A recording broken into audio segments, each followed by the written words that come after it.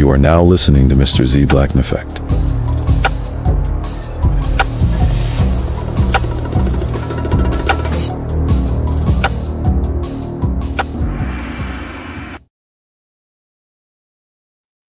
What's going on, y'all? What's going on? What's going on? Z, you are late, and then you moved the time back, and then you was late again. I know. Lifing. My apologies, everyone. My apologies. Lifing. It is reckless, so it's a reckless stream. So that part too. We don't put in the comments. Don't put in the comments. Look, life be life, and y'all. Okay. Hopefully y'all were better yet, hopefully y'all were able to check out the links in the description box. It's not like y'all didn't have the time, but right? Everyone is copping Pleas. Now, we're gonna get to the main event in a little bit. Everybody else got the jump on Z. So I saw the main event. I saw the link to that, or the clip for that, the whole thing. Days ago, I watched the whole thing, listened to the whole thing, and I was like, I'll get to it. And everybody beat me to it. Shout out to Manosphere Daily. Great job, right? I'm going to address something in a minute that he said, though. But before we get to that, we going to get to our favorite swirler, black women in luxury queen, who is now doing her best impersonation of Paris Milan with the femicide talk. Oh, you better believe it. Many of us have gone to fisticuffs with her. Shout out to BGS. Our favorite colorist queen, Chrissy. Oh, you gotta love it. All right, y'all. Y'all get ready for the torture that is Chrissy. Oh, God, Z, please, for the love of God. Before we do that, actually, fair use. And y'all prepare thyselves. Presenting your favorite swirler queen, Chrissy. It's interesting because, as predicted, Black people are using this story to position Black men as the better option for Black women, and also to somehow prove that Black women are safer with Black men. But the irony of this is Black African men, the Zanzibar police in this case, might be the ones who are actually covering up the deletion of this Black woman. And I noticed that nobody is really talking about that part of it. And they're definitely not using that part of this situation to demonize all Black men and to talk about how... Okay, I want to prepare all of you who be in my comments saying, Z be playing the same clip over and over again. Be prepared, because Mr. Z is going to be playing the same clip over and over again, right? Okay. Now y'all hear already that Chrissy trying to frame it like the real issue is these Black men in Zanzibar who might be covering up the story, not the potential, allegedly, a few days might be possibly delete her fiance. Huh? The real issue is those random Black men in Zanzibar. There is something sick about Chrissy. Whichever one of you brothers that she felt like she was supposed to end up with, that you tried her, you piped and you tossed her ass, or you saw a picture of her, or you met her and you were not interested. Shout out to Sergeant Willie Pete. Oops. And now she bitter at the world, bitter at Black men.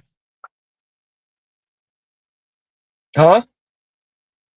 Look how far. If y'all think Chrissy reaching, y'all ain't hearing nothing yet. You want to know why my thumbnail is what it is. And shout out to Louis Conyer, Louis. Red Pill Sleeper Cell. Y'all check his channel out. Y'all gonna see Stretch Armstrong reaching. Mr. Fantastic reaching. Huh? Luffy from One Piece reaching. You ain't hear nothing yet. Continuing. It's interesting because, as predicted, Black people are using this story to position Black men as the better option for Black women, and also to somehow prove that Black women are safer with Black men. But the irony of this is Black African men, the Zanzibar police in this case, might be the ones who are actually covering up the deletion of this Black woman. And I noticed that nobody is really talking about that part of it. And they're definitely not using that part of this situation to demonize all Black men and to talk about how unsafe they are. But in my opinion, that alone shows that Black women aren't any more safe with Black men. And I'm not sure what the femicide rate is in Tanzania, but we do know that it's high across the entire black diaspora. So ladies, this is what it looks like when black men are in charge. This is how they handle your unalivings. Black women clearly aren't any safer under their authority. And I don't think that should be over. And she says at the end, I don't think that should be overlooked. I'm gonna play it all the way once, but we're gonna be pausing through it for now. Okay. This is Chrissy telling you she don't trust black male leadership as a black woman. If this is not agent-like behavior and rhetoric, y'all tell me what is. Y'all want to know why Chrissy for years has been being accused of being an agent. If this is not agent-like behavior and rhetoric, y'all tell me what is. Chrissy is no normal swirler divester. As much as she tried to distinguish herself from divested zealot, y'all tell me what the difference is. What, that she speaks with a softer tone? And she likes to show the luxurious part of life? Huh? She's not just as abrasive because she speaks like this?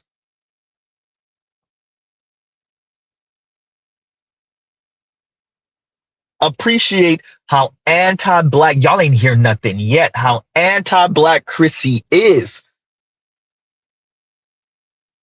This lady is insanely anti-black, particularly, obviously, anti-black man. But I said it to y'all before, Chrissy is anti-black woman too. She couches her issues with mainly black men. And all you lame ass swirler divestors don't realize she thinks she better than you too. You want to be aspiring swirlers and divestors. This is what anti-blackness look like. Some of y'all waiting for some some black woman in a hoodie and a robe, wearing with the white hoodie. Y'all looking for a black woman with the KKK hoodie. That is not how it's going to be presented. It's going to be presented like how Chrissy speaks. It's about your safety. It's about your lifestyle. It's about luxury. It's about not being limited to these bum-ass, dusty black men. Huh? Clayton Bigsby. That's, y'all think the neo-Nazi black woman is going to be Dave Chappelle playing Clayton Bigsby. That is not how it's going to be presented to you. Chrissy is how it's going to be presented to you. Huh? Crystalline Karazin, especially Crystalline Karazin from 5 and 7 and 8 years ago, 10 years ago, that's how it's going to be presented to you. Huh? Paris Milan, with all the femicide talk, which Chrissy has adopted, that's how it's going to be presented to you. Your safety, your luxury, upward mobility, hypergamy. That's how anti-blackness will be presented to you. That's how we slow walk you as a society into being anti-black. First, we start off with anti-black man because it's too easy. Huh? And then we just gonna walk you right off the edge of the cliff. Huh? Continuing. It's interesting because, as predicted, black people are using this story to position black men as the better option for black women, and also to somehow prove that black women are safer with black men. But the irony of this is black African men, the Zanzibar police in this case, might be the ones who are actually covering up the deletion of this black woman. And I noticed that nobody is really talking about that part of it. And they're definitely not using that part of this situation to demonize all black men and to talk about how unsafe they are. But in my opinion, that alone shows that black women aren't any more safe with black men. And I'm not sure what the femicide rate is in Tanzania, but we do know that it's high across the entire black diaspora. So ladies, this is what it looks like when black men are in charge. This is how they handle your unalivings. Black women clearly aren't any safer under their authority. And I don't think that should be overlooked or ignored here. But of course, black people aren't having that conversation. And I have a very hard time believing that most of the black people reporting on this genuinely care about Ashlee or black femicide in general. Most of them are completely silent when black women are deleted by black men, which statistically happens at a higher rate than black women being deleted by other races of men. And it's crazy because on my last live stream, I literally just talked about this. I called out all the black people who will talk about the interracial femicide stories, but will completely completely ignore the intra-racial femicide stories. I just talked about Vice Mayor Nancy Mateer and Pastor Tammy McCollum, who were both unalived by their black husbands. And I didn't see nearly as many black people, and black men especially, use their platforms to discuss those two stories. I also saw where a popular female rapper by the name of Sadiddy was unalived while pregnant by her baby daddy. And that story didn't go viral either. And there are so many more cases, and we have channels like Leah Gordon and Black Girl Unlost that cover these stories regularly. And it's usually black men who are deleting black women, and there's a new story damn near every day. Yet they never get this much attention. And yes, this is whataboutism, because it makes no sense to ignore the femicide that happens the most. And I think black people do that because intra-racial black femicide is so common and interracial femicide happens less. So it's what they tend to focus on. But in my opinion, it makes more sense to focus on the femicide that happens the most. And since black people don't do that, I can't take them seriously on this topic. I only believe the people who aren't biased in their reporting. And everyone will be biased. I'm going to play it again, y'all. Prepare thyselves. No, you listen to people that are biased in the ways you want them biased, Chrissy. That, first of all, that's human. Secondly, that's you. Third, you don't take black people seriously because black people are not white people, you white worshiper. You don't take black people seriously because they're not white. What? Number three, and I'm going to say this later on too, much of the reason why the DV rate is so high amongst black people is because who initiates the majority of DV? Is it not women? Oops. Chrissy, if you go and look it up and do the research, then do the research all the way. Who initiates DV? It's not men's fault. That's white men, black men, Latino men that were bigger, stronger, and faster. Keep your hands to yourself. Chrissy, the most violent place for black women is in the arms of other black women. Oops. Go ask those same-sex loving black women if you doubt me.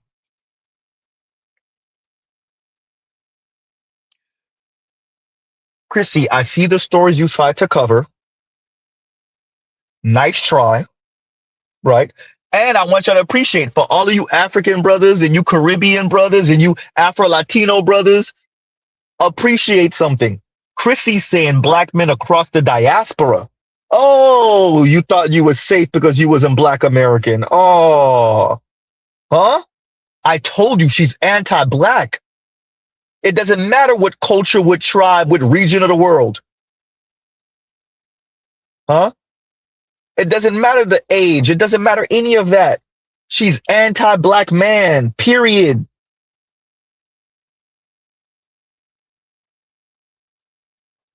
Huh?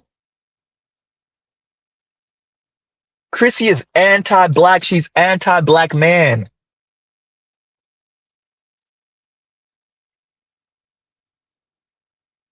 This is what years and decades of swirler gets you. A little anti-black, supposedly dark-skinned black woman. Just because she's not cursing up a storm does not mean her and I told you this years ago, Chrissy. There is no difference between you and divested zealot. To you, there's a difference. To anybody outside of whatever the hell y'all got going on and that black women hate black man sphere, there is no difference. Why? Because you don't use profanity as readily? Why? Because you speak like this as you talk? Huh? And you try to feign concern for other black women, other dark-skinned black women? What's the difference? Once again to my thumbnail. Huh? Continuing. It's interesting because, as predicted, black people are using this story to position black men as the better option for black women, and also to somehow prove that black women are safer with black men. But the irony of this is black African men, the Zanzibar police in this case, might be the ones who are actually covering up the deletion of this black woman. And I noticed that nobody is really talking about that part of it. And they're definitely not using that part of this situation to demonize all black men and to talk about how unsafe they are. But in my opinion, that alone shows that black women aren't any more safe with black men. And I'm not sure what the femicide rate is in Tanzania, but we do know that it's high high across the entire Black diaspora. So ladies, this is what it looks like when Black men are in charge. This is how they handle your unalivings. Black women clearly aren't any safer under their authority. And I don't think that should be overlooked or ignored here. But of course, Black people aren't having that conversation. And I have a very hard time believing that most of the Black people reporting on this genuinely care about Ashlee or Black femicide in general. Most of them are completely silent when Black women are deleted by Black men, which statistically happens at a higher rate than Black women being deleted by other races of men. And it's crazy because on my last live stream, I literally just talked about this. I called out all the Black people who will talk about the interracial femicide stories, but will completely ignore the intra-racial femicide stories. I just talked about Vice Mayor Nancy Mateer and Pastor Tammy McCollum, who were both unalived by their Black husbands. And I didn't see nearly as many Black people and Black men especially use their platforms to discuss those two stories. I also saw where a popular female rapper by the name of Sadiddy was unalived while pregnant by her baby daddy. And that story didn't go viral either. And there are so many more cases, and we have channels like Leah Gordon and Black Girl Unlost that cover these stories regularly. And it's usually Black men who are deleting Black women, and there's a new story damn near every day. Yet they never get this much attention. And yes, this is whataboutism, because it makes no sense to ignore the femicide that happens the most. And I think Black people do that because intra-racial Black femicide is so common and interracial femicide happens less. So it's what they tend to focus on. But in my opinion, it makes more sense to focus on the femicide that happens the most. And since Black people don't do that, I can't take them seriously on this topic. I only believe the people who aren't biased in their reporting. And everyone will be biased to a certain extent, especially on certain topics. But when it comes to something as serious as femicide, if you truly care about Black women and the women being unalived, you're not just going to bring up femicide when the perpetrator is non-Black. That's very disingenuous. And y'all know I rarely cover femicide stories because they make me depressed. They make me feel sick. But when I do talk about it, I hold both white men and Black men accountable. And if you're not doing that on your platform, your concern is fake. I don't care what you say. These people talking about this got more smoke for Ashlee than they do her alleged unaliver. So that tells us everything we need to know. And I'm seeing celebrities talk about this. I saw where Bill Bellamy brought it up, and he's up here telling Black women not to go on vacation with white men. And the correct advice would be, don't go on vacation with men of any race who you have not vetted, who you cannot trust, who are potential scammers like Joe. That's the correct advice. But when has Bill Bellamy ever been vocal in his life about Black femicide? All these Black women getting unalived by their Black male partners, and this is the one he chooses to use his platform to speak on? Yeah, y'all are full of shit. Nobody believes you. None of the Black men and the pro-Black mammies who are reporting on this story about Ashlee and throwing shade at Black women who swirl and trying to blame this on Black women who have nothing to do with it, none of them report on Black femicide unless it's at the hands of a non-Black man. So it's very obvious that it's fake outrage, and that is absolutely disgusting because they are positioning themselves as people who truly care about Black women's well-being. When at its core, this is really about them trying to deflect from Black men unaliving Black women and throwing stories like this in the faces of Black women who swirl and trying to scare. And that wasn't even 3 minutes, y'all, and sped up. Okay. First, it's not fake outrage. Secondly, it's human to focus on the out group that's attacking your in group. That's human. Weirdo. See, if you wasn't digesting so much leche, shout out to the Latinos, huh? If you weren't so busy getting pogo sticked in by white dudes, any non-Black man will do for you. But definitely white dudes, huh? If you weren't gulping down so much white leche, then maybe you would appreciate that everyone on planet Earth has a different standard for when it's the out group assaulting them, attacking them, or any of the sort. That's not a Black thing. That's not a Black American thing. That's a human thing. Tribalism? No? Okay, you don't get it. Okay, don't worry about it. Huh? Yeah, Indigo, and Indigo says American Black women don't know a thing about femicide. They don't. It's another talking point of woe, it's me, these evil Black men. Remember, Paris Malone was on this type of time a couple of years ago. Chrissy really went here with it. Y'all ain't even hear the worst of it yet. Y'all didn't even hear the worst of it. Chrissy going all the way here with it. And this is her new way, because if y'all noticed, Chrissy got to do this for damage control. Oh, shout out to Z. Let me pat myself on the back. I told y'all Chrissy wasn't going to let this one slide. I told y'all that. She never let one of these stories slide.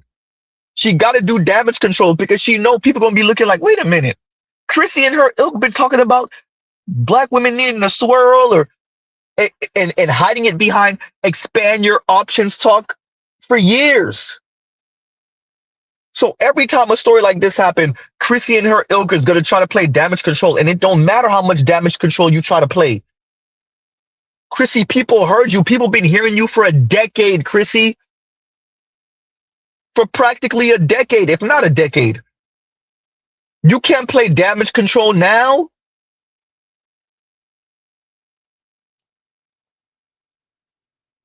I was waiting for you, Chrissy. This is predictable. It's too late. When you were younger and you were rah, rah, rah, and you thought black women were going to win this damn fake ass gender war against black men. I don't even know how to math with math. You were talking real reckless. You took a bunch of those live streaming videos down, Chrissy. You took a bunch of them down. You were talking real reckless 7 and 8 years ago, 6 years ago. Mr. Z, remember?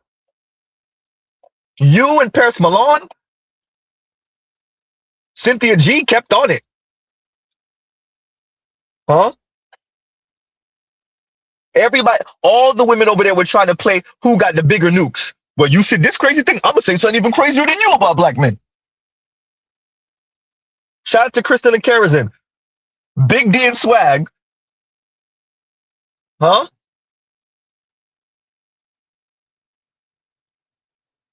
You had Paris Milan with the femicide talk. You had Cynthia G with the delete unborn black male babies talk. You had Chrissy with the any non-black man will do. Huh? Chrissy, you forgot this is you, Mr. Z Ramen. This is what I tell average looking and below average looking women. If you can't date up, be alone. Life is easier that way. And I know that's controversial. I don't care. I don't care. Chrissy, that's you. Everyone's talking about a male loneliness epidemic. No, it's a loneliness epidemic. And on the women's side, we're going to cover it in a minute. On the women's side are women that sound like Chrissy, particularly in the black community. The majority of Americans are working poor, working class, lower middle class. That's the majority of Americans. They're not abject poor.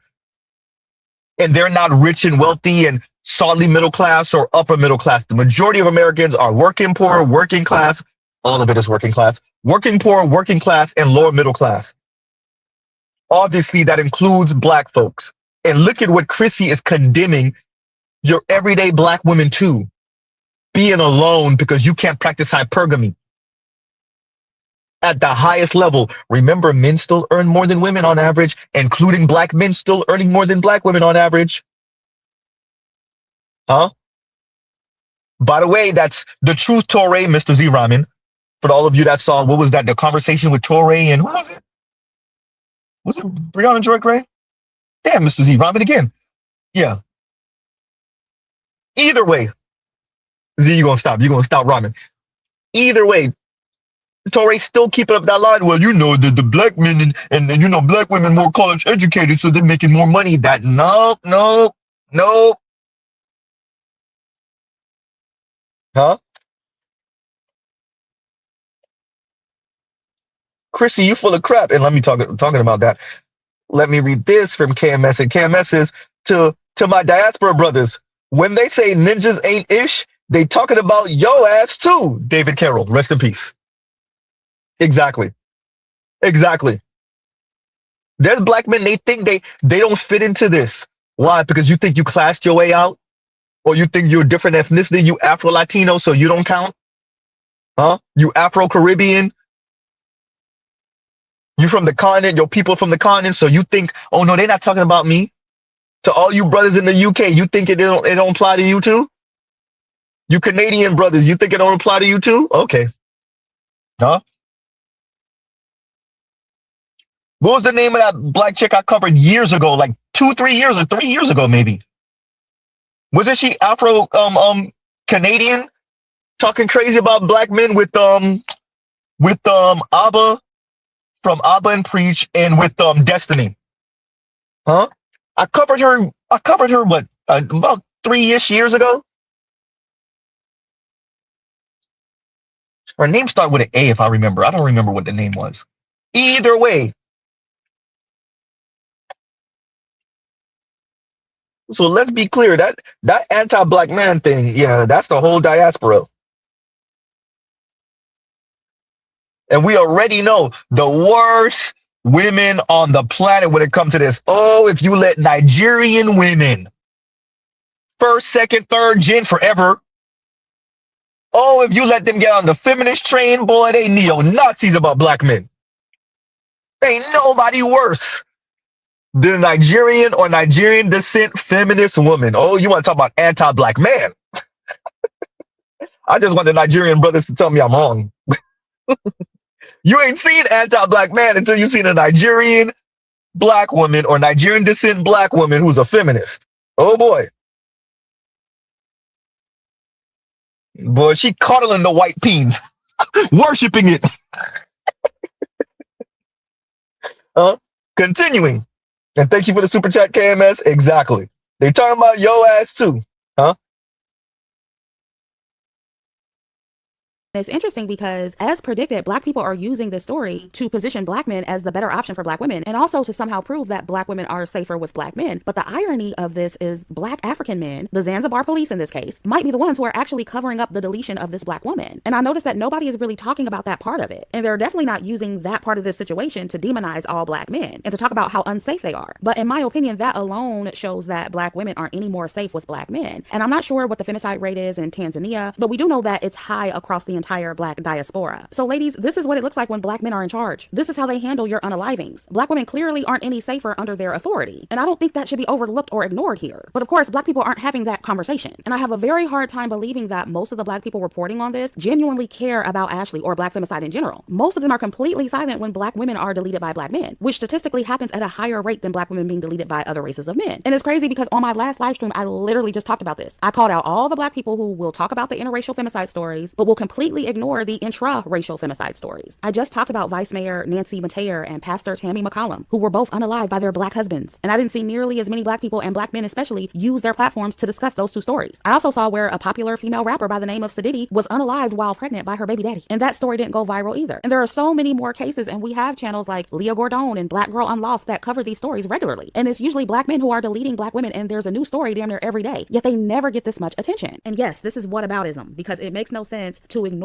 the femicide that happens the most. And I think black people do that because intra-racial black femicide is so common and interracial femicide happens less. So it's what they tend to focus on. But in my opinion, it makes more sense to focus on the femicide that happens the most. And since black people don't do that, I can't take them seriously on this topic. I only believe the people who aren't biased in their reporting. And everyone will be biased to a certain extent, especially on certain topics. But when it comes to something as serious as femicide, if you truly care about black women and the women being unalived, you're not just going to bring up femicide when the perpetrator is non-black. That's very disingenuous. And y'all know I rarely cover femicide stories because they make me depressed. They make me feel sick. But when I do talk about it, I hold both white men and black men accountable. And if you're not doing that on your platform, your concern is fake. I don't care what you say. These people talking about this got more smoke for Ashlee than they do her alleged unaliver. So that tells us everything we need to know. And I'm seeing celebrities talk about this. I saw where Bill Bellamy brought it up, and he's up here telling black women not to go on vacation with white men. And the correct advice would be, don't go on vacation with men of any race who you have not vetted, who you cannot trust, who are potential scammers like Joe. That's the correct advice. But when has Bill Bellamy ever been vocal in his life about black femicide? All these black women getting unalived by their black male partners, and this is the one he chooses to use his platform to speak on? Yeah, y'all are full of shit. Nobody believes you. None of the black men and the pro-black mammies who are reporting on this story about Ashlee and throwing shade at black women who swirl and trying to blame this on black women who have nothing to do with it, none of them report on black femicide unless it's at the hands of a non-black man. So it's very obvious that it's fake outrage, and that is absolutely disgusting because they are positioning themselves as people who truly care about black women's well-being. When at its core, this is really about them trying to deflect from black men unaliving black women and throwing stories like this in the faces of black women who swirl and trying to scare black women out of dating non-black men. That's what most of the commentary on this is about. It has absolutely nothing to do with trying to protect black women, and it's gross. It makes me sick to my stomach every time this happens. And when I hear black women especially trying to use this story to exonerate black men from femicide and announce their loyalty to black men and announce why they'll only ever date a black man and they'll never deal with non-black men when black men are unaliving us the most, it's actually scary to me to see comments like that. And the lack of critical thinking skills that I see from black people whenever a story like this goes viral is scary as well. Because what happened to Ashlee is not in the least bit exclusive to white men or interracial relationships. It is statistically proven that black women are unalived the most by black men. And for those who are going to say, oh, it's proximity, it's because that's who they date the most. Proximity does not explain black women are getting killed 6 times the rate of white women, or that we have higher DV numbers. That's not just about proximity. And so the way black people are ignoring that is terrifying to me. And this is why I say that black women shouldn't be listening to most black people, because they do give black men passes, and it's costing a lot of black women their lives because they're automatically trusting them and assuming that they're safer because they're black, when the opposite is true. Now, I do think the conversation about black women prioritizing safety be in relationships with non-black men or high earning men is very important, but only if it's coming from people who are genuine. And I also think it's important to talk about the facade that some of these black women influencers and swirlers and sugar babies and S workers are creating for social media. And that's something I've discussed on my channel for years. And I'm not saying that Ashlee was a sugar baby or an escort, but that is what some people are saying. And some of her posts did kind of give that vibe, I'm not gonna lie. But I'm not sure that Joe was one of her tricks, because tricks and sugar daddies don't typically propose to the women they're paying. Now, if this was just a fake relationship and a fake proposal for social media, and this was more of a transactional relationship in real life behind closed doors, then that changes the dynamic of this story. And this would primarily be an S worker safety conversation and an S worker cautionary tale, not a beware of all white men cautionary tale, or beware of all rich men, or beware of hypergamy. And high earning men are just so dangerous and they're the boogeyman. And by the way, broke men are unaliving and abusing black women the most. So when all these women are warning black women about rich men, rich white men, or rich high earning men, it never makes sense to me, because rich men aren't effing y'all up as much as poor men are. Like, I just never understood why there was so much focus on high earning men when, one, they're a minority, and two, on average, that is not who y'all dealing with. Y'all dealing with the brokies. Y'all dealing with low earning men. Y'all dealing with average earning men, and they're abusing and unaliving you the most. And y'all stay talking about how black women can't get them anyway. So why are you warning black women of men who don't exist, or men who they can't get, or men who don't exist in high number? Like, y'all should be talking more about poor men and average men, because that's who most black women are dealing with. Again, it makes no sense to not focus on what's happening the most and what exists the most. These conversations are just stupid. But anyway, I see some of y'all trying to blame this situation on those of us who encourage hypergamy and swirling online. But who in pro-black women spaces or BWE spaces is promoting S work and sugaring? Since y'all say that Ashlee was an S worker or a sugar baby, you need to name the content creators who are actually promoting that lifestyle. Name them, name names. Who in BWE is promoting that black women get with scammer white men who are sugar daddies or who are tricks? Show me the content where any of us have said or encouraged that kind of lifestyle. I'll wait, because you're gonna need to bring the receipts. You're gonna need to bring the videos, babe. Y'all just can't be making these claims on social media and not bringing the receipts. But personally, I'm not gonna assume that Ashlee was an S worker or an escort or a sugar baby. I'm just gonna take her content at face value, and I'm gonna put her in the soft life, black woman in luxury influencer category. And like I always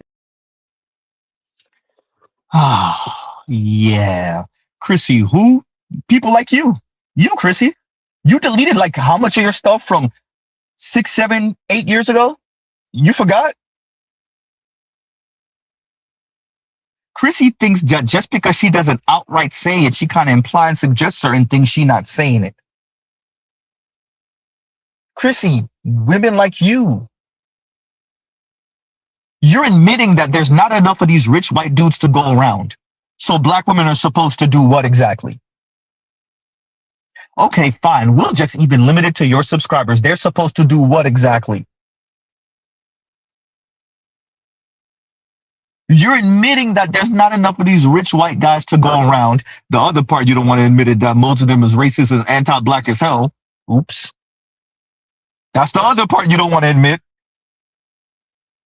But the real question is, what are black women supposed to do then? Even your own subscribers, the dark-skinned black women who want to be a life of luxury and they want to get their swirler luxury life, right, started, they're supposed to do what exactly? Huh? It's a real question.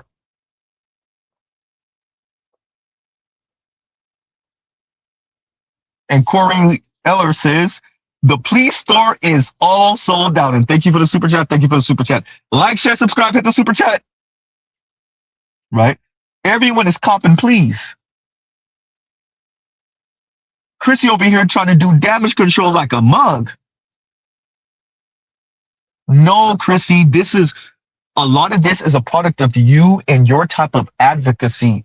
How women like you, black women like you, have been speaking on the internet for about a decade, and for some even more than that. And we're going to get to that in a minute. We're going to get to that in a minute. Huh? And as Corey Yeller says, the Pleas store is all sold out. Chrissy, you copping Pleas now.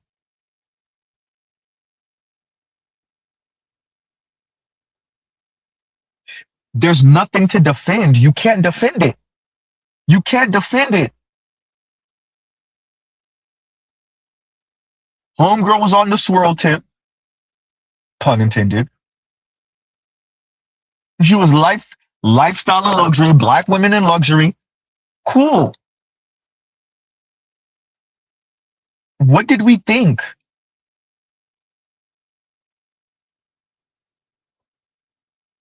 let's be clear. Coach Greg Adams, and shout out to Coach Greg Adams. I disagree with him a lot, but he says some real stuff often.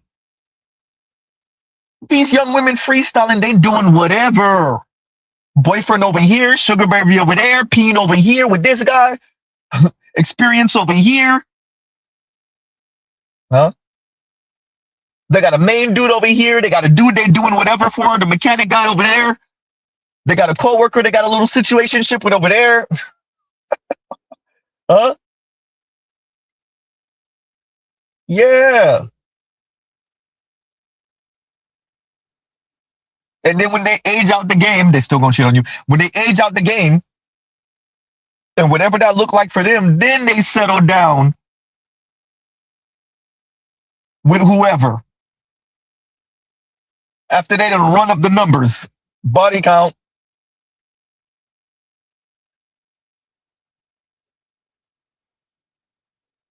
Chrissy, that's what's going on. That you already know. Mr. Z ain't telling you something you'd already know.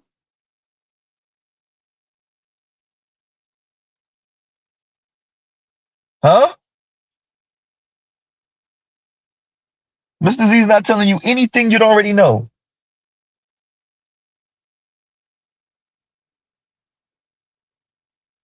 So let me get this right. So black men are supposed to be weighing on the side for all the failed swirlers, divestors, black women in luxury, tried to live the hypergamous life and failed at it. Black men are supposed to do what? Wait on the sideline for these failed ass hypergamous ladder climbers, hypergamy ladder climbers? Huh? Black men are supposed to wait until these people fail and then scoop them up later. Huh?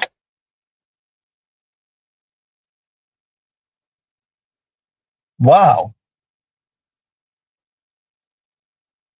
But Chrissy wasn't done yet. Oh no, Z.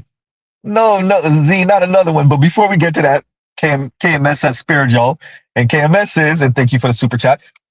Like, share, subscribe, hit the super chat. KMS says, white men have had access to black women before the ships. My only question, where are the white men, black women marriages? I don't care if black women leave. I'm curious on where they're going.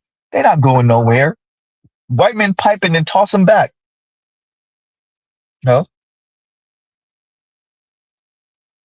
Latino men piping and toss them back. Habibi and them, the Arab guys pipe and toss them back.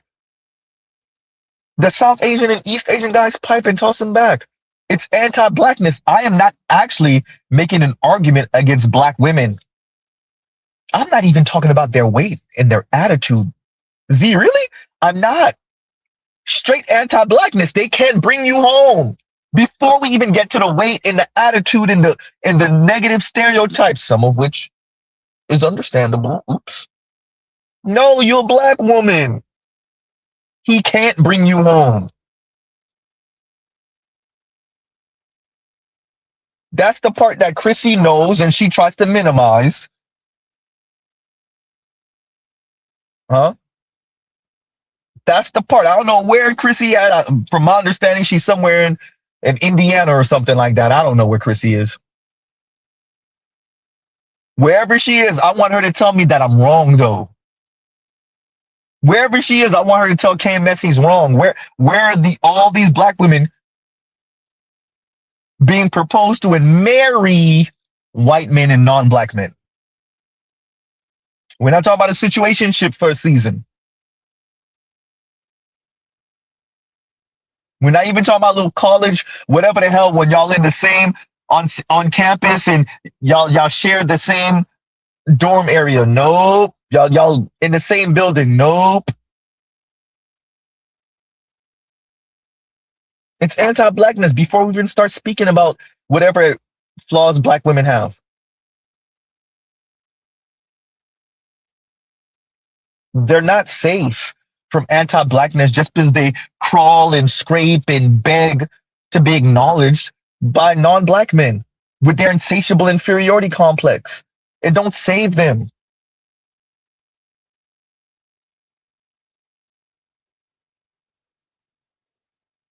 They want, but it's not a black women thing. It's a woman thing. It's a woman of color thing. To be truly a woman, you either have to live hypergamously with the men of your own background, or you get lifted up by any random white man acknowledging you in a real relationship and holding your hand in public. Huh? Any white man will do.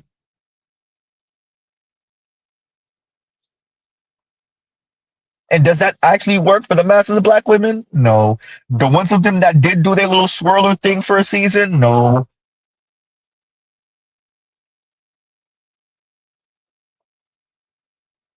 For all the negative PR about black men, you would have thought that these non-black men would be trying to scrape up black women here and there. Nope. Detro, thank you. And Detro says 141 lookers, actually it's 150 now. 141 lookers, 54 likers, 87 lurkers. God, my ratio is horrible. Like, share, subscribe, hit the super chat. We got pretty much 150 watching, and only 54 y'all like the stream. Goddamn. Mr. Z keeping y'all entertained and borderline enraged on a Sunday, right after church. Huh? Oh man. I got you, Louis. I got you. I saw it. I'm gonna play this in a minute. I got some stuff.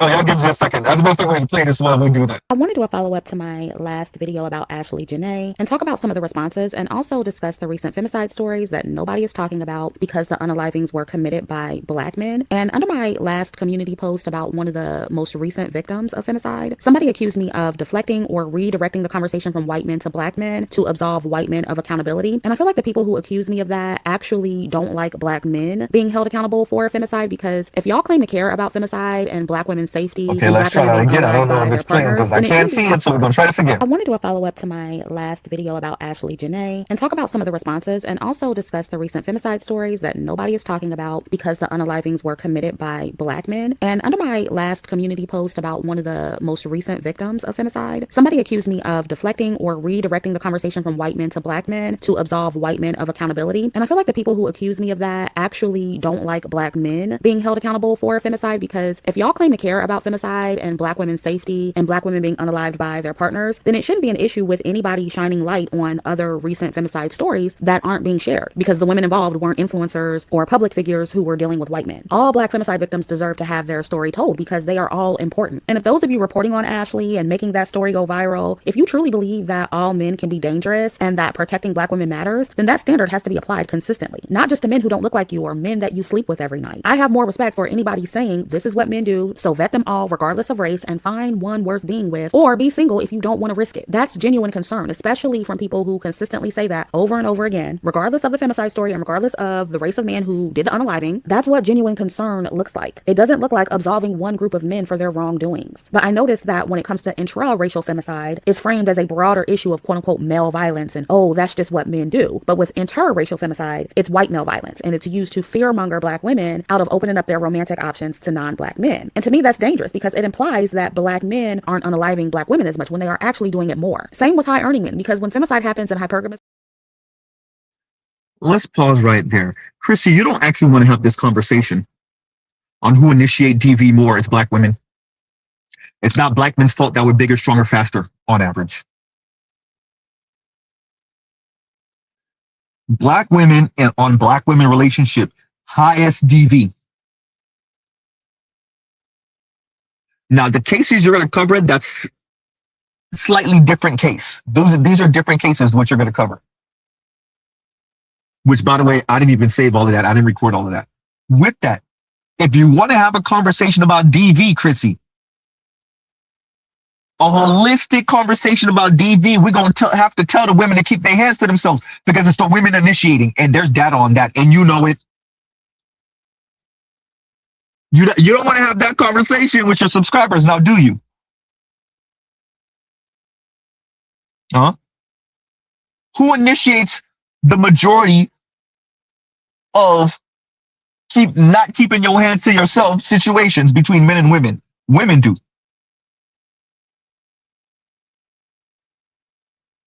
Huh? By the way, I'm not telling Chrissy anything she doesn't know. She's playing in her subscriber's face. And they're okay with it. As a matter of fact, they're desirous of it. Alexa, play Neo's Lie to Me, please. Huh?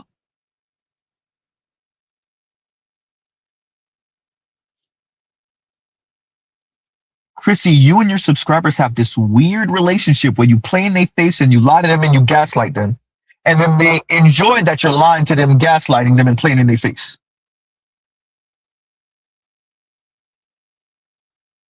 Huh?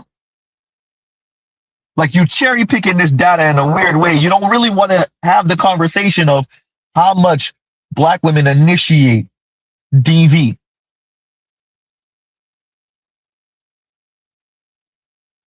We don't want to have that conversation.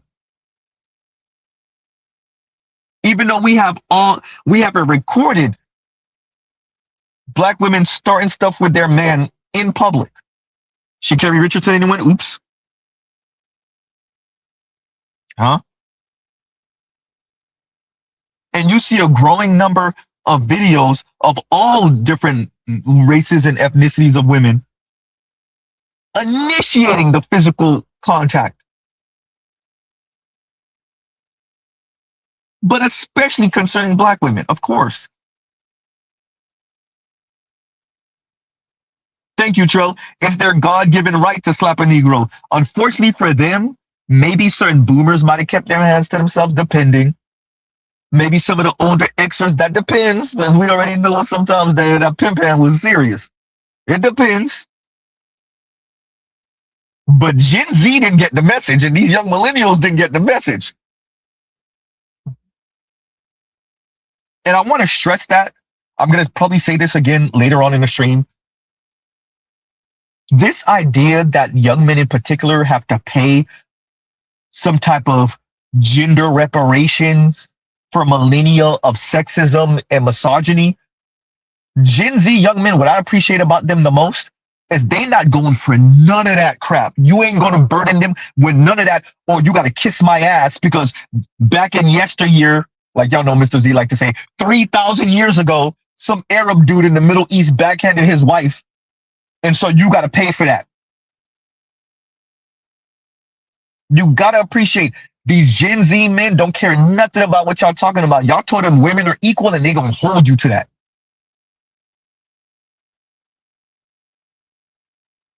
Huh? You got to appreciate that about young millennial men and Gen Z men.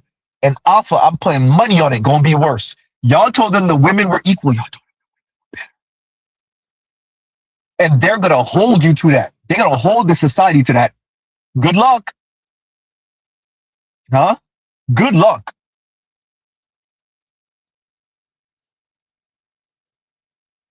Said I KMS. KMS is patriarchal penance. For real. Huh? So we're going to play it again. Let's see if we can play the whole thing the whole way through without Mr. Z's interruption. Z, are you sure about that? I'm going to try. I'm going to try. Like, share, subscribe, hit the super chat. I'm going to try. I didn't forget about you, Black Girl. I'm going to read that super chat in a minute. Continuing. There's a reason why I didn't read it yet. You'll see in a minute.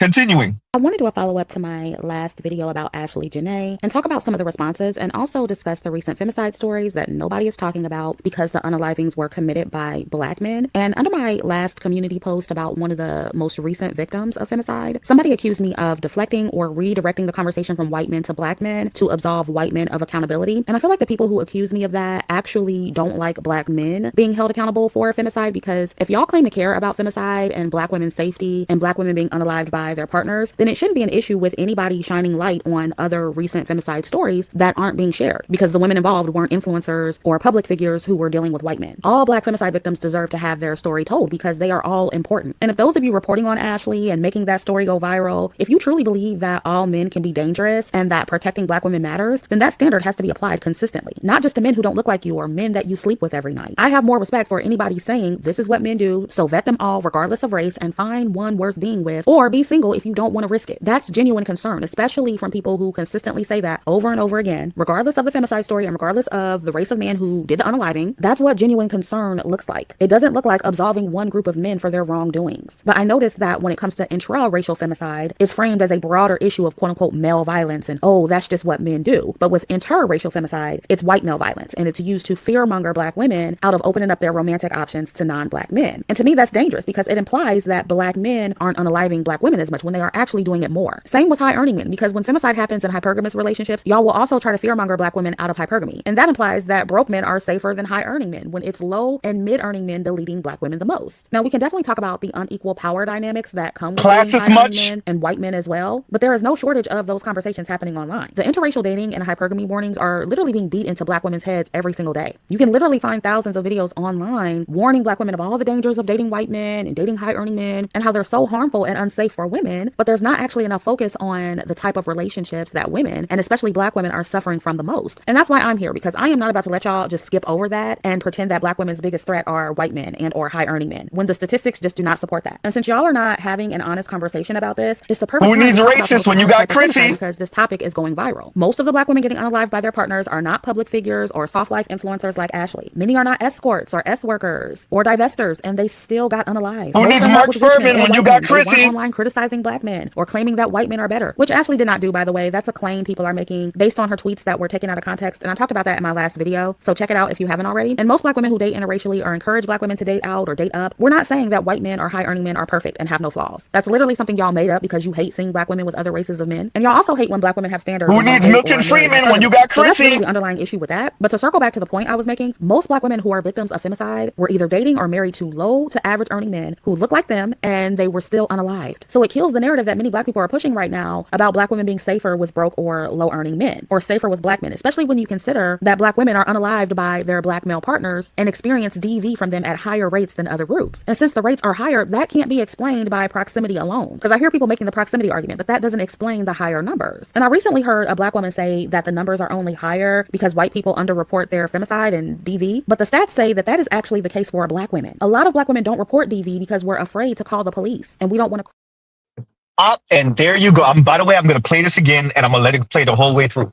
No, Chrissy, black women don't report DV because they started. Uh-oh. Chrissy, black women don't report DV because they don't want to go to jail because they started.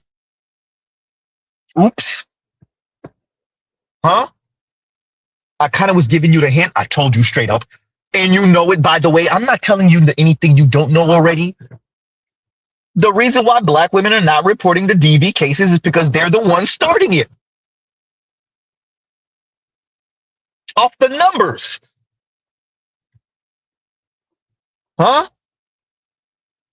Kind of difficult to call the cops about something you... He hit me. Oh, what happened? How did this start? Exactly. Whoopsie. Huh? Don't want to have that conversation now, do you? Don't want to have the conversation that it was a heated argument and you slapped him and he slapped you back. Huh?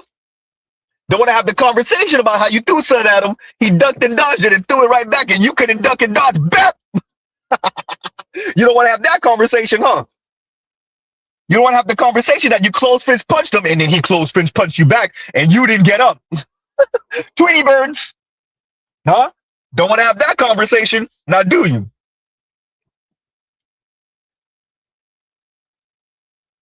Huh? Real difficult to call the cops when you started the fight. It wasn't a fight. Huh? Yeah. Let me, and I'm going to, well, once again, I'm going to say this again later on. It's real difficult for black women to keep their hands to themselves when they were taught that it's their job to regulate Negroes. And sometimes they're going to have to get physical with Negroes until they run across the wrong Negro, which is most of us. And they put their hands on him and he put his hands back. Huh? Real difficult to call the cops when you're the one who started it. Huh? Hysterical crabby Abby. Huh? Yeah, y'all don't want to have that conversation. Chrissy over here acting like black women of all people. I think KMS said this before. Black women are so scared of black men but yet they talk to black men crazy in black men's face, in public, in private, in the house, at work, huh? In front of cops, huh?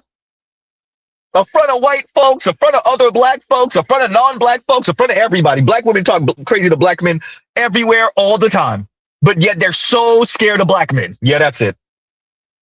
Black women insult black men. Black women insult black men, belittle black men, physically assault black men, verbally, emotionally. And yet black women are so scared, so scared.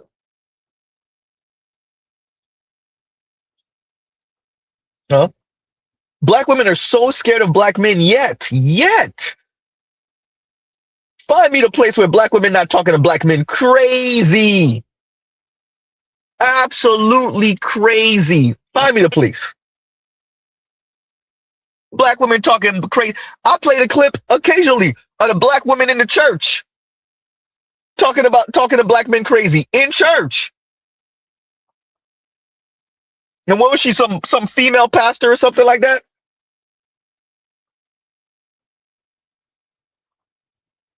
You watch Pop the Balloon, that's real black women talking to black men crazy. You watch Kevin Samuels, that's real black women talking to a black man crazy and talking about black men crazy.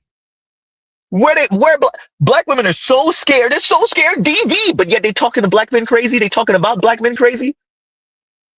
Where? Frightened where?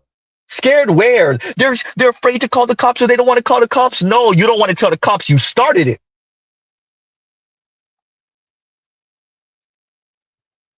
No? All this fake ass color purple narrative. Black women just minding their own business. Their husband or baby daddy or boyfriend come home, or my food not on the table, and he just start handing out backhands. That is not what's going on. Cut it out. That is not what's going on. Black women trying so hard to tell white women, we feel your pain because he comes home. First of all, I thought we weren't living together like that. Okay, fine. He comes home and then the food is not on the table, or I'm moving too slow for him, and he just starts handing out feet and fisted hands start flying. Get out of here. Huh? Good time to read this. Now we could read Black Uru's super chat if I could find it. Huh? That thing done ran, Black Uru. Y'all gives you a second. Chasing down Black Uru's super chat. Then disappeared on my ass. Give me a second. Did I press block or something? I don't think I did. There we go. And Black Uru says, and thank you for the super chat. Like, share, subscribe, hit the super chat. Black Uru says, Chrissy makes a false comparison. The frequency of black women marrying black men is so much higher than with other men. So the possibility of marital strife between black men and black women are vastly greater. Agreed. But it's not about facts, it's about narrative. It's not about facts. Chrissy feels attacked. Them other swirler divester women feel attacked. The black women that do the whole black men ain't ish, you need to get you a zaddy, or any non-black men or dude, they all feel attacked right now. It's too many of these stories. And we really only hear about this, what, 2-3 times a year? A big story? But the steady stream of it is how you get a Chrissy saying, I got to do damage control. So now she going all the way femicide talk. Huh? She's going to the femicide talk to try to defend her position. And she's telling you that. She's saying it.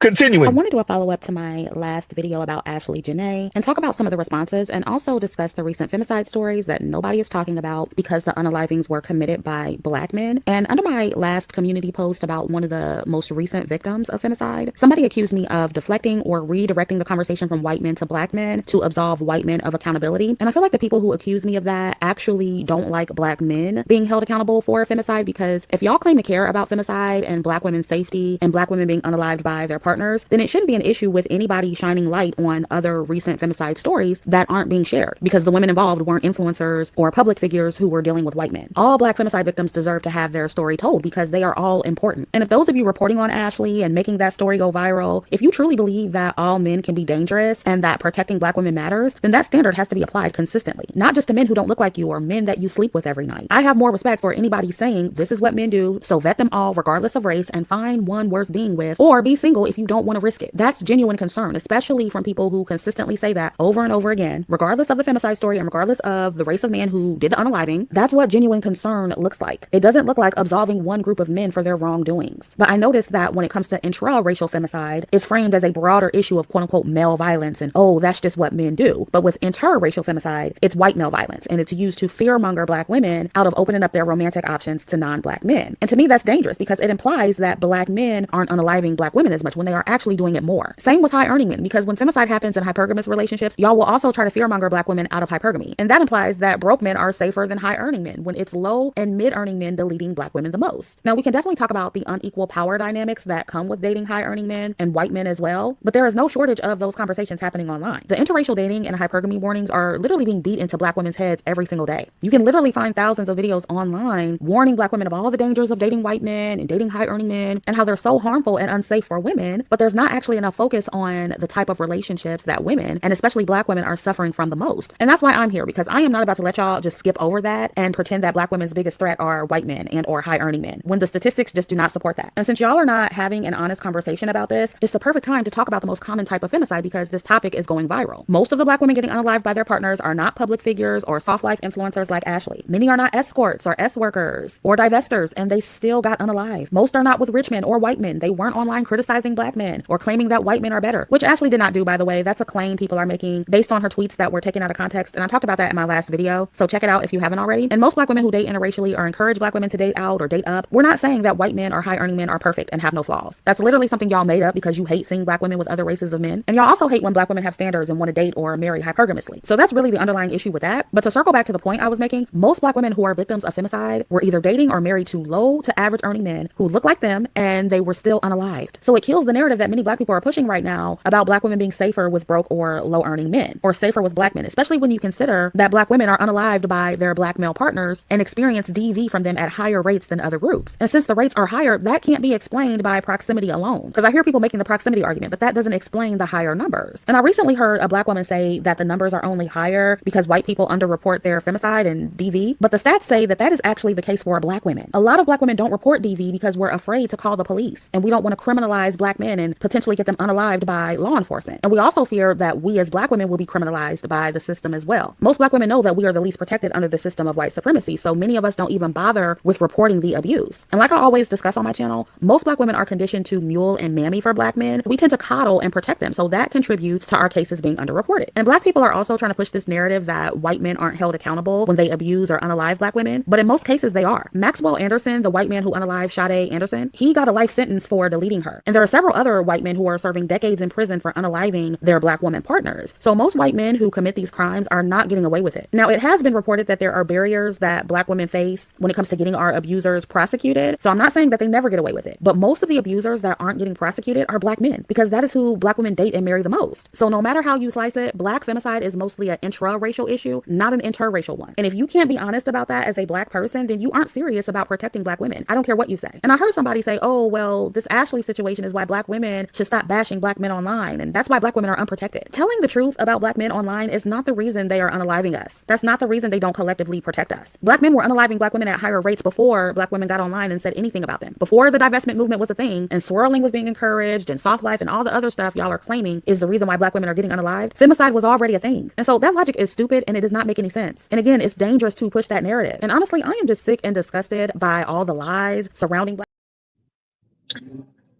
Okay, and we're going to address this comment first. And Neon says, then why the F do you date us then? Because they don't got nowhere else to go, and I don't have that queued up. My apologies. Shout out to BGS. I got nowhere else to go. They don't have nowhere else to go. Black women, where are Black women going? They gonna do their little celibate thing for a little bit. They might mess with another woman. Where are Black women going? Where they going? Huh? That's a real question. Where are black women going?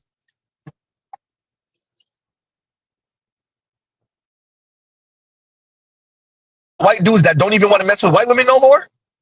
Where they going? Birth rate falling all over the place. Rate of triple X activity is falling all over the place. Where are black women going? Someone, that's a real question. I want somebody to answer that. Where are black women going? They tell you millennials are not even not millennials, young millennials, and definitely Gen Z not even engaging in fun time like that. So where are black women going? Oh, let me get this right. White dudes are not gonna do nothing with white women. They're not gonna do it with Latinas or Asian women, but they're gonna do it with black women. I mean, historically that might be true. Oops, but no. So where are black women going? They just talking. Chrissy is just talking. Huh? Little Plastic Spoon says to the club. Black women going to the club. They're gonna be twerking on each other, which according to the same-sex loving rate, they'll be twerking on each other and doing something else strange with each other too. Huh?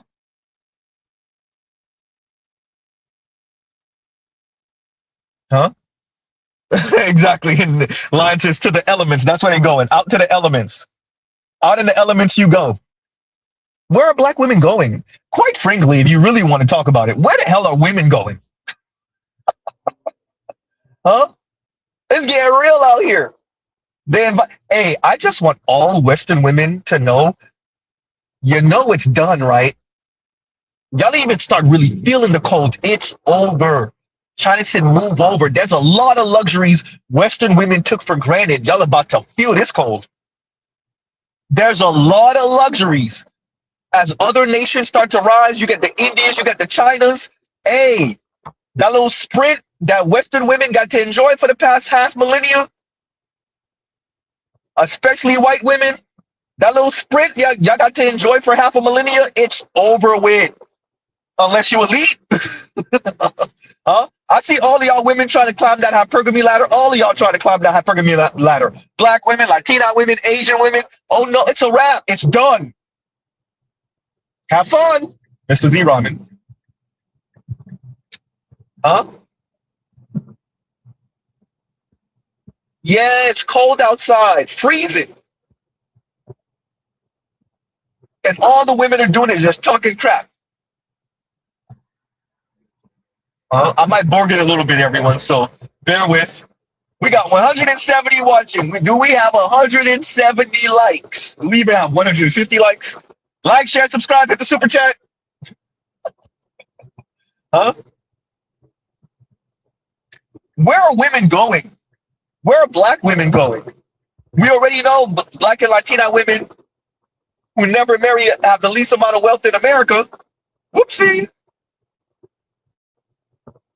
Black and Latina women who never marry are the least wealthy in the US. Exactly. Exactly. And Chrissy tell y'all to be alone if you can't date or marry hypergamously. That's what Chrissy says. If you can't date or marry hypergamously, it's better you be alone. Okay. Good luck on that. This is what I tell average looking and below average looking women. If you can't date up, be alone. Life is easier that way. And I know that's controversial. I don't care. I don't care. Sounds right. Sounds right. Sounds nice. Huh? Yeah. This is not sustainable, but it sounds good. The swirler divester thing, we've seen this. We've seen the outcome of this too many times for too many black women. And you don't necessarily have to be deleted. Look how many horror stories, horrible stories we get, we hear from different black women. The ones that live to tell it, they tell you.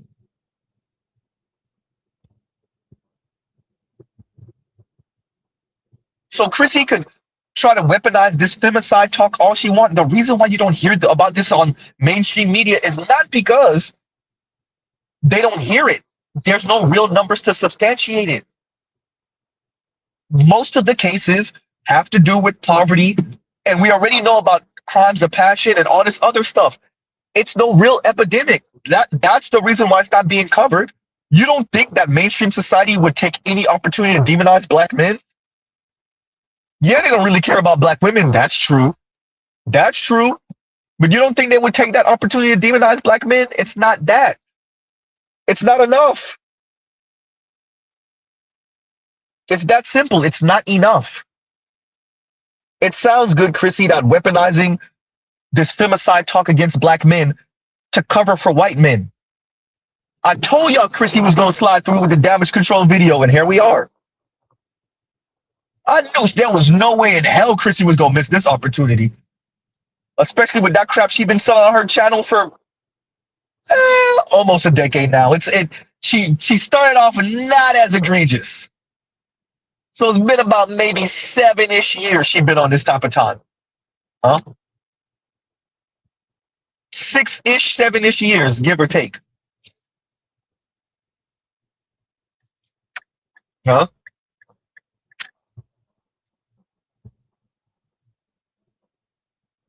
We're covering this today. Once again, everybody is copying Pleas, or everyone is copying Pleas, better yet. We're covering everyone is copying Pleas because everyone is copying Pleas. Chrissy out here doing damage control. We don't know the full case of this story yet. We don't know what the exact details are. But from the little bit that we do know, it looks real suspicious. The Dr. Umar meme. Real suspicious. Huh?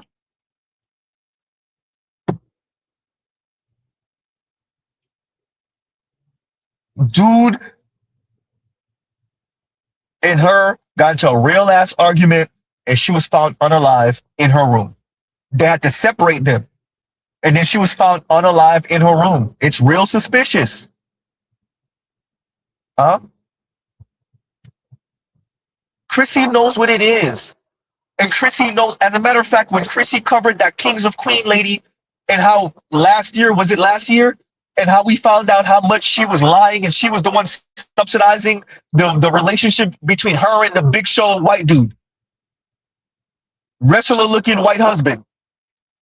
When we found out what the real backstory to that was, Chrissy admitted it herself. Hey, as more and more black women go out here and mess with these non-black men, there's going to be some craziness going on. We know what it is.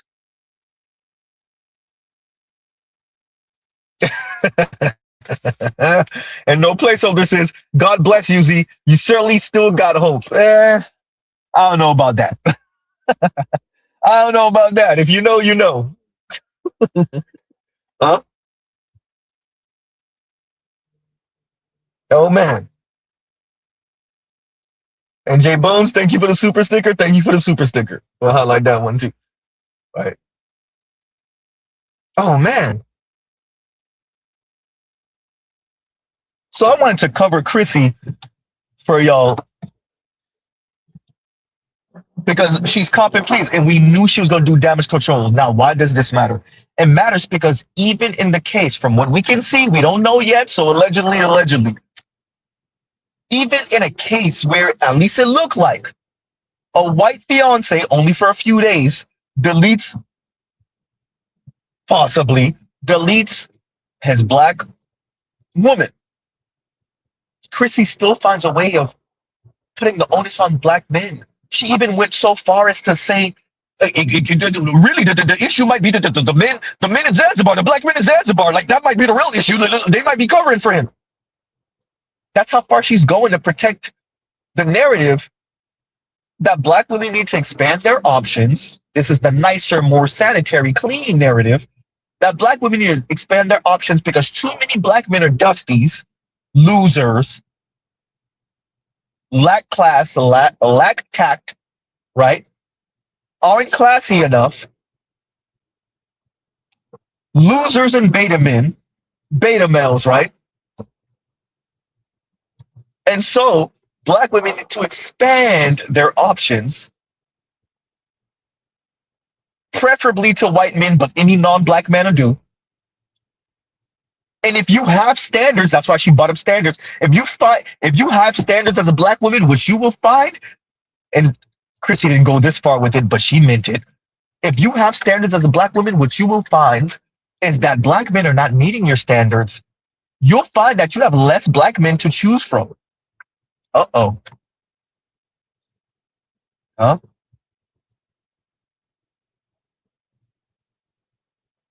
So Chrissy is copping pleas because we have another story of a black woman possibly deleted by a white man. Huh? And as Black Guru said, obviously black women and black men are coupled up more. So of course you're gonna have more of those stories. Duh. And everyone on planet Earth does pay attention to interracial relations, inter-ethnic relations, cross-tribal relations, and when it go left, when it goes awry. That's human. That's not exclusively a black American thing or a black thing. But Chrissy, you look up to the white peen so much, you over here gargling white scrotum so much, that you don't take that into calculation, or you do, but you don't want it to get in the way of your narrative and your mission. You get a white man, you get a white man, you get a white man. Huh?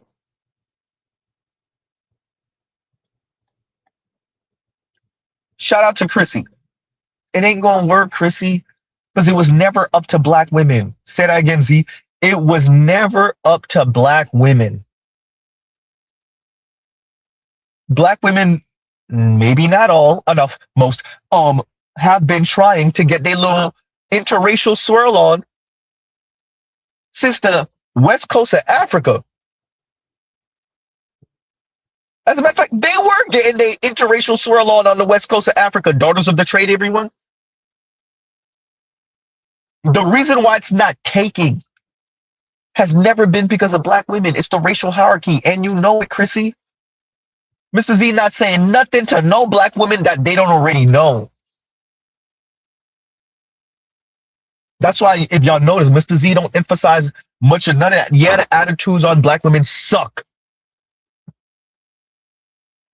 Yeah, the weight problem. But quite frankly, that ain't why white men ain't messing with them. White men ain't messing with them because they see black women as lower class women. Period. Even upper class black women are lower class women in their mind.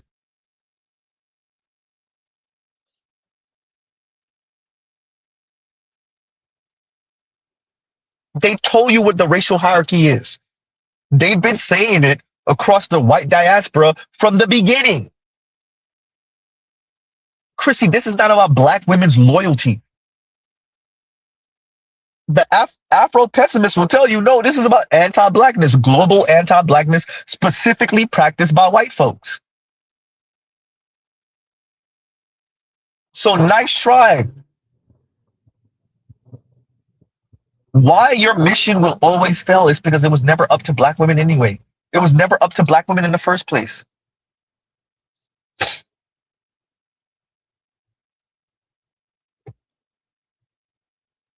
So once again, Chrissy is out here copping pleas, but we will get to the main event. But before we do that, let's read some of these because we got a few that I missed. Right. Actually, let's read this first from Tunnel Runner. Shout out to Tunnel Runner. And Tunnel Runner says, Mr. Z, chicken, macaroni, and cheese, rice and beans, home bread, ginger tea. Yes, we can. Si se puede. Hysterical. And as per usual, Tunnel Runner, Stunner Runner, Tunnel Runner stunting again as per usual. If you don't know, you don't know. It's an inside joke on Mr. Z's channel, right? Tunnel Runner is always stunting, right? Right. And so let's read this from KMS. And KMS says, and thank you for the super chat. The U.S. Open stay packed though. That's another inside joke on this channel. Okay, let me go read this one from KMS. Ever notice how male tennis players never have a problem finding a match? If we're gonna have a conversation, ladies, let's have a grown-up one. They can't do it because they gotta play moral high ground, which is going ducktail. I actually should have read this comment before we jumped into the main topic, which is gonna ducktail to the main topic, right? The black women can't have a real conversation, and women cannot have a real conversation because they want to play moral high ground. The goal now is not equality. It is the technocrats and the elites breaking men to women's will. What women are saying is y'all had millennia of patriarchy and male leadership, and now we need y'all to bow down to us. Protect, provide, and shut up. We're going to claim equality. We're going to claim equity. We're going to claim egalitarianism. And what we actually want is for you to know your place beneath us. Play your role. Shut up. Do. Huh? Can't have a grown conversation if you actually are really hypocritical and you're trying to get as much for as little as humanly possible. Really, you're trying to get everything for nothing. But to be nice, you're trying to get as much for as little as humanly possible. Can't have a grown conversation. We can't have a grown conversation if women won't even admit that how much other women are invested in patriarchy, more invested than the men. Oops. And we know it once y'all put their back to the wall. See, if you let women answer you in your questions with their little shallow ass, oh, it's patriarchy and it's men, and men are so insecure when women are more educated, when women have more money, and the men are going to be, if you let them answer you with that little shallow crap and you pretend like you believe it, then yes, it's easy to fall for feminist crap when you believe that crap. But when you put women's back to the wall, including feminists, card-carrying feminists back to the wall, and you tell them what's not going to come with patriarchy, what's not going to come with male leadership, what's not going to come with ideas of masculinity and men and manhood, traditional ideas of manhood and masculinity. When you tell women, oh yeah, all these things you take for granted, yeah, men are not going to be obligated and they're not going to feel obligated to do it. And you're not going to try to nice man, good man them, or actually good person them into performing these roles. They won't do it. You'll see the switch in the women. Once again, the lady with the chest tattoo that called into Kevin Samuels looking for the six-figure man, and when she realized she wasn't going to get her no six-figure man, but they're just going to have to settle for me the way I am. Exactly.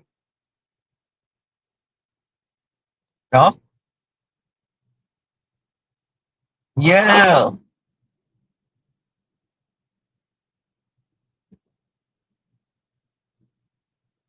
So it's hard to have an adult conversation and a grown conversation, KMS, when the ladies want as much for as little as you. They want everything for their mere presence. And if you're lucky if you get that. I'm not even talking about the vagina yet. They want everything for their mere presence. And like nobody wants to say that's what type of time the ladies are on in mass. Who want to admit that? That all you did for the past few decades was just create a bunch of spoiled brats and women.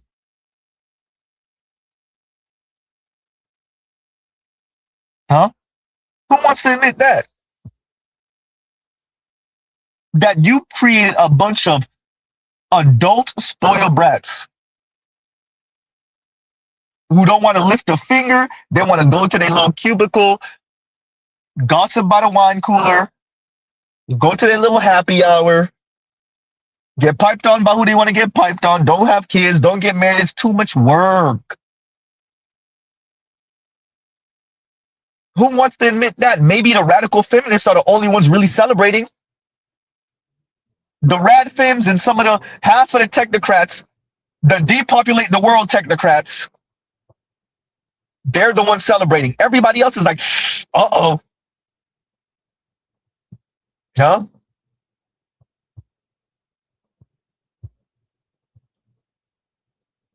The math don't math. But this is the elite's own doing.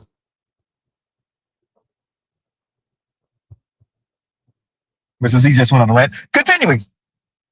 And thank you for the super chat, KMS. Thank you for the super chat. But I think, because there was another one. Yep, I did not forget. I think that's Chief Rock. Is that Chef Butter Biscuits? That might be Chef Butter Biscuits. Yep, it is. Okay, y'all give Z a second. We gon' cover it. Y'all give Z a second. As a matter of fact, before we get to that, y'all talk amongst yourselves. Y'all give Z a second because we back to reckless streams. Don't put it in the comments. Don't put it in the comments. Continuing.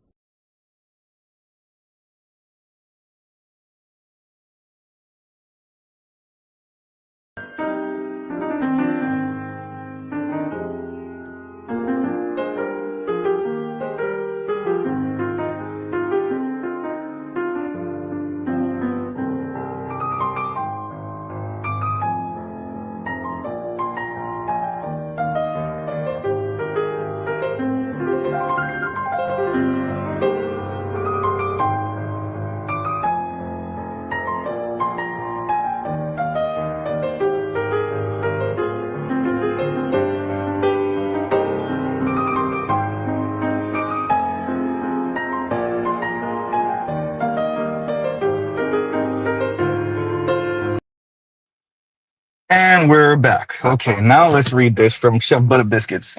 And Chef Butter Biscuits says, What Chrissy just did was acknowledge that the white man deleted that woman and proceeded to erect a fortress solitude around him to protect him from us pressuring her to properly call him out. I know it sounds insane. It does. It does. No, I mean, what else is to be expected from Chrissy? What else is to be expected from her? Chrissy has been on this mission, this jihad, shout out to Trell Bentley, jihad for years. She went through it. She debated Sarge Willie P. Then she got into it with the brother Obsidian, right? She feigns like she's still scarred. Obsidian tried to dox her, etc., etc. And then she just, hey, all right, I'm going to do what I wanted to do anyway. Chrissy, that was you anyway. You wanted to wage a jihad against men anyway, black men anyway. You forgot the conversation. I didn't forget the conversations you used to have with Sarge Willie P. You was on your best behavior because Sarge Willie P kept it cordial. If it wasn't you, Chrissy, you would have never been on the top of time you were on during and after the Obsidian's debacle. Oh, you tried to dox me! Chrissy, that was you anyway. What you're doing now, that was you anyway.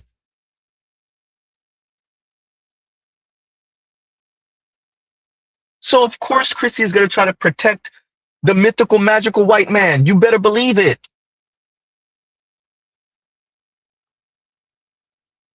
Of course, Chrissy is. She's been pushing this narrative for years.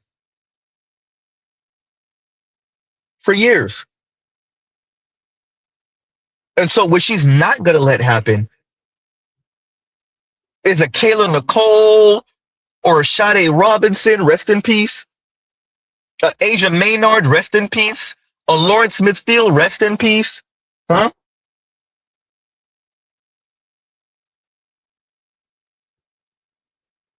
Ashlee Jenae, or Ashlee Robinson, from my understanding is her real name, rest in peace. She's not going to let those stories get in the way of the narrative. And she, as a matter of fact, that's what she said on the second. Huh? And y'all gives you a second.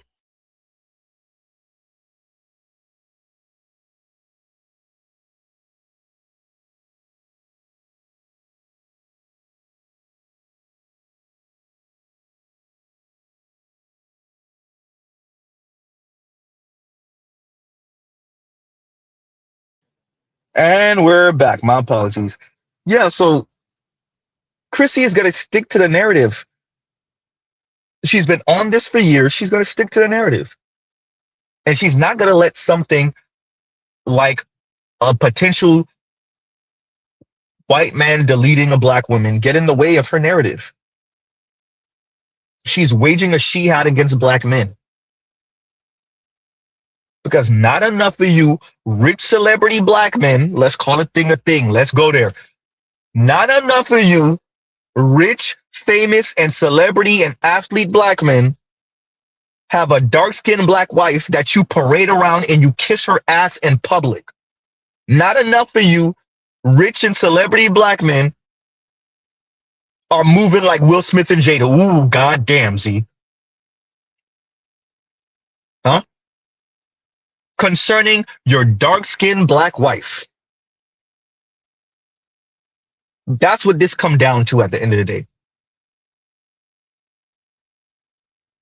Representation politics. Huh? The politics of desirability. That's everything Chrissy is comes down to that. The black women in luxury, the swirler talk, the divester talk, the hypergamy talk, it's all desirability politics. Huh?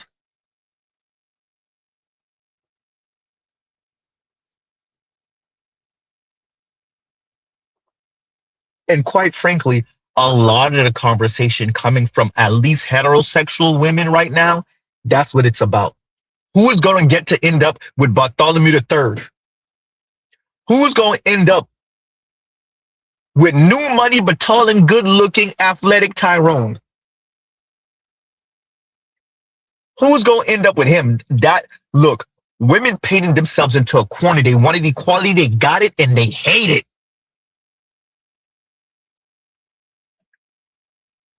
So now women that equal themselves into equal with men, and they want hypergamy. And not enough of them are going to get to practice hypergamy. Now, men still earn more than women on average. Black men still earn more than black women on average. There are more black male billionaires, millionaires, and black men that earn over $100,000 a year, and black men that earn over $50,000 a year than black women. Across the board. In America, at least. And yet, it's still not enough for black women to practice that hypergamy and to feel this pseudo white womanhood, this pseudo elite white woman. Huh? So thank you for the super chat, Chef Butter Biscuits. Thank you for the super chat. And like, share, subscribe, hit the super chat. And let me make sure I didn't miss any. Yes, I did. And No Hero says, percentages sounds nice until you realize less than 5,000 of all women were deleted in 2024 and even less in 2025. What are we talking about? Hey, you're talking about a country with over 350 million people, give or take, like 340, 350 million, and 5,000. You're talking about 5,000 of all women deleted in 2024 and even less in 25. And if it's 5,000 of all women, what is it for black women in specific? A few hundred? Huh? A few hundred? Now, let's be clear. That's still one too many. Okay, it's one too many. But a few hundred out of what, 20 some odd, 22, 21 million adult black women, 21, 22, 23, somewhere around there. Adult black women. A few hundred. And Chrissy over here talking femicide. That femicide talk is for her subscribers. That femicide talk is, hey, don't doubt the mission. Remember, our mission is to stick our middle finger up at black men and to catch you a white man. Any non-black man will do, but preferably a white man. Huh? Compassionate says, in 2022, 280 black women deleted of IPV, huh? Out of 19 million. Wow. And the Arena Revised says it's closer to 2K according to Dr. Tia Son Johnson. Either way, 19 million. So now it's more like 20 million, 21 million adult black women. That's nothing to sneeze at. 2,000 is still too much. Huh? But the way Chrissy is speaking and the way other black women are speaking that's trying to defend this foolishness is as if black men are waking up in the morning and saying, which one of them am I going to delete now? As a matter of fact, you're not even waking up thinking which one. You already had it planned out from the night before. And once again, No Heroes, thank you for the super chat. Thank you for the super chat. That's how they speaking. So let's read this. And Kunguru says, Z, at the end of the day, white men gonna do what white men do. Stab history tells us what time they're on as a collective. Black women seem to have a blind spot towards this. I don't think so. I think they're just gambling. The black women who's on that type of time, they on the swirler divester type of time, black women gonna do what black women want to do. This is what comes with women's autonomy and freedom. They're not held by any standards, any rules, any norms anymore. And then they get to play moral high ground. This is a woman thing. Before we even focus on black women, women are going to move and do what they want to do. They're adults. They have autonomy. They have freedom. They have agency. They have their independence. They gonna do what they want to do. And some of that means getting, shout out to Jada Smith, getting entangled with non-black men or white men. And if she thinks she could sneak back to the black community and then lay up with one of y'all and one of y'all wife her after the fact, she gonna do it. If it don't work out with the white dude, she's gonna spin the block and come back. If she can. If she cannot, she will either go same-sex loving or she'll try to make it work with another white dude and another white dude. And if they keep on failing, she just gonna do her air quote celibate thing. She gonna get into church. Like I said, she might try the same-sex loving thing. She gonna find one of you dudes because there's always a brother desperate enough that's gonna take her. There's always a black man desperate enough. That's one thing black women know. There is always a black man who's gonna take her and the 2 or 3 mixed kids. There's always a black man who's going to see the craziness she posted 4 and 5 and 6 and 7 and 8 years ago. Who say, well, that was her then. I mean, she's not thinking like that now. I mean, she did make that kind of off comment last week, but I mean, she's learning. She's learning. Shout out to Edward Anderson. Keisha just need a little coaching. Black women know it. They know there's always a black man. No matter how neo-Nazi she was talking all of yesterday, there's always a black man that's gonna go. It might not even be a bum-ass black man either. So black women do not have a blind spot, I would say. Black women were born and raised in the same country that you were born and raised in. They know that, just like you know the history, they know the history. The Chrissies of the world, they know what it is. They have an agenda. Their agenda is to prove to themselves and to prove to white women, women of color, to prove to white women, we're women too. Not just females. No, we are women, i.e. upper middle class and above white women. And we are deserving of all the luxuries that you get. Why can't we be upwardly mobile? Why can't we end up with Bartholomew III? Why can't we do our best rendition of Kim Kardashian? That's not fair. Huh? That's not fair. That is not fair! That is not fair! I'm saying. I play this all the time. I'm going to play it again. Listen to the energy. Listen to what she's saying so you can get an idea. This is what informs many black women, particularly darker skinned black women. This is how they think. Continuing. But my thing is, like, I don't understand the obsession with trying to make black women settle so much. Y'all don't do this with any other community. Like, seriously. Y'all don't do this with any other community. Do y'all tell white women that they should settle? Because last time I checked, anytime a white girl marries a black man, it's always when he's at his best and when he's rich as hell. You think Kim Kardashian was going to marry Kanye while he was broke and didn't have any money? You think Kanye would have had a chance with Kim then?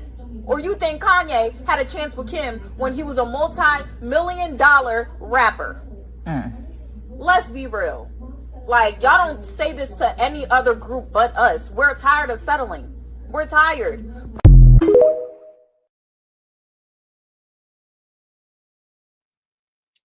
You know this young lady, listen to Chrissy, right? Listen to what she's saying. It doesn't matter that she's factually inaccurate. I know many of you say, well, Kanye was $53 million in debt when he got with Kim Kardashian. You're right. You're actually right. It doesn't matter. She doesn't care about the actual history and the facts. What she cares about is it's not fair that rich white women get to get black men of power, of influence, of influence and of wealth and of money. It's not fair that we as black women, particularly dark-skinned black women, got to be out here scavenging for the one-off white dude that's into black women and that's not a creep. Or the one-off black athlete, black entertainer, musician who's okay with being seen in public with a dark-skinned black woman. It's not fair. That's what's informing her. Why are we always the ones told to settle? She's telling you it. Huh? It's not fair. We got to settle, and these non-black women get the best of black men. And y'all gives you a second.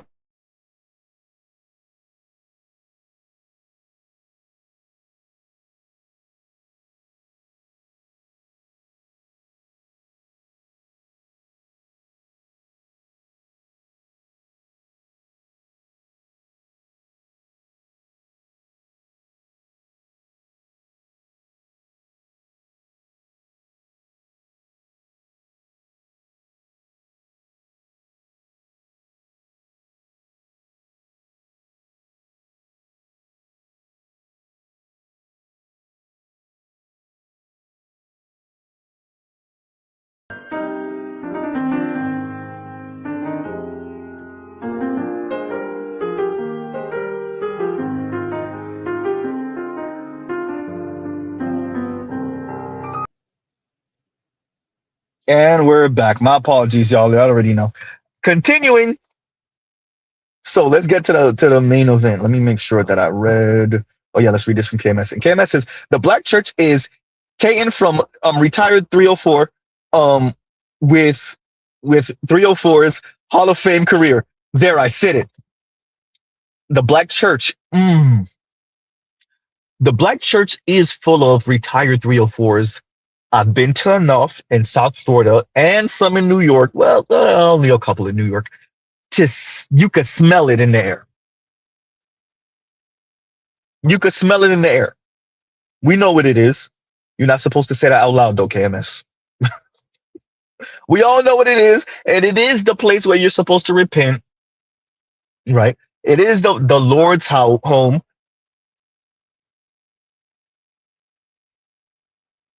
right? So I appreciate what you're saying.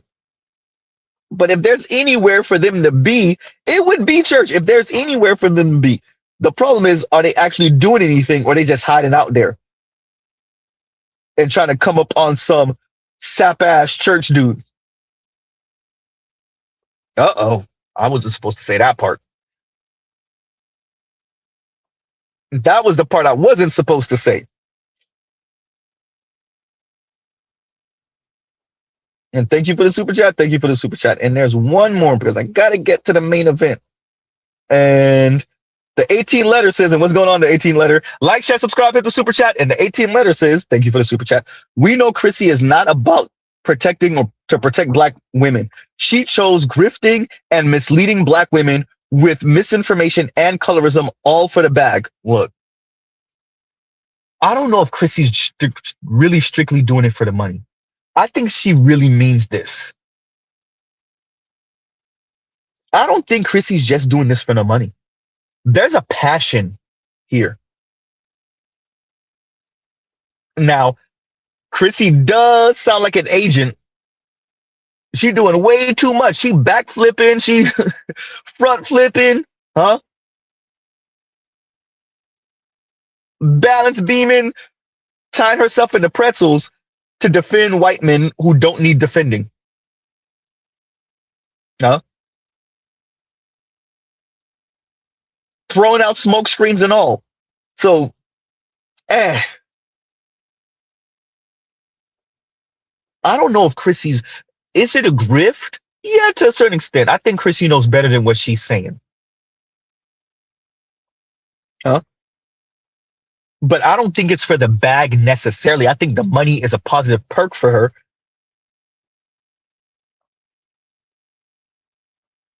Right? I think the money is a positive perk for her, but I don't really think it's the money.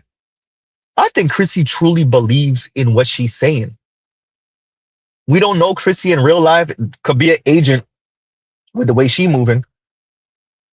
But nah. I think Chrissy really means this. And thank you for the super chat. 18 letter, thank you for the super chat. And Neo Beta says, Neo Beta Alpha, great name, says, she's evil. She genuinely hates the black race. Now that,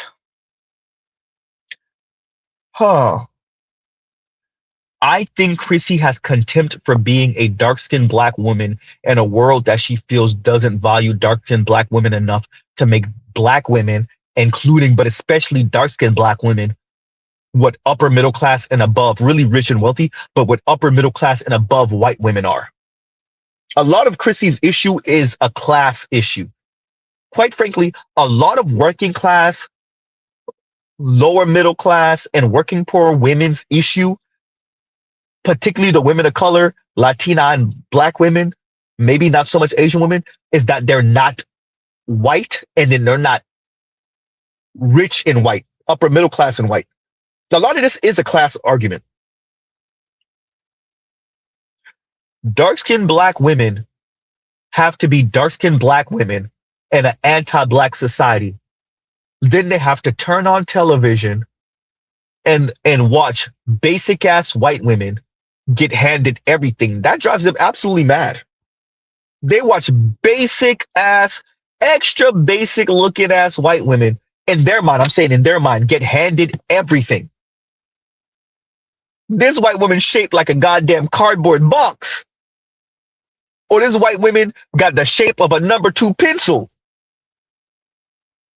And that drives black women absolutely mad. Lipless, shapeless white women, and Hollywood be talking about them like, oh my God, she's the most attractive woman on the face of the earth. I know that drives black women absolutely mad, especially a darker skinned black woman. Huh? So is Chrissy evil? Depends on what your definition of evil is. Do I think she hates the black race? I think Chrissy might hate the black race, but because she hates herself. She hates, better yet, I don't know if Chrissy hates herself. I don't actually think she does. Let's break that up. I think Chrissy, once again, hates being a black woman in an anti-black world. And she takes her anger off on black men the most. Because number one, who else she gonna take it off on? Number two, because if black men really cared, we would be willing to get mass deleted to make black women what white women on billboards are and white women in movies are. What white women in advertisements are. What white women on the runway and that are supermodels are. It's a hatred of being black in a world where black men didn't make black women what elite white women are. That's what I would argue, right? And Black in the Middle says, and thank you for the super chat. Like, share, subscribe, hit the super chat. Black in the Middle says, never be a 304 savior. You will not benefit. All these 304 skills slow, and they will process their trauma, and you pay for the past. Oh, say that. Say that. Zulu said, she evil, bro. Zulu said, cut the talking, Z, she evil. Huh? Oh, man. And Compassion says, what better CIA recruit than a black studies Harvard grad black female? Ooh, you talking about Kim Foster? Ooh. Just saying. Huh? Uh-oh. Just saying. And thank you once again for the super chat, Black in the Middle. Thank you for the super chat. Let's get underway to the main event because Mr. Z got things to do. And we're going to start off with this. Shout out to Manosphere Highlights Daily. So I want to address this because Mr. Z is a lefty. And I couldn't let it. I'm sorry, Manosphere Highlights Daily. I couldn't let it slide. I heard you and I tried to let it. I couldn't let it slide. Play it, Z. Other way around. Young women are radicalizing faster than young men. They're moving hard left, rejecting men, rejecting children, rejecting capitalism, and they are miserable. Let's show you what they found. Couldn't let it go to rejecting capitalism. You think these women are rejecting capitalism? They talking all that rah-rah socialism stuff. They're not rejecting capitalism. How you gonna get hyper-materialism from socialism or from communism? You can't have hyper-materialism and consumerism Manosphere Daily, you way smarter than that. These women are doing their best rendition of, oh, the women are over here? Well, I'm over here. The other women are talking this, well, I'm over here too. They're not anti-capitalist. How you gonna stun on these? I gotta say the word. How you gonna stun on these hoes if you don't got the most expensive bag? If you don't have the biggest house? If your kid not going to the more exclusive school? If you don't live in the better neighborhood with the zip code that everybody know in the area? Oh, she live where? Ooh, she live in that gated community? Ooh.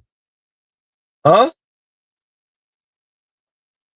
These women are not anti-capitalist. You want to know how we know they're not anti-capitalist? Because Morgan Stanley told you they're not anti-capitalist. What do you mean, Z? The she economy? I don't know if you ever saw it, Manosphere Daily. You definitely saw it, Manosphere Highlights Daily. You definitely saw it.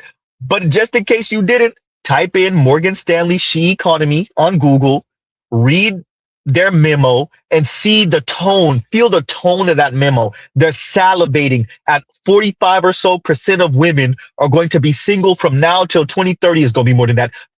It's going to be more than that. It's going to be more than that time. Single and potentially childless, and they're salivating because single women spend more money than married women. That's not anti-capitalist women. Huh?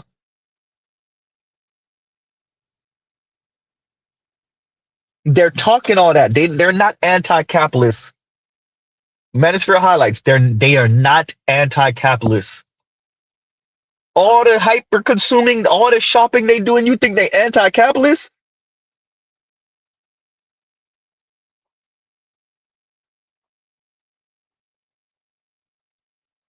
Good point. And Black Guru says, I think we need to define, quote, capitalism before we debate whether women agree with it.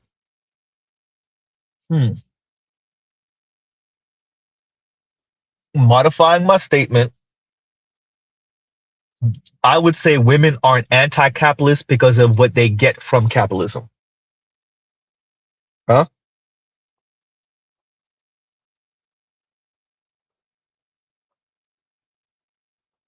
What capitalism produces, the women do not want to let go of that. And if that means some warehouse in India or in Bangladesh got to catch on fire and a couple hundred people got to be deleted, so be it. Mr. Z Ramen, let me get my cheap goods, my cheap clothing for the cheap. See, that's the part that women don't want to say out loud. If I could get that dress for $100 for $50, because there's some little Asian hands sewing this, or they have the sewing machine sewing it, and they have the people watching it, and the doors are locked on the people in India, in Bangladesh, in Sri Lanka, and the warehouse catch on fire and a couple hundred people get deleted. Oh well. Huh? That's the part nobody want to say out loud. Uh-oh. So once again, to Manosphere Highlights, oh no. Huh?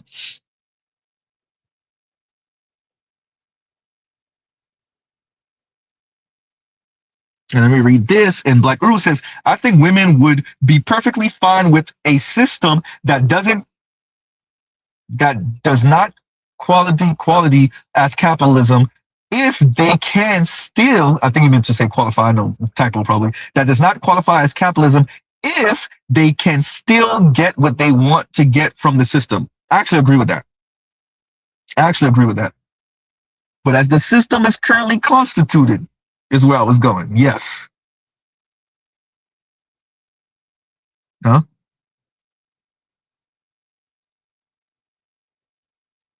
And we have to admit that women participate in hierarchy too.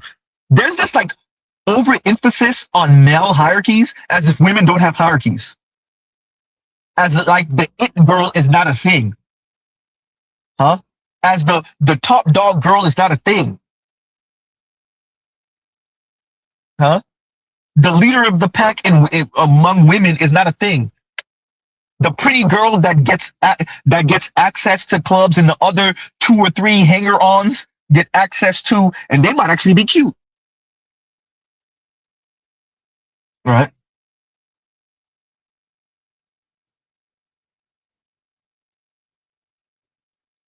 And line says, capitalism is an economic system based on, remember, economics is a social science. Don't let the numbers fool you. Capitalism is an economic system based on private ownership of the means of production where competitive markets, that's debatable, competitive markets driven by self-interest and profit determine prices and resource allocation, right? And then,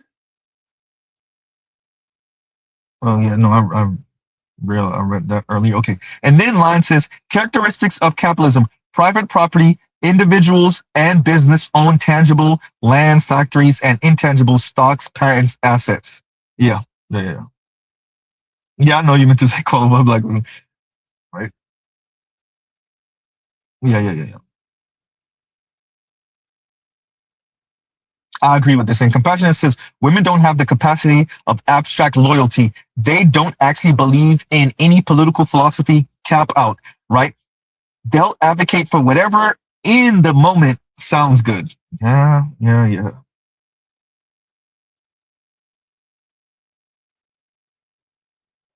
And let's finally get to it. This is the fun part. This is the part that I highlighted, right? But I think this was what, about 30-minute segment, or was it like 17, 18? I don't remember.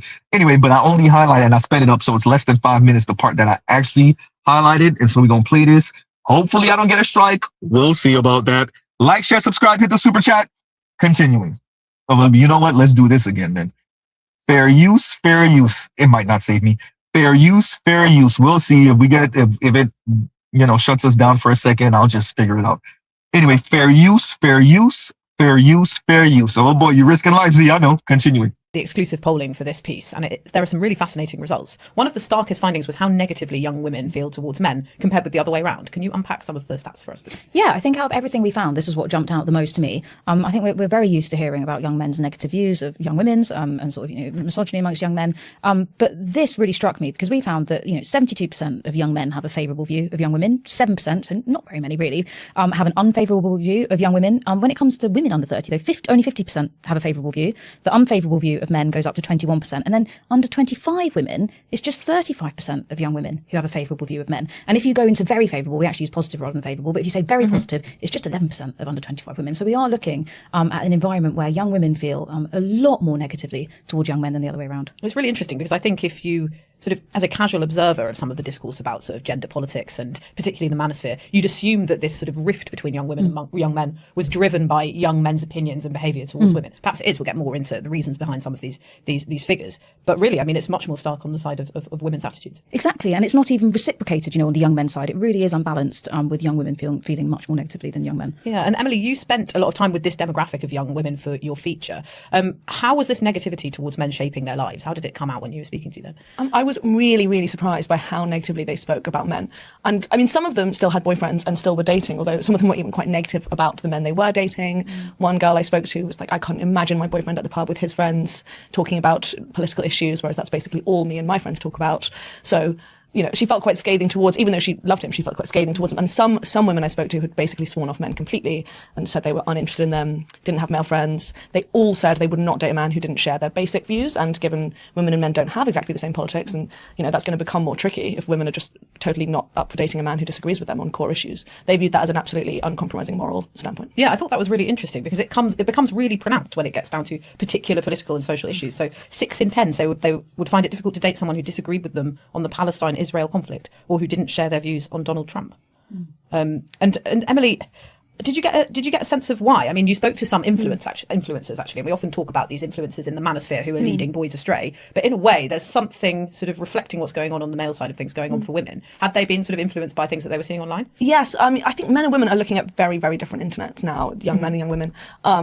Like the women I spoke to said they were worried about what the men were looking at online. They're worried about, Andrew Tate's and people like that. Yeah. Whereas I spoke to an influencer who would post very, very left-wing content, very sort of anti-imperialist, very pro-Palestine, very anti the government, anti-Starmer, anti-Trump, but also there is mixed in content about, and with her and people like her, about toxic masculinity, about manufactured male victimhood, things like that. It all kind of blurs into a larger online space where that has a significant antipathy towards men alongside progressive politics. Yeah, I found it interesting actually. That's something that I've come across on my own feed, lots of as a mum of a first child, like she's a toddler, I've got a lot of parenting content coming through on Instagram Reels in particular, and it's a lot of women basically being so horrible about their husbands and the fathers of their children. Totally. Weaponized incompetence and all of these kind of buzz phrases. And I come off it, and I don't recognise that in my own partner or many people that I know, but I do get a sense that there is a lot of frustration and hatred for the opposite sex out there. 100%. The girls I spoke to, I didn't put this in the piece, but they all watch this content about brides being humiliated at their weddings by their husbands. That's a real genre of content. I think a lot of these skits they're scripted, but they'd all watch this stuff, and that was a specific thing for them.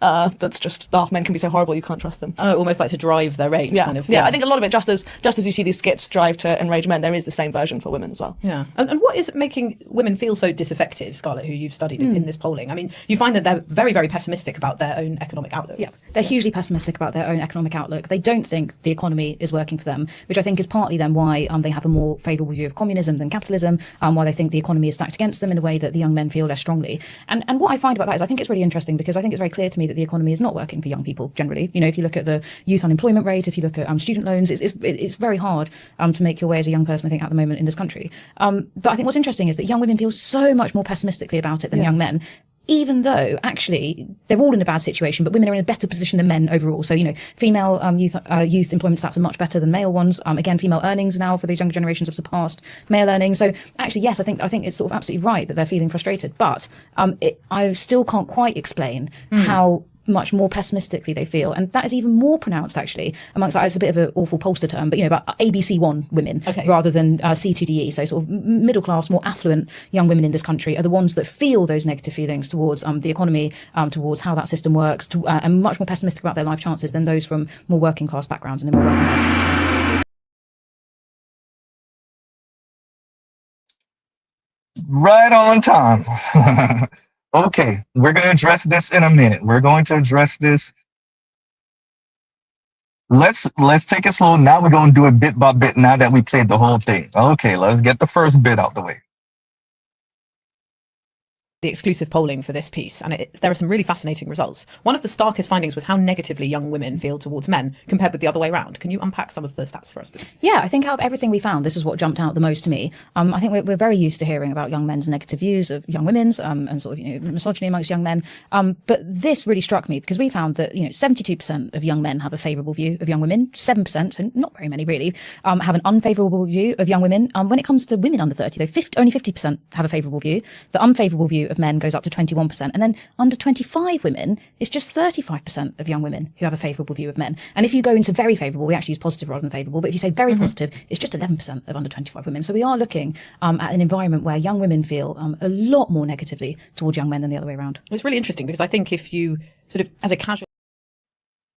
Let's pause right there. Why would, at least in the UK, and I would argue that the numbers are similar in the US, why would women, the younger they get, with more freedoms, why would they have even more negative views of men when the young men at 75% have relatively positive views of women? What's going on? Could it possibly be decades of intense programming speaking on how horrible boys and men are? Could it be decades of talks of misogyny and sexism and how inept and incapable the men are? Could decades of television and music and movies and media and print media speaking on how horrible men are and how men are misogynistic, sexist pigs, unless, of course, he's kissing your ass and he's bowing to you and scraping and very overt performances to show that he means no threat to you? If he's not a absolute perfect gentleman that also turns you on, right? Like knows when to do it, how to do it. There's never an awkward moment. And you have to find him physically appealing. And he has to be tough, but not too tough. And emotionally intelligent, but not to the point where it's kind of cringy. What does decades of saying to women that men are little bumbling idiots, what does decades of that due to women's opinion of men, especially when you get younger. What does decades of that do?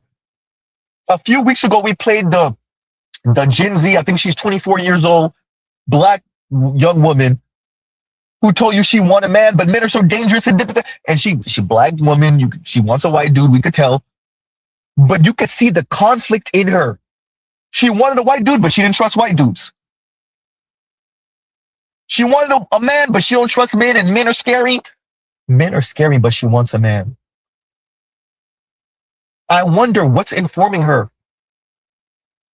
What's informing that? Huh? Oh man. Young women, arguably the freest women in human history, air quotes, the freest women in human history, and yet they have contempt for men. Huh?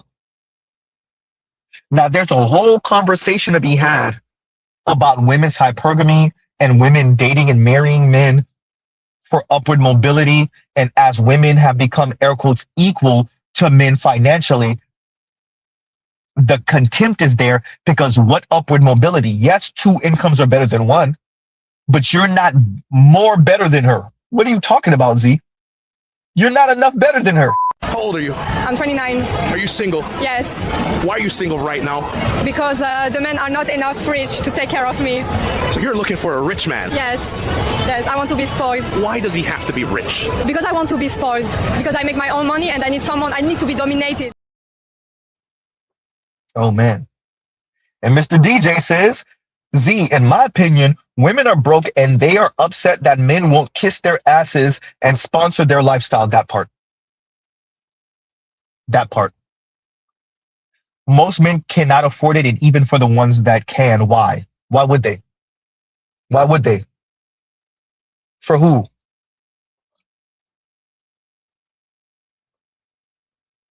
No. The ladies gonna take their little 40 pounds, their little $50,000 a year, and you better make it do what it do. If the women are so much better than the men, prove it. Huh? Prove it.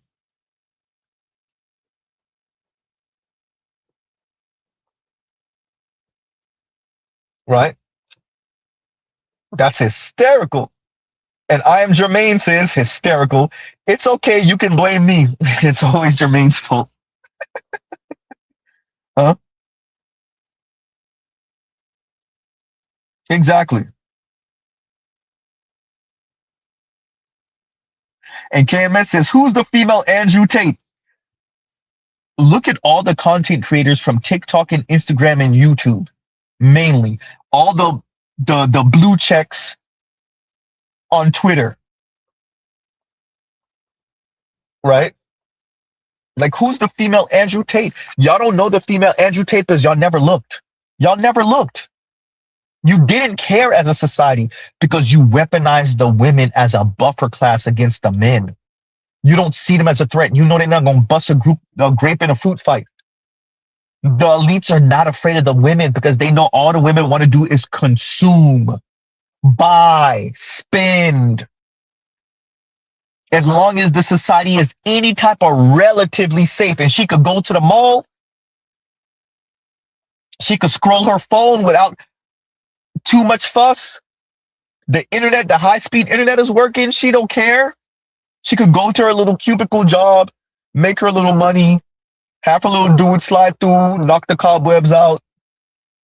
When she ready to get married and, you know, push out 1 or 2 kids, she could do that. The women don't care about nothing else. It's crazy listening to them say, it's crazy thinking about my boyfriend talking about politics. Which one of y'all talking about Julian Assange and WikiLeaks? How many of y'all are talking about Iran? I know y'all talking about the gas prices. How many of y'all are talking about Iran outside of the gas prices? The price of gas. Huh? How many of y'all are talking about fertilizer that's not coming out? That could have been if it wasn't for that little slice of Europe and what they got going on with the US and Iran. Y'all don't know? Huh?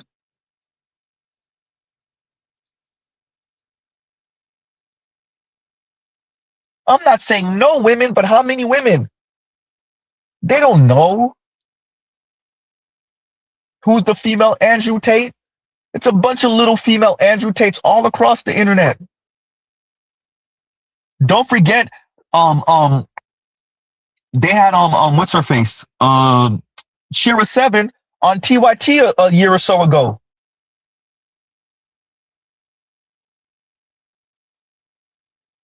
And all this weirdo lifestyle and luxury stuff. And thank you for the super chat, KMS. Thank you for the super chat. Huh? And KMS says LMAFO. I don't know why I was always struggle to say that. These 304s literally hate us and yet have the effing nerve to wonder where the men's at. Apparently nowhere. So apparently somewhere not being used and misused. I'm not gonna say the whole word, but y'all know YouTube and the triggers and whatever the words. But yeah, and Kevin says apparently somewhere not being used and misused. Okay. Yes. If there's gonna be a fragmentation increasingly between men and women of the lower classes, and it's just gonna be situationships and bumper cars, then let it be what it be. The technocrats across the developed world just gonna have to say, look, we done priced y'all out of men being able to be husbands and perform, and quite frankly, the women don't want it anyway because they want their freedom and autonomy. So I don't know how y'all gonna make it work. Just enjoy your little situationships. Huh? And so, yeah, people are gonna have their own personal experiences with this macro situationship era, this what would y'all call it, this meta situationship that we going through in the lower classes.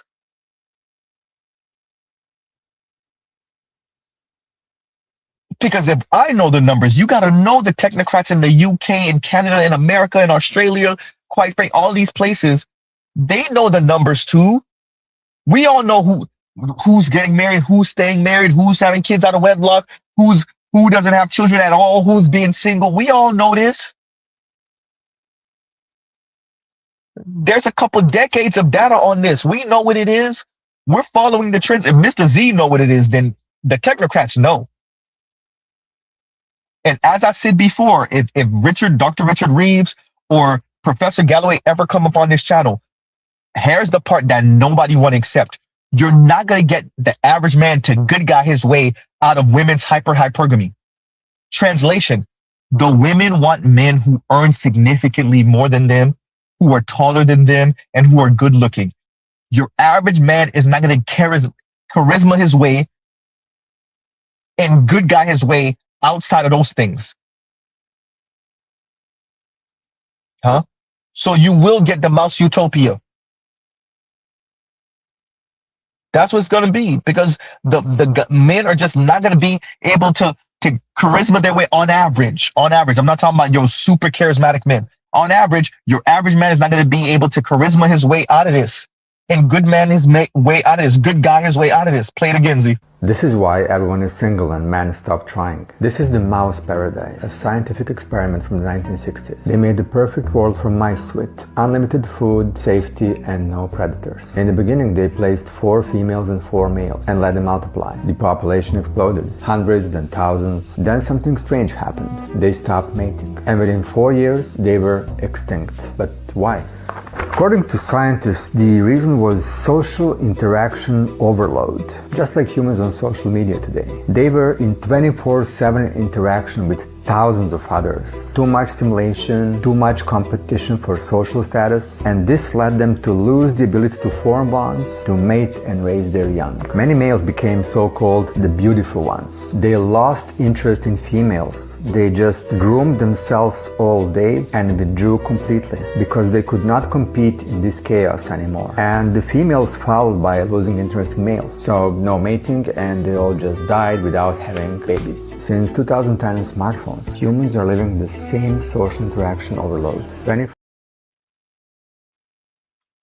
Okay, so I kind of switched where I was recording, so it's going to be a different sound. My apologies, y'all. It's a little echoey here. No, I'm not in the closet hysterical, but we are reckless. Okay, but I wanted to play that to emphasize there's a part that I love that he emphasizes. It's the men and the status or the male mice and the status competition. When the men realize, okay, this is nigh on impossible, not all the way impossible, but goddamn, this is like damn near impossible. I'm gonna just chill out. I'm gonna do my own thing. And this is where you get the beautiful ones. The men, remember the male mice were the beautiful ones first. See, the women, like I said, I read through the comments of this actual video. And what you find is the women wanted to emphasize that the male mice became erratic and they were harming the females and the children, the children, right? But what they didn't want to, like, none of the women in the comments, and this had like 24 million views, or was it 2.4 million? Something like that. All in the comments, no woman ever addressed, and Mr. Z was scrolling. None of the women wanted to address the fact that the male mice said, okay, I'm gonna just chill out. You know what, you elite mice, y'all got it. Y'all got it. That is hysterical. And No Hero says Z beaming in from the Popeye's fridge. Oh, that's hysterical. Right? Oh, that's hysterical. No, I told y'all, Mr. Z hasn't had Popeyes in like, oh man, it's working on 2.5 months now. Popeyes, Wingstop. Right. I'm gonna eat it every once in a blue moon, but yeah. Pause. I mean, I guess that's not a pause. But yeah. And let's read this. Okay, no, I read that from KMS. There was another one. And KMS says, all this for used bots and entitlements from a bird that comes in looking for the door. Hey, yo, GTA 6 is going to be like the meteor that hit the dinosaur. You know, I think men are just going to find you see, we got to remember, like, it's different for me and you, KMS, millennials, for the youngest of Xers. It's different, especially when you start getting to older Xers and boomers. They were socialized different, right? When you start getting to about 32-ish and younger, 30 and younger, they grew up with some of the biggest asshole women ever. And that's saying something when extra women exist on planet Earth. Ooh, goddamn. And if you thought I threw you under the bus, extra women, that's because I did. No, think of it. We, Gen Z and young millennial men, the women are so toxic and while being whimsical and immature and antagonistic, that for many of these young men, they don't even want to compete with each other for these women. They don't want to compete for the women. They're resigning themselves to getting it where they could fit in. If I get vagina, I get it. If I don't get it, I don't get it. When you hear like a third of young men are spending a year plus not getting nothing. Okay, I want the developed world to appreciate this. If we are going to regress back into a world where fully 60 or so % of men never procreate, then I want you to prepare for what that world look like. Huh? I want y'all to prepare for what that world look like. Good luck to the women. Huh? Good luck to the women on the planet with this advanced technology. And it don't even got to be 60%. Even if right now, I would argue 40% of your men don't procreate. You're not gonna like that world, bro. Shout out to the ladies. It's gonna be fun watching y'all cope. It's gonna be sad, actually. And to the technocrats, I mean, I guess y'all will be tucked away somewhere in your ivory towers in academia. And if you really, really elite, you'll be tucked away somewhere in your real towers. Shout out to Elysium, right? Oh boy. And thank you for the super chat, KMS. Thank you for the super chat. Yeah. And KMS also says, and thank you for the super chat. Like, share, subscribe to the super chat. KMS says, I met a chick at a bar that wondered why no one was talking about the Grays or okay, of Hormuz. Oh yeah, I get what you're saying. Yeah. I laughed until I realized she was not laughing. Huh. So it was a woman that was actually wanting to talk about what's going on over there in the browner part of the world, the tanner part of the world, even though they're technically white, but still. That's interesting, right? And she was wondering, she was at a bar wondering, I mean, you're at a bar, right? And if she was around other women, they're not gonna be talking about that. They're gonna be talking about the men, pretending like they're not talking about the men. They might not be talking about the men, but they definitely want certain men to approach. Huh? Now that's a whole thing. But Camas, I need some details on that one. I'm gonna open up the chat in a minute. We'll open up the chat in a minute.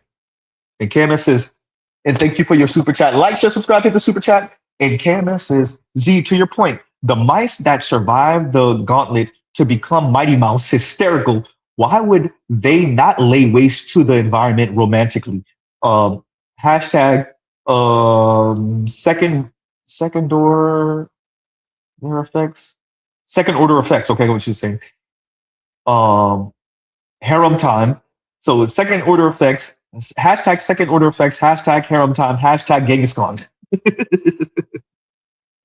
Yeah, no, I mean, if that's the world we're gonna live in, then hey, that is a far cry from the way we've been living for give or take, what would you say, about 2-3 centuries, maybe? About 2-3 centuries. We started to democratize marriage and men and women coupling on that level, right? It's not that everyone got a wife, right? Every man got a wife, but the game was different over the past, give or take 3-ish centuries, right? And now we are changing back into a world, maybe even 4 centuries, but definitely we are changing back into a world where that is not the case anymore. And I mean, that's going to be a hard lesson for men and women, because you got to know that this time around, it won't be 60% of men don't have kids or don't have children, and 20% of women don't. No, that's not the world we're going to live in. It's going to be 60-50 or 60-40 this time around, right? And quite frankly, depending, as I already told y'all this, with modern technology and with a free woman, a socially, politically free woman, an economically, potentially free woman, I think we're going to see a brand of women, and with the technology for them to not have children if they don't want, I think we're going to see a brand of women coming out of the next century or two that I don't know if the world is ready for. I'm arguing, and I've been saying this for a little while now, you're going to see men still have children and women not. There I said it. You're going to see men put down their $10, $15, $20,000 for that test tube baby, and you're going to see women less likely to do that. I know it sounds crazy now. Mark my words. It may not happen tomorrow. For anybody that fall onto this video in the next century and a half, hopefully it's still up somewhere. We'll see. I'm not saying I'm 100% right. I'm just saying you'll be surprised which one of us want to have children in the next century. Who's going to be less likely to have children and who's going to be more likely to have children when we no longer need each other to have that child. When you no longer need to reproduce the old school way, the classic way, the feel good way to have children. Right? So yeah. Thank you for the super chat, KMS. Thank you for the super chat. All right. And so let me read this. And St. Cyr says, and thank you for the super chat. Like, share, subscribe, hit the super chat. They're really POS, bro. It's tiring. And that's exactly what it is, Z.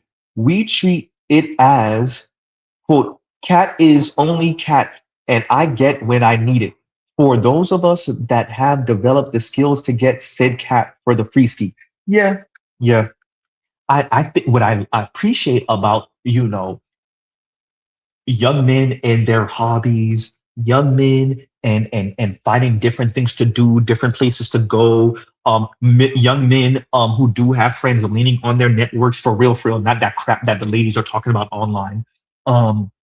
is that young men are not, they're playing video games, they're outside for real, they're doing things, right? And so they're not, it's not the end of the world if he's not getting vagina right now, if he's going through Desert D season, right? For some it is, to be fair, but it's not the end of the world. And there's enough distractions where men and women, to be fair, can mask or hide the loneliness. And I don't know how much that is a good thing, to be fair. But at scale, I don't know how much it is a good thing. But it does mean that young men are no longer held hostage by the vagina. They're not doing everything for the vagina. And that is a positive on the individual level. Now, when you start scaling that, got some issues, right? And Saints here, thank you for the super chat. Thank you for the super chat. But I agree with you. I do think that's what's going on. Huh? I do think that's what's going on. Is the young men are saying, if I get it, I get it. If I don't, I don't. But I'm not going to overextend myself the way my uncles used to. They were chasing it. They were hound dogs. Every vagina that passed by. I don't really see the young men on that type of time. Even the ones with girlfriends and wives and whatever, the under 30s, I don't see them on that type of time. If they get it, they get it. If they don't, they don't. And I think that is from decades of them being told, you don't get one automatically. You don't get a woman automatically. And that's understandable. I actually understand. But when the young men, like what I don't think certain technocrats appreciated is that the men would remember that for a lifetime. Huh? And Dominique says, why would there be a harem time when the women don't need men to live and survive? Because y'all huddle up on the same dudes. Y'all fight and compete and huddle up and take a ticket for the same guys. That's why it's all about the top 20% of men, and y'all will settle for the top third. That's why he gets a harem. That's why he has Monday, Tuesday, Wednesday, Thursday, Friday, Saturday, Sunday, 7 days. I'm playing giggity. No, but that's a real thing. That's a real thing. Dominique, that's something that you might want to consider.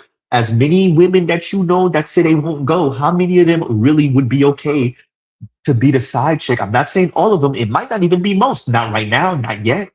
But how many of them, if the system and the society changes, would be okay with being smashed out by 6'5" tall, chisel chin Tyrone? Let's be clear. Okay, fine.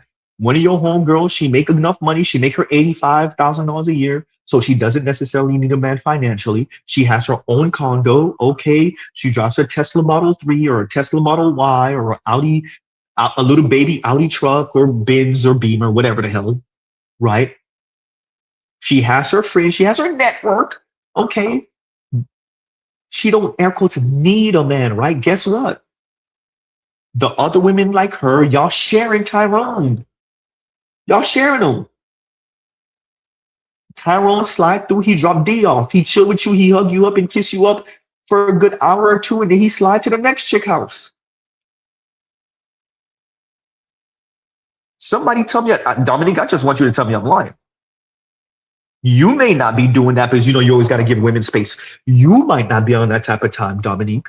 Maybe your friend circle isn't, but Dominique, if you're a woman, I want you to tell me that you don't know other women, you haven't encountered other women, some women with positions, some women with some class that are those type of women. They want their freedom and their autonomy, and they okay with being, you know, chick number 2, 3, 5, 7, 8. Huh? And then we got to be honest. Women don't want no man that other women don't want. Huh? That's a thing, though. I just want you to tell me I'm wrong. And KMS says, the lady at the bar genuinely thought talking about straight of her moves was homophobic. What about the is of her news? Wow. Okay. I was lost on what you were saying earlier. Wow. Wow. Oh man, now I get what you're saying, KMS. Oh, that's scary. Woo. So who told her, KMS? Did you have to break it down for her? Did you have to tell her why this is a thing? Did you have to be the one, KMS, to tell her when people are talking about the Straits of Hormuz, they're talking about the waterway. They're talking about the waterway between Iran and the Gulf Arab states in Saudi Arabia. Which one of y'all told them, KMS? Was it you or was it one of your boys? Or was it some stranger? Who told her when we say straight, we don't mean literally sexual orientation straight? That's frightening. Good one. And Black Uru says to Dominique, see the current obsession for the Usher Chris Brown concert. That's basically the future of the majority of women. Masses of women lusting after an infinitesimal number of men. Exactly, Black Uru. Exactly. And I want women to appreciate men are human beings too. Will you have hanger-on men who are waiting at the like a dog at the edge of the table, right? Waiting for the food to fall off the table. Will you have those men who are perfectly okay with waiting for you after Usher is done with you and he's wiping off? Will you have those men? And when I say Usher and Chris Brown, I'm not talking about literally Usher and Chris Brown. I'm talking about your local Ushers and Chris Browns. Will there be other men waiting for his chance at the edge of the table for when the Chris Browns of your local community are done with you and the Ushers? Yes. And they gonna wife you even though they know what type of time you're on and you definitely were on. But I would argue because men are human beings and men have dignity, the masses of men, maybe not all, possibly not most, they're not gonna do it. Nobody wanna know that you would leave him if this dude blinked it your way. And no one wants to be the consolation prize. Just like the women are, well, actually take that back, Z. The women might go, the men not. True. Oh man.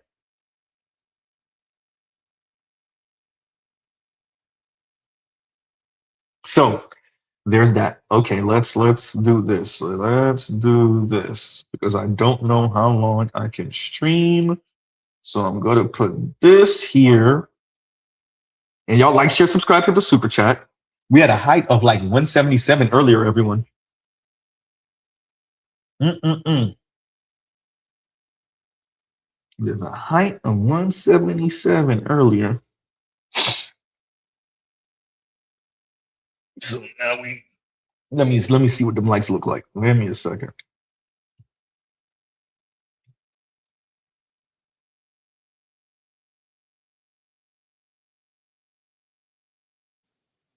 $140 likes. Oh boy.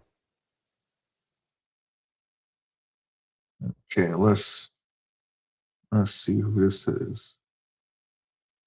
What's going on? What up? What up? Can you hear me? Yeah, you good. You good. What's up with you? Okay. So let me mute this. It's got an echo. Cool. So I love the channel, and you started off talking about Chrissy. And one of the things that I looked at as far as the show, as far as what she was listening to, because everybody had a comment about it. And one of the things that really came across was nobody talked about the fact that she basically played a white supremacist game and tried to get an egalitarian result. So I'm trying to figure out why is it that nobody else figured out the fact is that it was going to go badly. And I'm trying to figure out why. Wait. I gotta slow you up because I need you to break that down. She tried to play a white supremacist game and get a egalitarian result. Go into that. What do you mean by that? So what I mean by that is the fact is that a lot of these swirlers, when they go after these dudes, they go after these dudes thinking the fact is that because these dudes know what they're getting from it, because a lot of, you know, I'm going to say like these YT dudes, they know that they're making it easier for them. They know it's not going to result in them claiming them. They know it's not going to result in them getting married. So my thing is, why are they asking for a result, but then at the same time they want like how we treat them? They actually look down on us on actually, giving a damn about us giving a damn about them. So I'm trying to figure out how you think you can pacify somebody who gets by. Can I reword that for you? I get what you're saying. So in other words, you're practicing hypergamy because of the white man's supposed higher socioeconomic position, but you want to play egalitarian within the situation or relationship. Exactly. And you're trying to get a result. Like you're trying to pacify them to a point that you can get them to actually care more than they do. So I think that's a woman thing. Exactly. I think that's a woman's thing, brother. I think it's more egregious with black women, and I think black women actually want to push that into misandry and into they're saying egalitarian, but really it is matriarchal at best, gynocratic at worst type of relationship, and then they're going to call that egalitarian. But I think that's a woman thing, and actually on the second clip, that's kind of what they were going to, is women not even trusting men to talk about politics, like, because they've been told for years and decades at this point that men are inept and incapable, and all men want to do is oppress women. And if you let too many men in a room by themselves, they're going to come up with some schemy ass way to step on women's necks. So of course they want the lifestyle, and of course they want the money, and they definitely want a man that can provide that. It don't matter how high up the ladder she go, she still want a man at that level at the least or above.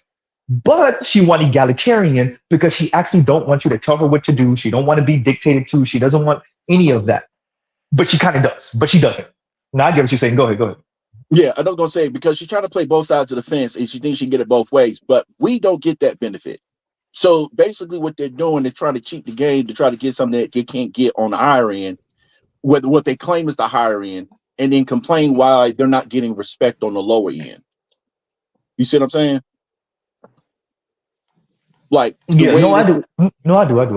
That's to be expected because nobody's doing. So I used to say this on my channel way more. The social math. The problem that we have is that our female teachers, our female professors, the feminists, the technocrats on the TV shows, on the talk shows, on the internet mix matching pop the balloon shows. No one's saying to women what egalitarianism, what equity, what equality costs them. No one tells them, hey, you don't get to get patriarchy and hypergamy if you're talking about equality. Exactly. No one says that to them. So then they try to piece together equity and equality and but hypergamy, but like life and luxury. And then especially when you start introducing class in the mix, race in the mix, economics in the mix, it go to crap. Most of these, bro, the craziest conversations are happening amongst people that make anywhere between $35,000 and like $75,000 a year, and motherfuckers talking about practicing hypergamy. Are you crazy? To their point, in their fairness, we need to be more balanced about this. I mean, for the past 3 months, we've been talking about this stuff in the Middle East, and not one of us have talked about the gays of Hormuz. No. When I saw that on there, I had no idea. I was kind of lost to what he was talking about. I didn't realize what he was saying until somebody else, I think Telescope, corrected it for me, and I finally understood what he was saying. It's hysterical. We are not being fair and balanced. There are some gays in Hormuz that have not been heard. According to the conversation I had is scary to me that we're talking about a waterway. But for those of you that don't know, everybody knows, but I'm gonna say it anyway. So Iran did what they always trying to do if the US or that little slice of Europe over there in the Middle East start bombing and start shooting and start flying over them. They did what they always said. They're gonna shut down the Strait of Hormuz. The Strait of Hormuz is a waterway that between Iran, the Arab Gulf states, which is like the UAE and whatever, and Saudi Arabia. And so Iran also started shooting missiles at all of y'all who got U.S. bases in your country. So it's funny as hell that KMS is saying a lady was talking about the Strait of Hormuz like it was. We talking about heterosexual straight people. People. I started talking about this. So she's talking about the sexuality of these people and not the actual waterway that the Iranians are blocking. Yes, I was That's at a, scary. I was at a bar. Me and some of my friends and some clients. We were talking about topical items, and this lady, I guess she had a few, and she was on the other side of us, and she was like, "I'm tired of people always talking about the straight of your muse. What about the gays of your muse?" I looked at her as if I was a dog, and she showed me a card trick. I did not know where to begin. No, it's a baby. It's a baby seeing the card sheet for the first time. What the fuck? Yeah. I don't even. Oh man. And Destro actually typed it out. He's like the gates of Hormuz. Yeah. Say one thing real quick. But she said it. But she said it with a genuine sincerity, conviction. that I found that legit terrifying. Like, there's been very few times in my life I was like, "Oh my goodness, you should not have keys to an automobile or be able to vote." Because she was like, "No, we need to start talking about the gays of your muse. It's not fair. All we talk about is the straight of your muse."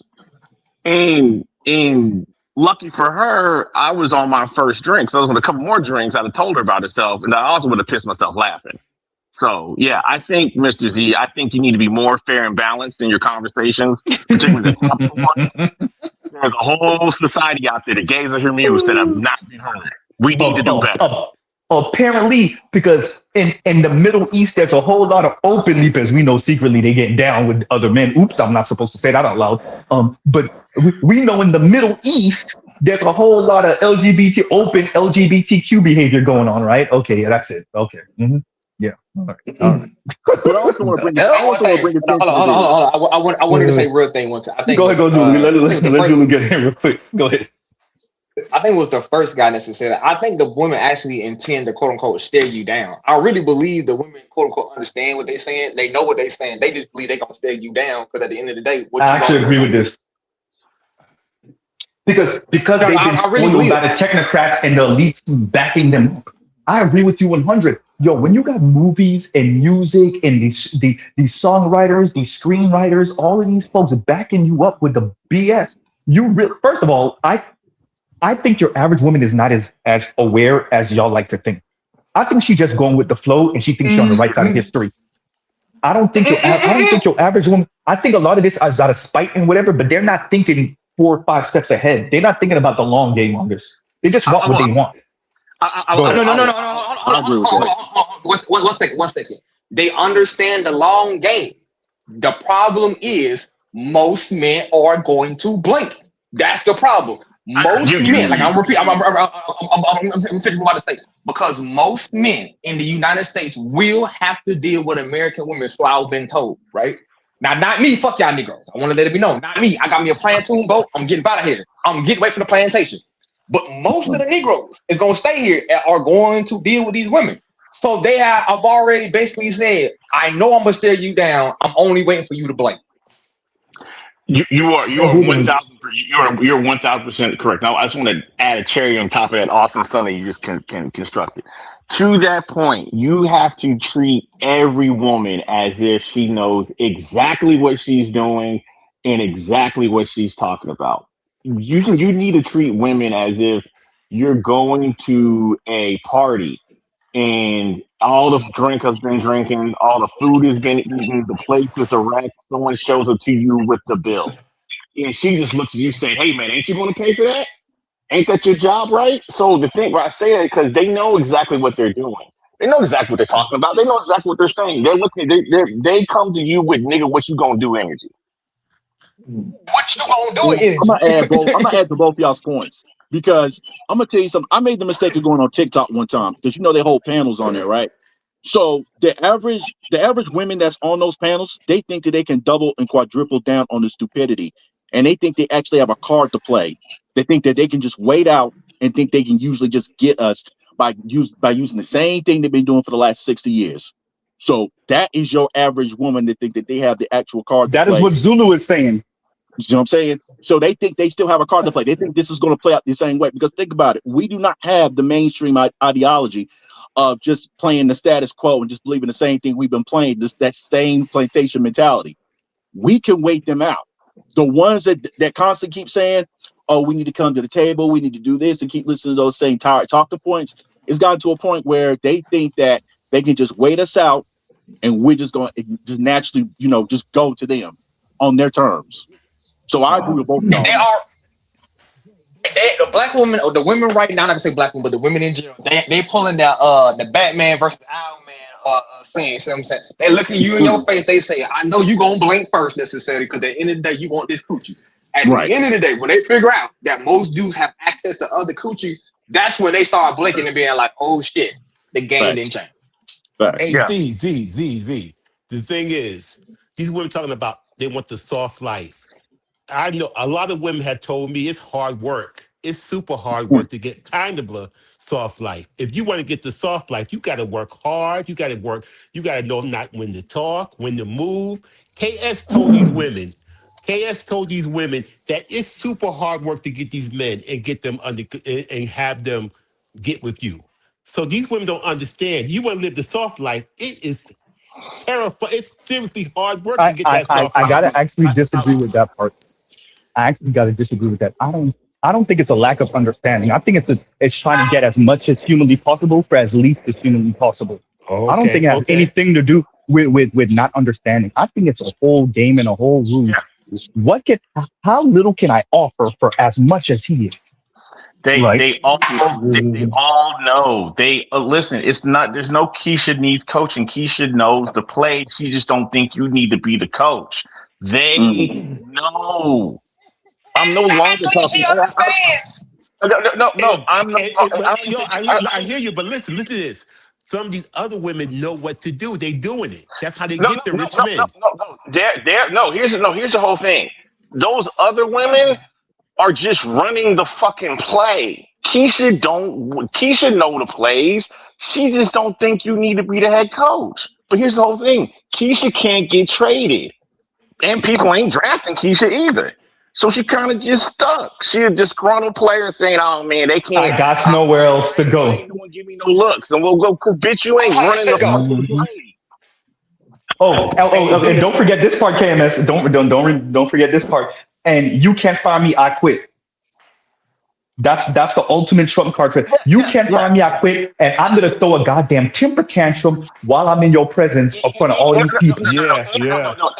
Anyone who's played sports has ran across a Keisha in the locker room. Oh man, they tripping. Oh man, they tripping. They don't see it. Well, okay, you show up to practice late. You ain't never prepared.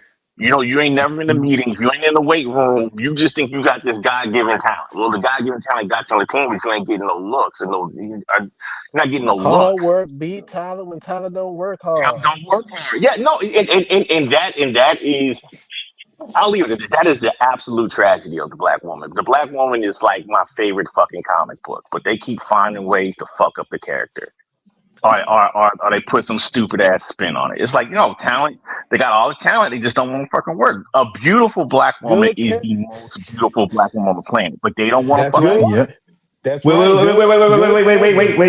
me say this, Vince. And then you got it. I promise. The problem is if you can't guarantee me, and I gotta say it the way they feel it. If you can't guarantee me that white bitch's position, I ain't doing shit. I need that shit written in stone. Hold on. Every time the NFL and the NBA draft, and we look at the Grammys and the Oscars and all these big fashion awards, and you see that black man with a woman that don't look like you, I need you to shut the fuck up. Because it's not like because he hate himself. That's why he did that. It don't got nothing to do with me. No. What's really exposing these chicks' hands is the simplicity of the request. Be fit, be friendly, be feminine, cook, clean. If you want me to be exclusively to you sexually, you need to give me Chick-fil-A customer service. Would you be fit and family friendly and cook and be compliant with a chimpanzee? Ooh. I see where you're going. You see where I'm going? As Crimson Quill and their hyena. They're hyenas. I mean, No, but hold on. Let's not get off that. Wait. Let Black people land with that. Let Black people land. Let's not change analogies here, because it don't matter how simple it is. It would be probably very simple for you to be compliant with and be submissive towards a damn chimpanzee. But do you want to be compliant with and submissive to and cook dinner for a chimpanzee? Okay. No. I see what you're saying, but then my counterpoint is this, and then I need you to stop fucking these chimps. Go en masse. If my this thing don't do it for you, then leave. You being with me is you being with me says worse about you than it can ever be about me. But I still need you, chimp, to do some shit I need you to do. I still need to be able to fall back on your greater strength and agility and ability to move resources and etc. I still need the benefit of having what you as a chimpanzee can provide. I understand that, and I will say this, and I'll leave it this. If that's the case, then bitch, I am the Caesar of chimps. No. Not Planet of the Apes. Not Planet of the Apes. No. But I'm glad that was your response, because that's what it's going to take. It's going to take you rising up like Caesar. It's good character be a Go. Wait, Vince. Wait. I got you, Vince. Finish with that Black Widow. I promise, Vince, you got it afterwards. I mean, you got to let Vince get in. Go ahead. You know, we lost KMS. I regret that, because that's what it exactly is going to take. That's the only solution. There is no solution with them coming to some greater revelation. The only fix of this is what you do, Caesar. The only fix is what you do. Go ahead, Vince. Go ahead. Oof. I was trying to say this, my quick one-liner. Good character be the fat ass with fat character. You trying to make a point, and your internet's not working with you right now. Your technology not working with you. Say it again, Vince. Say it again. Say it again, bro. Vince, we cannot hear you right now if you're talking. God damn, finally give him a chance. Oh, there we go. Go ahead. The fat ass doesn't. Say it from the beginning, bro. You got to say it from the beginning, bro. You can't hear nothing. We are all ears. Did he leave? We can hear you now, Vince. Go ahead, Vince. If you got a chance, go ahead. Oh boy. He's gone. Damn it. If he comes back, I'll let him up. Yeah, we gotta let him. We gotta give him space when you get a chance. What's up with you, Socrates? What's up with you, Alpha One? I'm good, man. How's everyone doing? Good.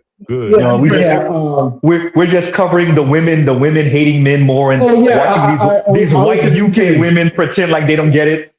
Like, where did this come from? Oh my God! We do applaud the UK social scientists in this regard. I think it's extremely doubtful that you get as honest a presentation of that particular issue. You're a lot less likely to get that in America than you are in the UK. So I got to give them credit for exposing that. If we were relying on American current social science, we don't get that level of scholastic integrity and earnestness, frankly. Yeah, Socrates, I gotta pause you for a second. I gotta pause you for my apologies. I gotta let Vince go. But he goes slow. Go ahead, Vince. Go ahead. Vince. Okay, this technology is not working. I let you up again, Vince. What happened? God damn, he dropped. Okay,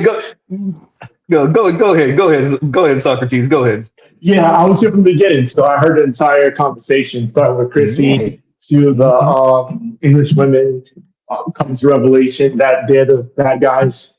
And my point. I don't know why that was funny to me. They had to come to revelation. It's us. Because they think they're noble, they think they're moral, they think they have a moral higher ground. In reality, they're the bad guys. They're the Nazis. What's the name of the super thick comedian sister? Takara. She has a portion of a stand-up where she was like, she pretty much said, "It's me, it's us, ladies, it's us, it's us. We the ones starting problems. It's us, right?" And she was with her ex. I don't know if they got divorced or whatever. I think they had broke up for a little bit. Maybe they still are. But she was with her husband at the time, and she was like, she realized that she was lying to him about this and hiding that, and and she was like, and he was talking to her, and she was like, "Oh crap, it's me." It's me, and I thought it was so funny. I'm gonna play that clip one day. I'm probably gonna get a strike for it, but yeah, no, it's true. Like when you said when the UK women realizing they're the bad guys, it's like, yeah, it's you. It's always been y'all. But go ahead. Well, wait. So, in response to Chrissy, Chrissy's gonna do what Chrissy's gonna do. She's wrapped up in some ideology to foment misery and hatred amongst women, which is what many women who are dejected do. They throw other women under the bus by lying to them and come up with sensational, dramatic nonsense, akin to wives' tales. As far as the English women, I said this a long time ago that reality is going to bore out the reality. Like, it's going to manifest. You don't need people to learn the red pill. You don't need people to go online to encounter Andrew Tate. They will live life and experience the red pill by experiencing these horrible women. These women are not just bad women, they're bad people. Like, if you were to objectively take the average woman and take her characteristics, her sentiments, her ideas, and put it into an AI, you'll come with a villain. Like, they say things that are completely villainous casually. Like, why can't a person just support me? Why can't I contribute nothing to society and nothing to others and live completely for my own self-indulgence and pleasure? Why can't I do that? Socrates, let me pause you for a second. Here you go. And let's normalize dating with your tax bracket. If you see that a woman is funding her own lifestyle, taking herself on trips out the country, buying her dream car, living her dream life, booking her own reservations, going to the nicest restaurants in town, and you can't double that, why are you trying to talk to her? We're confused. Find a woman within your price range. Oh, I'm not done yet. Wait a minute. The problem is we don't have enough. Yes, she did, but wait a minute. The problem is we don't have enough women disrespecting men. We don't have enough women humbling these men and putting them in their place. We need to start making these men feel worthless because they are, okay? Call him a bitch. Disrespect him. Put him down. Make him feel bad about himself. Like, what's going on here? I feel like we're losing the plot. Like, I'm seeing too many marriages and too many people getting in these relationships. That's why these men think that they're the prize. Because y'all are putting them on this pedestal, making them feel like they're the prize. No. It's your job as a woman to put that man down and put him in his place. Treat him like the animal he is. And that's a little petite sister too. That's a little. I doubt she even weighed 120. That's probably what Ashlee Jenae tried to pull on that white dude over there in Africa. It's possible. Like, again, I don't talk about the African issue because I have no idea what transpired. African, bro. She from America, bro. She from America. I know it happened in Africa. I know it happened in Africa. I don't know about the situation. The information is scant. How much do I trust the Zanzibar police? I shrugged. So I don't comment on it because I'm like, I don't know how much I can actually say that's definitive or that's based on any concrete evidence. So I'm just like shrugging my shoulders. What I do know is that, yes, she had sentiments about divestment, and apparently it didn't work out the way she expected. Either she took herself out or he took her out. Either way, it's a bad situation all the more. What I do find, unfortunate is a rhetoric where women keep on, some black women want to encourage other black women to quote unquote date out or date up. And it's like, it's very strange to me because that's not a revelation. I think since the dawn of time, women have tried to find the alpha male, the highest valuable male to couple it with. That's not a revelation. That's not new. Two, do you think you're the only one who knows this? You don't think women in their own group also want these men? You don't think other women want these men? You haven't discovered anything. Now the question is, what are you going to do to compete with these men? Which is something that they don't want to do. They didn't socialize to believe that they're already valuable, and all they need to do is make themselves available to certain men, and men will want them. So it's an unfortunate situation. It's going to play out the way it's going to play out. I think talking to women is a waste of time. I always say that. And you just got to get your popcorn and just watch the show. Let me do this. And MS Delta God, thank you for the super chat. Thank you for the super chat. He says, "Hi family, what's going on, MS Delta?" And speaking of what you was just saying, Socrates, about them, either they date out or date up. This is what I tell average looking and below average looking women: if you can't date up, be alone. Life is easier that way. And I know that's controversial. I don't care. I don't care. I goddamn love that. I love that she said it. She go ahead. Wait, we gotta do whoever jumps in first. It was Zulu. Zulu got the first go. Go ahead, Zulu. Saying this, I say this on other people's panels. Man, we have to get comfortable with calling these people white supremacists. Like people get upset when I call black women white supremacists. No, call white supremacy necessarily. And when just like when people say I'm a divester, oh, you're white supremacist, and just kind of walk with it, right? Just call them by their proper term and terminology, and then people stop being like, oh, I'm a divester. They're gonna try to change the name to I'm a womanist. I'm a divester. As long as you stay on the quote unquote, you stay on. We say white supremacist, whatever. How she changed the word from feminist to womanist or whatever, you say white supremacist. Oh, believe we'll move fast and necessarily have more men understanding the reality, and we just saying the reality as it is. But I agree. I agree with that. Go ahead. Mm-hmm. No, I was gonna say I agree with that, and I was also gonna say the first woman who was actually talking, she was blinking like hell, and usually that's a sign of somebody lying. You know, she kept blinking all that time when she was telling that story, but. To what Zulu said, I was going to say, I agree, because we need to start calling this out, because the whole time when she was trying to make her point of all these stats and stuff, she didn't say nothing about the stats of white men with white women, let alone white men with black women. She never made that case. So every time she keeps making these cases, she deflected about people commenting on her deflecting. And you're talking about Chrissy. Yeah. So that's why I said in the comments, I was like, you're blaming Zanzibar officials, but Zanzibar didn't unalive her. The dude who invited her to the trip possibly, allegedly unalived her, but yet Zanzibar is being put on the map for femicide. Like the reach in the way and going around, trying to go around this white man to protect him, as opposed to the person who actually put hands on her, allegedly. But we don't want to make that case. The case she wants to make is the Zanzibar government. It's an anti-black man case. That's exactly. So no matter what, black men, no matter if we don't put hands on her, no matter if we're not involved, it's still a black man's fault. It's always Jermaine's fault. It's always Jermaine's fault. It gets even deeper than that. What I was going to say real quick is that if your message is to men, oh great, if you're going to try to expose irrationality, falsehoods, and misleading information, but in terms of trying to have women understand, I'm going to have to say that's a waste of time. Because again, if you really understand women and how they operate, it's really like a black hole. Like there's nothing you can say, there's nothing you can do, there's no evidence, there's no data, there's no logic, there's nothing that can dissuade them once their feelings have concluded something. Once they feel something is true, that's it. It doesn't matter. So you can say, "Oh, that's ridiculous to make examples of war. Oh, you're using exceptions. Oh, that's insinuation. Oh, that's a falsification. Oh, that's informal fallacy. Oh, that's illogical. Oh, that's dishonest. You're lying." They don't care. They'll lie. They'll make things up. This is why I tell people, guys, unless you want to do for entertainment, don't argue with women because it will never end. Because as long as she feels what she feels, she's right in her mind. Doesn't matter what you say. That's true. I have one thing. I would technically believe you, but I have one issue that I know that also works. A backhand solves whatever problem that ails you, bro. I promise you. It's been working for the Middle East for about goddamn was it 20th century, bro? It's been working in Africa, bro. It's been working in China, bro. It's been working in every place in the world that when they implemented this backhand system, bro. It's been working. So I don't know what you're talking about, man. We all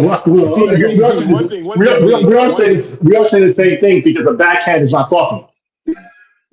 I got 2 points. We got women who feel like it's very dangerous here in America, so they take themselves to Thailand and end up fighting with ladyboys.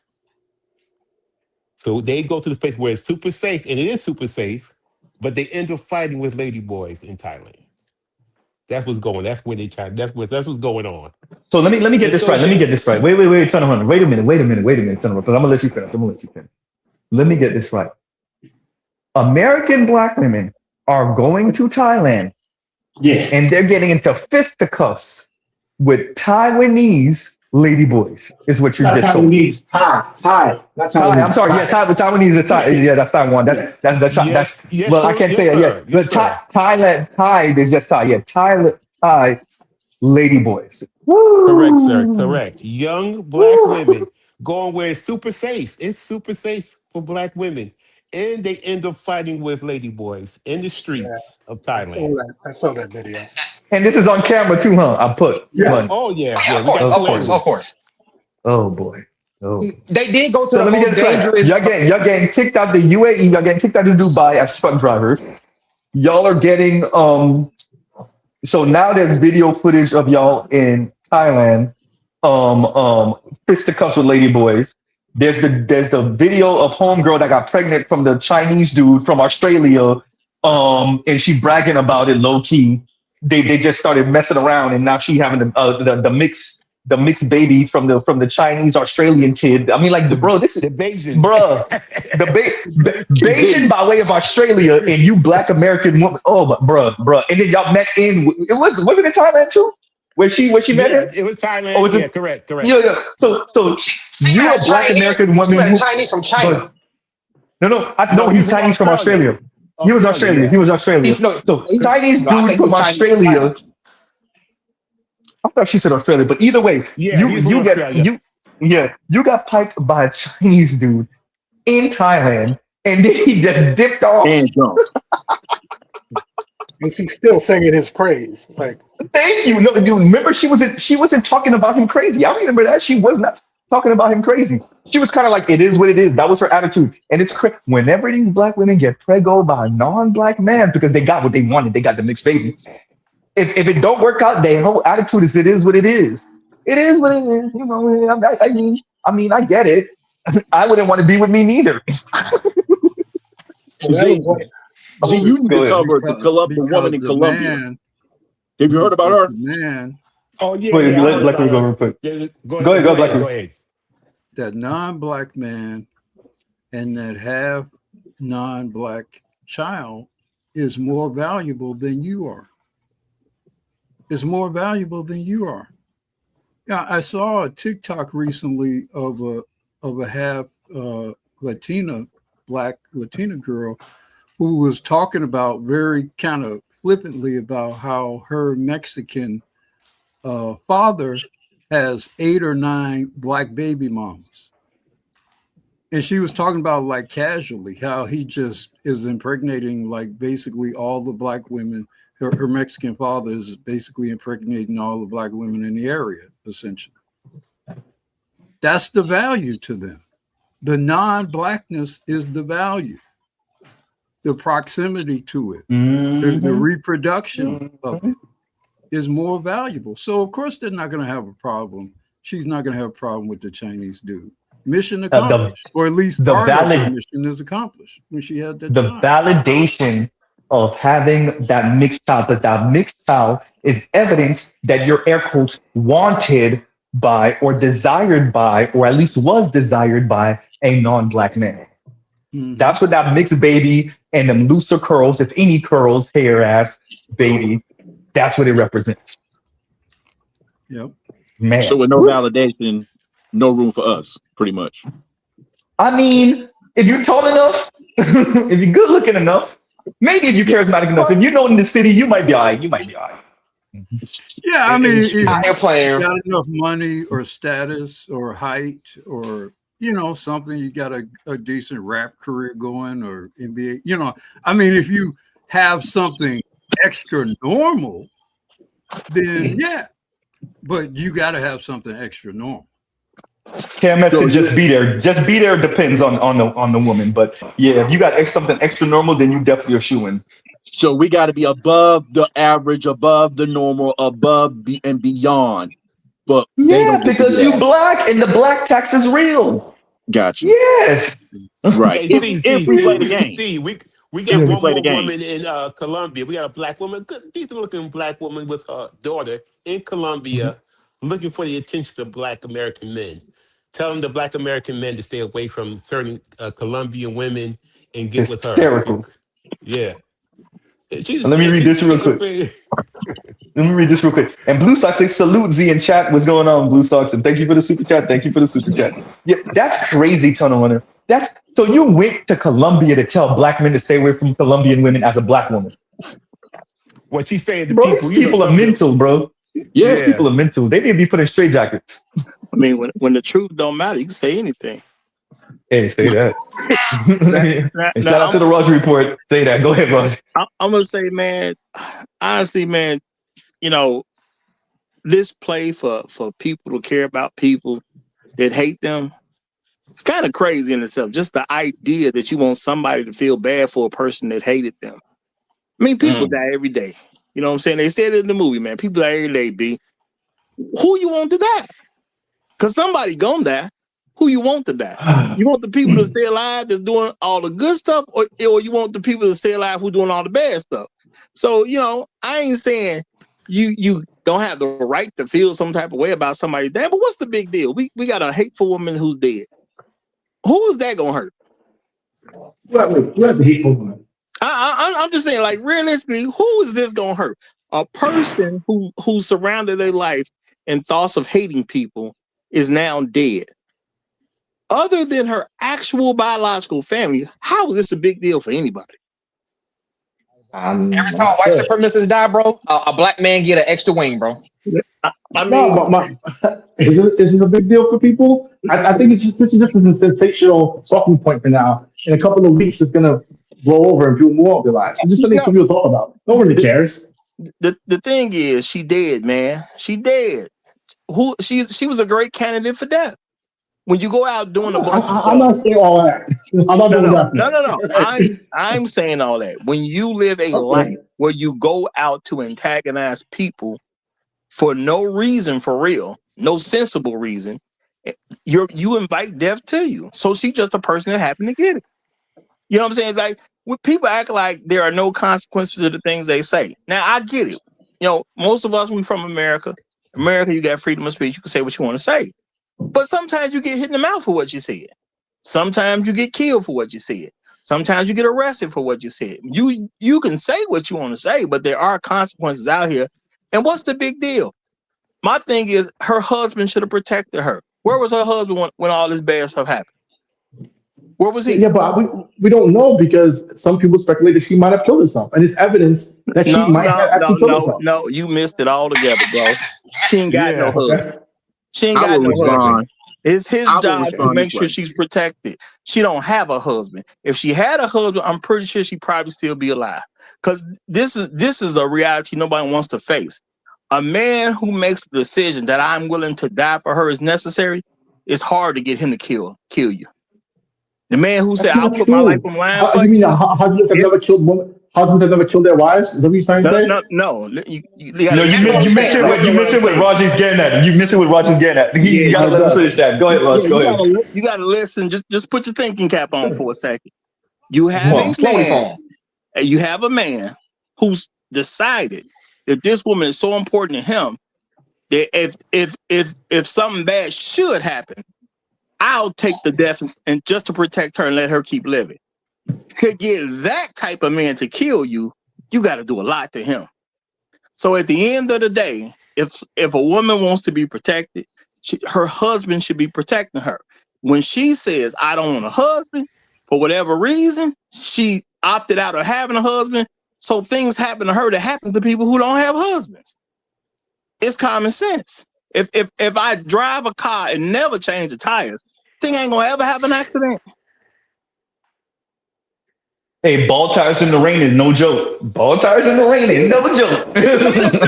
It's a matter of time. I'm gonna have an and Raj, you up there in the northern Midwest, so I could even imagine ball tires in the snow. Oh God, ice, Jesus. All I'm saying, you got certain things in life you got to do at some point. It just is what it is. If you won't get married and have a man who's willing to protect you, you're going to have to learn to protect yourself. If you shuck your duty on protecting yourself, why is it anybody else's fault? Mm. Yeah. I agree with the F. Can I You know respond that to that real you know quick? his father. Wait. Yeah, go ahead. Whoever asked No, to I'm respond to telling that, go Runner. ahead. Yo, no, Okay, go Z. ahead, look Turner. at. I agree Yeah, with I agree with the majority, hold especially Wait, the on, let last Turner part. run get that. Let Turner run get that. Let Turner Oh, run go get ahead. that first. there are father-in-laws who would not let their daughter leave the country without being married. You want to take my daughter out of this country? You have to marry her. You got to put some stuff in her name so that she can leave the country. My father-in-law wouldn't let his young daughter leave this country without being married. Because he's protecting her. That's her call her security. You want to take my daughter out of the country? You need to marry her first. Then you can take her out of the country. Facts. That's all I wanted to say. That's what these young women don't understand. They have to think about protection, and your father is your first protection. They're not thinking about that, Turner Runner. They are thinking about free and fun and fast and stretching out that adulthood as far as humanly possible and waiting until they got a half an egg left. Like they're not thinking about that. Not from the masses. I keep on saying this. In If you this don't get what it is, particular case, Ashley's mother is with a white man. Yeah, they So dig she deeper very into her likely tweets. was very supportive in the effort of going and being with that white man. Her tweets revealed everything. They dig deeper into her tweets. There was really a bad relationship between the mother and the father, and the mother really pushed a lot of that. Yeah. And I agree with Roger. Like, and I guess I was trying to interject because I was the one that sent you the whole UK thing this morning, Z, and also the one Roland Martin clip about how I didn't watch that one yet. how the media really aren't talking to men. But the next evolution of this whole thing is now they're trying to link this whole issue with this girl also with the Fairfax guy and showing that black men are taking out black women and black men aren't protecting women when they're going off with white men. So it's like it's getting larger, this kind of blame black men scenario. Well, they look. It's all hands on deck. So this is my estimation. I don't have no connection to the Democratic Party. So if you've never heard it before, this is Mr. C saying it for the 1,000,000th time. 2016, I did work for the Democratic Party of Florida. I did not vote for Hillary Clinton. I actually voted down ballot. So the FYI. But what I suspect is going on is the loss that the Democrats took and how much they saw that young men swung the other way, right? And that's what really scared them, including black men, not by any large margin, but enough, right? And so now it's all hands on deck to shame, insult, belittle, expose all of these manosphere characters, red pill people, all of them. That's why you see every year they're coming out with 1 or 2 hit pieces. It was Adolescence last year. This year it's the Manosphere documentary. Don't be surprised if by the end of the year they hit you with something else. The beginning of next year they hit you with something else because it's really not about shoes, about the under 30s. Yet they're trying to make us the crazy sexist uncle. So when you're talking to your nephew at Thanksgiving, or when you're talking to him at a picnic or at a family get together at a birthday party, start talking about really. It's gonna go, oh yeah, I forgot. Yeah, Uncle Z is over here, I forgot. Yeah, my mom did tell me some of this. And I did watch the documentary and he did see the talking points, right? That's the goal here. The positive masculinity is supposed to be the conscious need, the empty signifiers and stuff like that, the 4 lands. You're supposed to be being about other men, other black men, and for the quote unquote marginalized like LGBTQ language. That is the whole goal of all of it. That's what the whole goal of all of this is, because they're afraid of how many young men said, you're not going to make us the stooges for the ladies. You're using the women as a buffer class, and then we're supposed to just be the mules to work. The women are not overproducing. We just got to call it thing to thing. The masses of women are barely making ends meet. They're not overproducing nothing. And automation about to come for half their damn jobs, more than half, in these cubicles. And we know it. Right? That doesn't mean that men don't get hit too. So it's just a whole different environment that's going on. Go ahead. Well, I just want to say real quick that, she ain't had no husband. So, okay. but she stayed alive for 13 years after her 18th birthday. I mean, whoever her husband was going to be, he did a great job. To not be present and to keep somebody alive for 13 years after they become an adult, man, I think he did a great job. That's the grace of society, Raj. That's the grace of society. Bro, 18 years is a long time. Hey, I know, Raj, but that's what happens when you live in oh my God, I can't believe I'm going to use this word for America. Air quotes, relatively civilized. A relatively civilized society, Raj. That's what you get. You get to live until 30-something years old with no man. And still be alive in this thing. Hey, Z. I know a lot of black men that have taken their women to Tanzania, all over the world, including me. And came back alive? Their wives have come back alive, yes. Exactly. So why is it made the point that the fact is that you can blame a black man who had nothing to do with this, but then you want to support on the back end? And I'm gonna say it like this because BGS talked about this in his stream. He said it wasn't silence, it's indifference. Because there are black men and black women that are not speaking about this because it's largely apathy on our side. Because there were men that warned her, and claimed and said, "Oh, we were hating on her." And she took her ass down there anyway. Wait. But because Indigo says so, none of y'all are going to tell Z we can't hear him. Y'all can't hear him? Yeah, you don't say exactly. He went down the thing. Yeah, you sound like in a well or something. Okay, I'll fix that. Give me a second. Yeah. We're all the white men that's supposed to be loving all these black women. So it's like exactly where their support. Why is the emphasis placed on us to do the defending when you made a preference for protect and provide? How about now? Yeah, let me do this. How about now? How do I sound now, everyone? How do I sound now? Okay, we in there. Okay. Yeah. All right. Okay, we're good to go. Thank you, Indigo. Thank you, because they wasn't going. All these Negroes on this damn panel wasn't gonna say nothing. They was that. We heard that could have cut them off. We heard you ain't want to run. Yeah, but I'm gonna tell you, y'all. The reason there is an emphasis placed on what we did is because we don't ask for nothing that makes sense. You tell me about a dead woman who with some white guy. Where was her husband? You know what I'm saying? See, when you don't put it out there, her husband's supposed to protect her, and his community of men, they're going to protect their wives. Black men are going to protect their wives. Where was her husband? Because I don't know where he was. And let's keep it real. She went out of the country with a nigga she wasn't married to. Is that the thing you would tell your daughter to do? Start just random people, not no co-workers or something like that. Nothing where there's any type of structure in place to protect her at all, or to even care that she died. You just went out the country with a random man. No, but Raj, and by the way, I agree with you. To go with. Yeah, this is the world we're living in. It's exploitation time. It's Mike Tyson and Homegirl that he got accused of doing something with. Because marriage is no longer the end goal. Get as much as you could get from whoever you could get it from. Of course, I'm not going to tell you to hold out for marriage. What about if dude don't marry you? Go ahead and do what you got to do with dude. If he gonna take you on a trip, you're gonna have that experience. Hopefully, you come back alive. But if you're gonna take a trip and have that experience without the ring, go ahead and do that. No, I'm not saying this ain't the world. The thing is, take what comes with the world. You left your country with a random man. Why would you do it? I'm just saying, bro, if I go somewhere, I know who's going with me, and I know what type of relationship we have. I know where the protection piece is going to be, who's going to look out for me, who ain't going to look out for me. You went out the country as a female with a random man. You went away from all the people who care and love you. They want to, quote unquote, keep you safe. You left all them miles and miles and miles away. You not only did you just go a long way away, you went overseas where somebody got to get into a plane. The average person ain't a pilot. Somebody got to get to a plane to get to you, or a very long boat ride. And you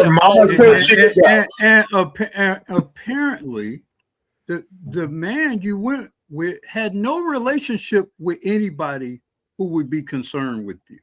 He had no relationship with your parents. We don't hear of him having any relationship with any other friends or extended kin or nothing. Just some random white man in your life that you're on the internet with and doing God knows with this guy that don't nobody else know anything about. So yeah, when you take your ass over to Africa with this guy, you're gambling big time. And I apparently she believe paid for the I dress. so Scam I artist. one thing for all women, they need to understand you when you leave this country and you go to some of these places, you're not safe. You need to have a man with you. Even some of these women go 2 or 3, they can get grabbed up. So women go in other places around the world, you cannot do what a man can do. And They don't don't care try about it. that. They don't care Well, about that. they need to because things are happening to them.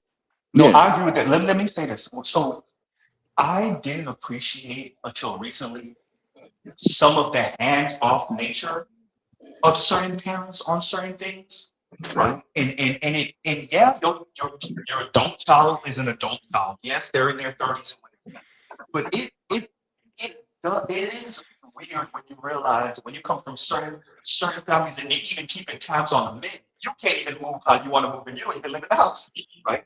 But it's crazy to when you come in. I'm speaking to what Black Guru and what Tunnel was speaking to. When you come into contact with, I mean, like, my kid tell me what they want to tell me. I don't, whatever, if they say they're going there, then I believe they're going there. And I don't really investigate too much. And I don't, if there's an issue, then, they tell me what they tell me. And that's what it is. Z. You're back in the house. When this girl was 18 years old, when she was 18 years old, she was publishing tweets about, I guess I'm going to end up with a white man. Yeah. Like my mama keep telling me Yeah. I'm going to end up with a white man. Facts. So if that's what she was releasing at 18, it may have been years even before that where she's in this environment as a child telling her effectively that a white man is God. So then when that white man decides to take her out of the country 10 or 12 years later, well, yeah, she's been encouraged to think and behave that way. So, and it doesn't matter. I'm sure her father did not subscribe to that, but with her treacherous ass mother encouraging this white supremacy, that's apparently what prevailed here. Correct, because there was another tweet where she said that her mother would regularly yell at her white stepfather, and that the father was constantly trying to have a relationship, but the mother wouldn't allow it. And apparently she paid for this trip. That's another thing that's not getting out. So this this false influence reality, it's insane when you really dig into it. But yeah, the father who's putting this GoFundMe and all this other stuff, if you look, they are looking back in the tweets and seeing how bad that this mother has been acting. And it was the mother that allowed her to go on this trip. Again, And one of those, it's a conversation. yeah. Go ahead. Finish with that. I'm sorry. No, go ahead.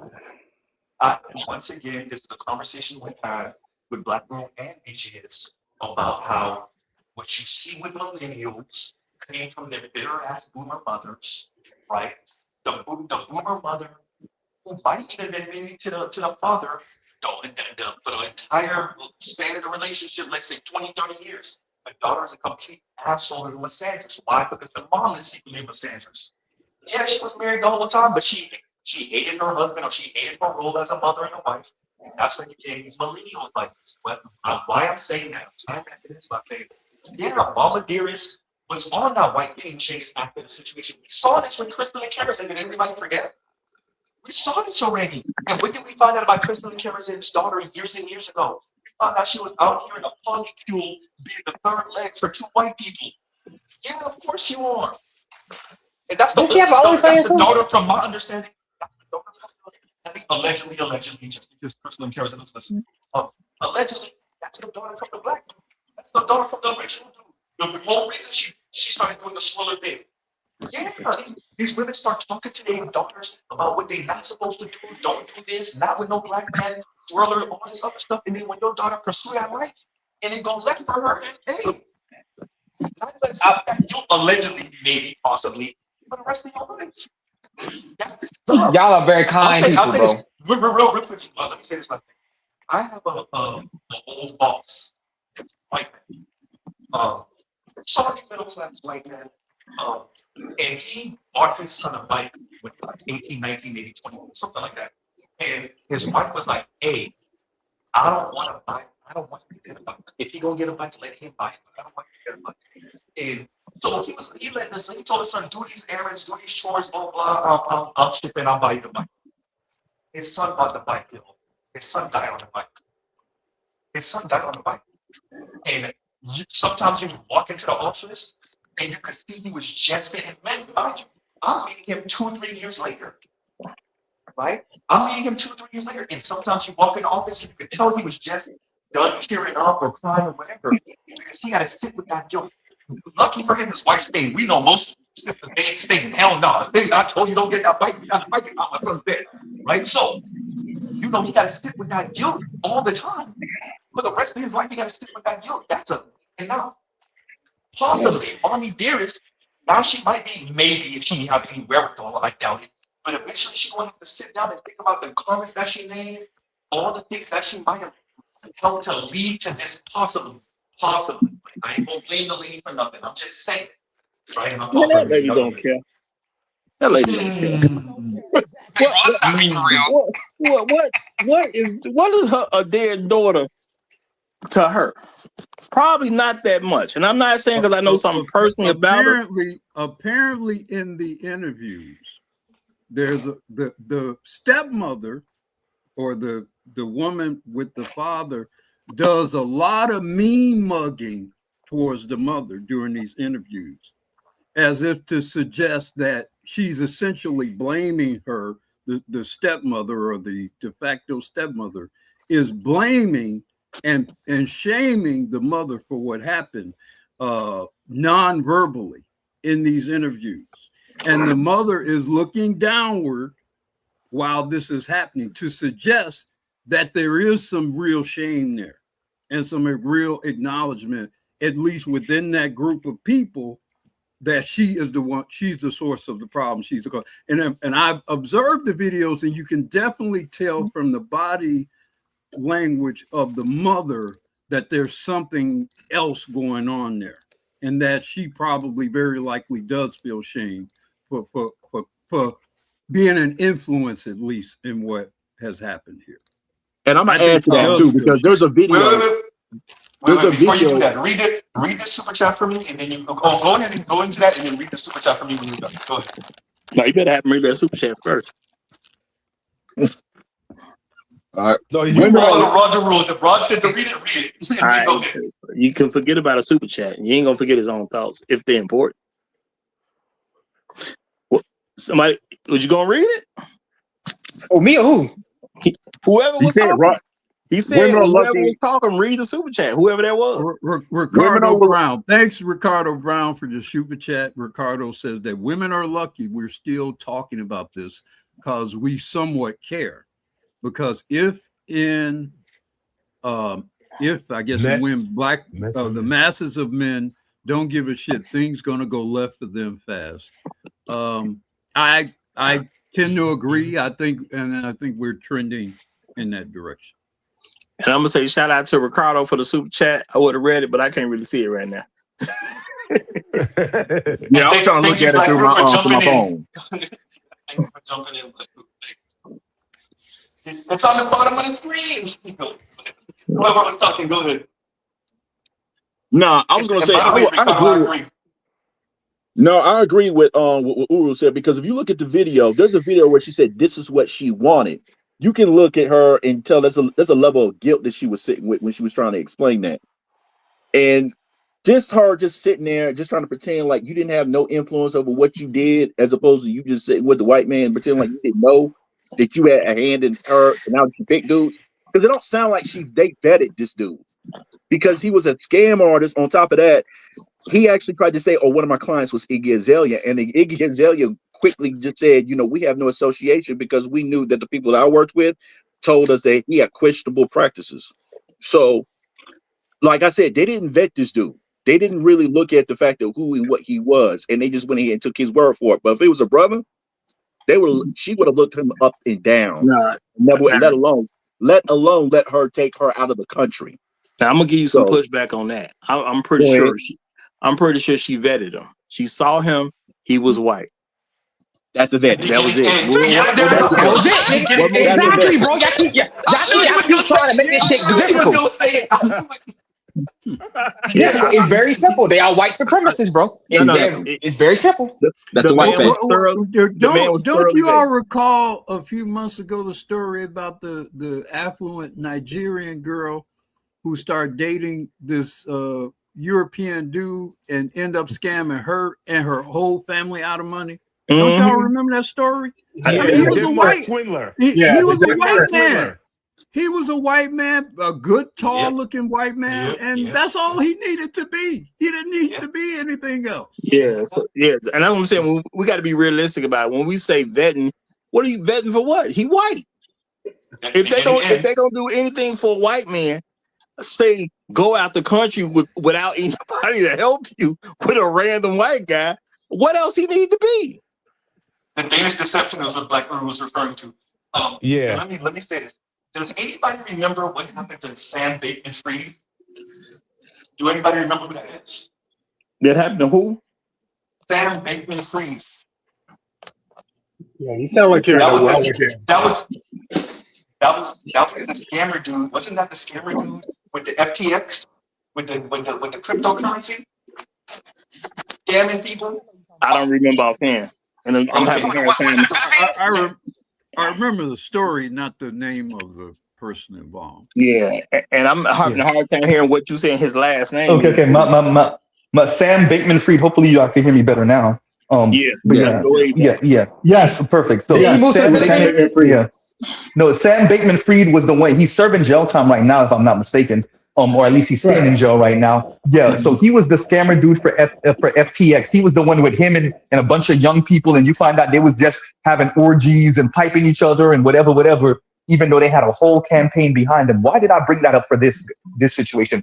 What was this guy known for? Didn't he go bankrupt low-key recently for Bitcoin issue or for crypto issues, right? Thank you. Yeah. In other words, correct. She just was dealing with an older, more tatted up Sam Bankman-Fried, and she didn't see it because, as the Roger report said, he's white. Sam Bankman-Fried just got in trouble with last year or the year before. Was that 24? That just happened. But because he's white, and that's all she needed to know, she didn't realize, or she did realize, she just thought she was going to get out clean because, of course, she didn't realize, or she did, that she was dealing with an older, tatted up Sam Bankman-Fried. This is a scammer dude when it comes to cryptocurrency. Go ahead. If she paid for the trip, she knows he wasn't spending money. Yeah, if she paid for the trip, she know he wasn't rolling like that. Black girl, she was get the money back in when she comes back. He was just telling her, "You pay right now, baby, and I got you. You know me."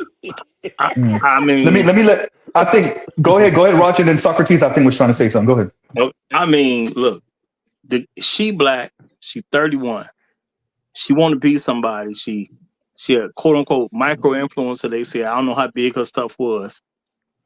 If the guy is white, why would she not risk her life? If she was known as this person who's supposed to be promoting this soft life, okay. I saw somebody with a video. It had a headshot of her sitting in the Lamborghini, like, she got her head tilted so you can see and then at the bottom it said GoFundMe. Okay, so some very contrasting things in that particular photo. GoFundMe while in the Lamborghini. I hear you. She kind of highlighted that, which was that was an interesting thing. But what I'm saying is, if you want that life that bad, I mean, I saw a couple of the old tweets, and basically she said, I want to miss kids. I'm gonna end up with a white man, whatever. She said that long time ago. What is risking your life to make it happen? We risk our lives every day for certain things. We risk our lives to climb a mountain. We risk our lives to fight fires. We risk our lives to be police officers. We risk our lives to join the military. We risk our lives every day. A whole lot of us do. You risk your life as a black man just going outside to go to work in this country. You know what I'm saying? Owning something is a risk for a black man. Many brothers done died for owning stuff. We risk our lives every day. Why? Because it's worth it at the end of it. Why is it not worth it to her? With what we know about her background, to have a chance to end up a white man's wife, why is that not worthy of her risking her life based on what we know about her? It seemed like it was worthy of the risk to her.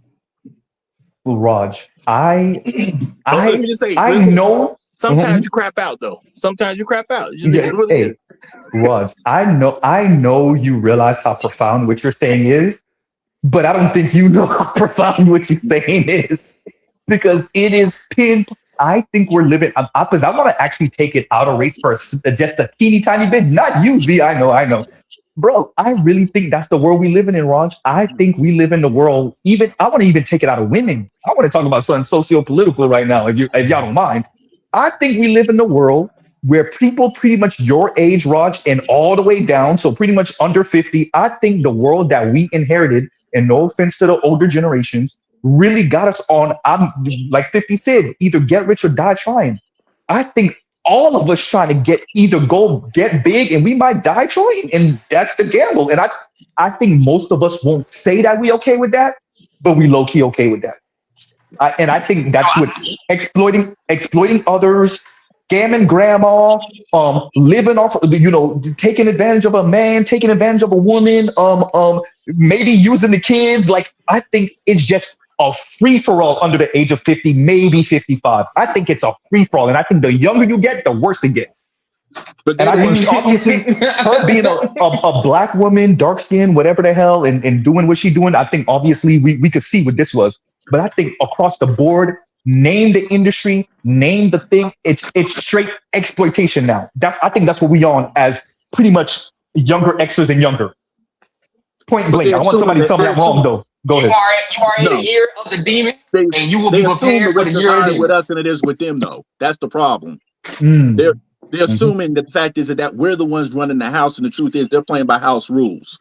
When she went over there, she knew that the risk would probably be higher, but she put on the front to say that being with us, it would be higher. Because remember, we tried to warn her up until that front, and then that front got called. No, you see what I'm saying? That's not. She don't believe that. She don't believe the risk of being with a higher black men and higher. She believes the return on being with a white man is higher. Gonna be greater. That's what she believes. The white man's life is colder. She knows. Look, first of all, black women ain't as dumb as we want to think they are. They know it's some risk dealing with white men. We're not. Black women are not new to white men. Hello. I mean, black women are not new to white men in America, or in Africa, or in Polynesia, or any place. They know who and what these people are. Hell, to a large extent, there's this Bristophilia element among some black women when they're dealing with white men. They're somewhat turned on by the damn danger of being with these men. Let's be real. They're somewhat turned on by it, right? So they know there's a danger. But because he's a white man, the potential perceived reward of being with him is worth the risk. And that's my point. My point is the fact is that they ignore the facts, and they're basically putting up a front for everybody to pretend that the risk is higher with us. Ignoring your verbs are off. They're not ignoring anything. They know it. They just have accepted it as a cost of doing business to get with this white man. But that's not the image they're portraying. No. But the thing you're right. You're right. But that is what it is. So. They're doing exactly what white supremacists have been trained to do from Jump Street. You blame everybody but the white man. So they just taking a white man who supposedly did something, and they putting it on niggas, and niggas don't know how to deal with it because they just they don't want to Chrissy has entered the chat. Because they transition the argument. Because they transition the argument from female and male to white supremacists. We'll let Ross run with that. And then you got it. The issue is, this has been an issue for black men for a long time. The issue is we won't put the blame where the blame needs to be. If she died, let's see what her husband got to say about it. Why didn't he protect her? That's gonna be my first question. You tell me if y'all need to know, why did her husband protect her? Oh man. Hey, Z. If y'all wait, let me play this tunnel runner real quick because I got to tell y'all the energy that Raj got, and then you got a tunnel runner. Hey niggas get shot every day, B.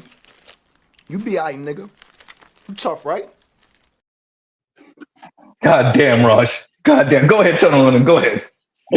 y'all saw the video. She's feeding wild animals. She got a lion right in front of her, walking away. She was a daredevil.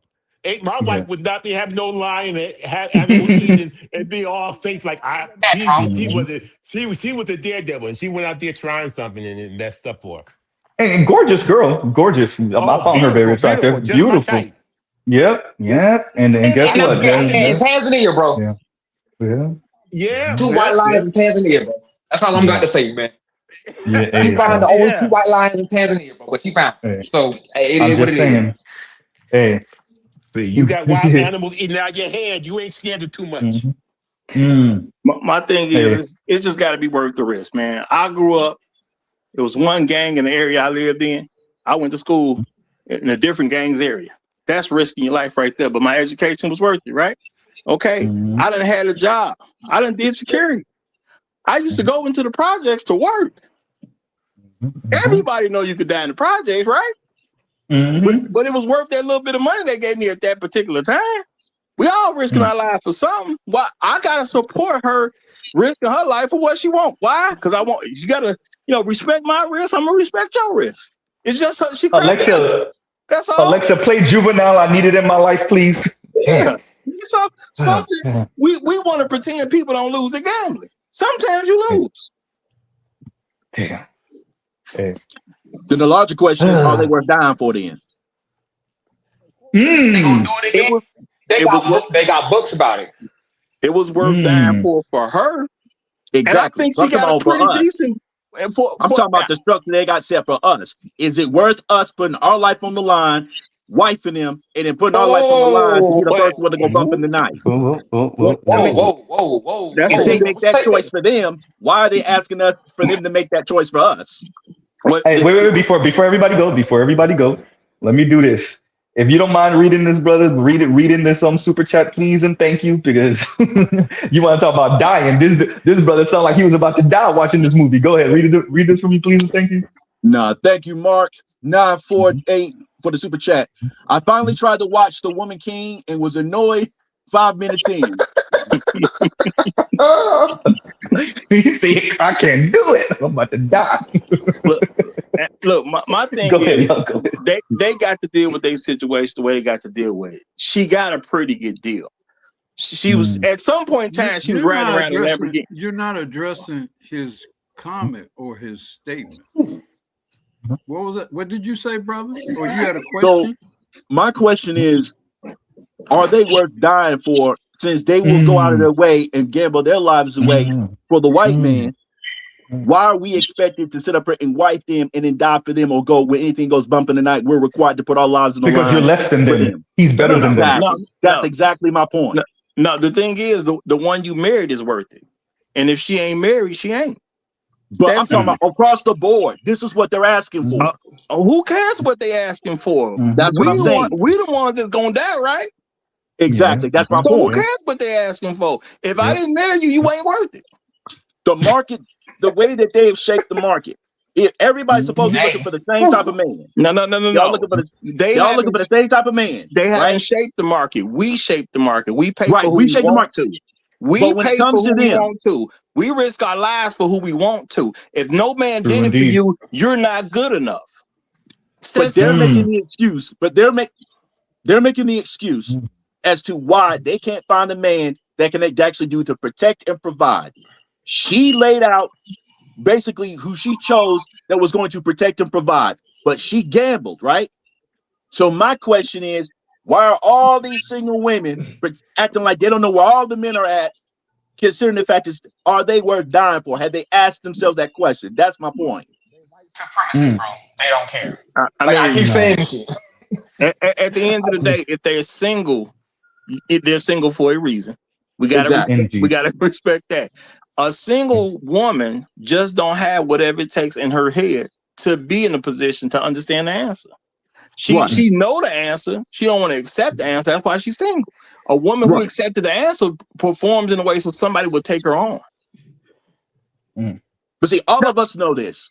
But in a world, I was gonna say, as far as the world, all these single women that's bitching, complaining why they can't find a man, My question, we're just throwing the question right back at them. Why can't you get what you want? Because that's not really what you want. You want somebody else that's lower than you to pay a higher cost than what you would then you would pay for the man that you actually would want. An unmarried woman is either under the extended a warranty program of her father, or she's a ward of the state.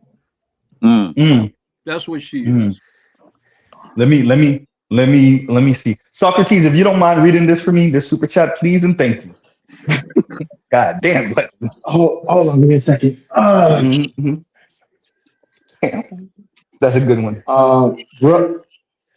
Bruh, the level of this mindset of BW is scary as ASF and amazing at the time.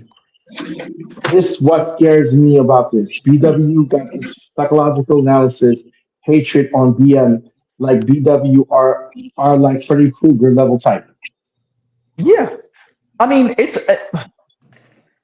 I think for some it's hatred. I think for others it's I just want to do what I want to do and you're in the way. And your image and who you are is in the way. I think for some it's true hatred, like true burning, passionate hatred. And I think for others, they just want to do what the hell they want to do. I think they just want to do what the... Go into that. What do you mean? I think you're projecting. Again, you're trying to project masculine or female type of thinking to women. It doesn't have to be that deep. You have to feel a type of way. I know it sounds crazy. I know it sounds unbelievable, right? Like, it sounds unbelievable that for women, their feelings can dominate them so much and be so flippant that because of a feeling, they're willing to risk their lives, they're willing to jeopardize themselves, they're willing to put themselves into danger just because of how they feel. But I can prime example how this works out. You'll have women who go after a male who they know is a D-boy, they know he traps, they know he has ops, and they'll hang around with him. They'll know he gets shot at. She'll go on Instagram and say, I got shot at last night, but she'll meet with him the next night. Now she is putting her life into danger. Why is she doing it? Because she likes to. She likes it. It's thrilling. It's interesting. It's provocative. And to a man, that sounds crazy. Like, why would you? I'm like, that's how women are. That's how they've always been. This is historically the case. I mean, it's hard to accept, but it's reality. It's not that deep. See, I know it's hard. You want death. You want more, right? You want something else on the bone. Right? It's like, this can't be this superficial. It can't be this nonsensical. But on contrary. I mean, some fun is worth it. That, you know, you get on a roller coaster, that thing might come off, but the fun worth the risk. Just is what it is. I mean, for a person who did security in the projects, man, stuff go down at the projects. Y'all should know that. Any random project, stuff kind of goes down. But you know, I wanted the money. How many men you know will go through invasive surgery to put more muscles on their skeleton and could possibly kill themselves? How many men you know will do this? I mean, fun is different for them. I'm just saying, how many men do anyone know of any male that would willing to do something like that? Now, don't get me wrong. Yeah, it'll be next to none for now, but you will have men that do that. There are apparently growing numbers of men who are opting for the procedure to have their legs extended. BBL Drizzy. No, BBL Drizzy. No. Listen to what I'm saying. You got men, they're getting their bones broken and reset so they can be taller. This is something that's happening. No, but I heard you. I heard you. I was being wait. I was being funny, but I knew exactly where you're going. That's why I said BBL Drizzy. I knew exactly where you're going. My question is again, how many men? That's scary. If we compare the amount of men that are willing to go through the procedure compared to the amount of women that are willing to go into some attic to get cement put into their behinds for BBL, it's not even close. Like I said, it's not close. Yeah, go ahead. But this is the thing. No, but wait, real quick, Raj. But what it's speaking to, this is what's important. What Black Rule is speaking to is that it's even a consideration for the men in the first place. Now, the thing is, as you have growing numbers of men that have been raised by women, they're going to be more willing to do stuff that women do. That's all. That's what I was about to say before. I mean, it used to be virtually an abomination for a black man in particular to wear a hairpiece, much less get some hair plugs or wear a hair, a false beard or whatever. Now you have growing numbers of black men who are willing to do that sort of You got boxers getting their hair toupee knocked off their head. For all of us that saw that. Yeah, but so things that used to be a lot less fashionable amongst for black men to do, their growing numbers are doing more. Yeah, I wasn't. Yeah, I wasn't just mentioning willing to do beautification, techniques. I'm talking about willing to risk your life for it. Right? That's what I was saying. I will say this. I think it's just basic cost benefit. I don't even think it's about whether they're willing to do it less so or more so than women are. I mean, those same men will jump out of airplanes, for example, to have fun, right? So I think it's just the perceived cost benefit value of doing certain things that determine. You got men who are getting penile extension stuff and stuff like that. You wouldn't have 20 years ago. You would not have presumed that men would do that sort of. Apparently, one of your tech overlords. I will not say his name, but y'all should know who I'm talking about. Somebody laughing. Y'all already know what I'm about to say. One of your tech overlords has a box one of those. Apparently, one of your tech overlords. I'm just saying. If you don't know, I'm coming. Anyway, anyway, moving on. Don't say the name. Don't say the name. Don't say the name. Don't say the name. Don't say the name. But we know who it is. Which company? Which company? I will say that he was not born and raised here. If y'all don't know who I'm talking about by now, Jesus Christ. Right? Rumor has it. No more that. We can't. Yeah, I'm gonna say when you have women raising men, especially ones who raise them exclusively, because a lot of folks don't think about how much women influence is upon some of these grown boys. When you become a man yourself, you're going to still be doing stuff that women think is cool because that was your actual influence. There's dudes that say, my mama, my hero. When you declare your mama your hero, you're going to do some stuff like your mama do. Now, I'm not saying men can't grow out of it, especially depending upon what they do as an adult, but you're going to have a faction of men that's going to act in ways that is just like a woman. Just is what it is. The funny part is the outcome is the same. Yeah. Well, no. Let me say this because I think we need to let's slow this down real quick.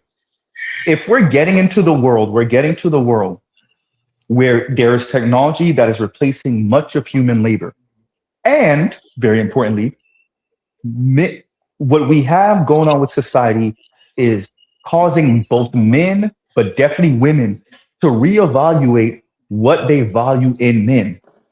And beauty, and I mean that in more the feminine ways of going that far to what you were saying earlier, brother, how far you're willing to go to beautify, right, as a man. When the evaluation of your aesthetics is getting to a level that we would have thought yesteryear was women's level of, okay, I'm going to be in the mirror for goddamn an hour plus, you are going to see men start to move in that direction to air quotes compete with other men in that space and to be appealing to women. I'm not saying all, I don't even know if it's most, but you are going to see, I would say, a growing number of men, young men in particular, because they're the ones who's going to be influenced by this the most, moving in that direction. I think there has to be a hard stop. I don't know what has to happen for us not to go in that direction. I think we're already going in that direction, full steam ahead. You gotta have women being raised by their fathers, and at the end of the day, if you're raised by your mama, and your mama is your main influence, you're gonna do stuff the way your mama would do it. Like you might end up going out of a country with some random woman and leave all your people behind, and she got every advantage. You might do something like that. You know, but also you mentioned earlier we've talked very frequently about the mouse utopia. You know, some of this stuff of men moving towards vain sort of activity is kind of on that continuum, man. The beautiful one, the grooming of the male mice, the self-beautification of the male mice. It's kind of consistent with that. And for those of you that don't know, what Black Guru is referring to. It's about an hour. I'm sorry, no, not an hour. It's about a minute long. So bear with me. This is why everyone is single and men stop trying. This is the mouse paradise, a scientific experiment from the 1960s. They made the perfect world for mice with unlimited food, safety, and no predators. In the beginning, they placed 4 females and 4 males and let them multiply. The population exploded, hundreds, then thousands. Then something strange happened. They stopped mating. And within 4 years, they were extinct. But why?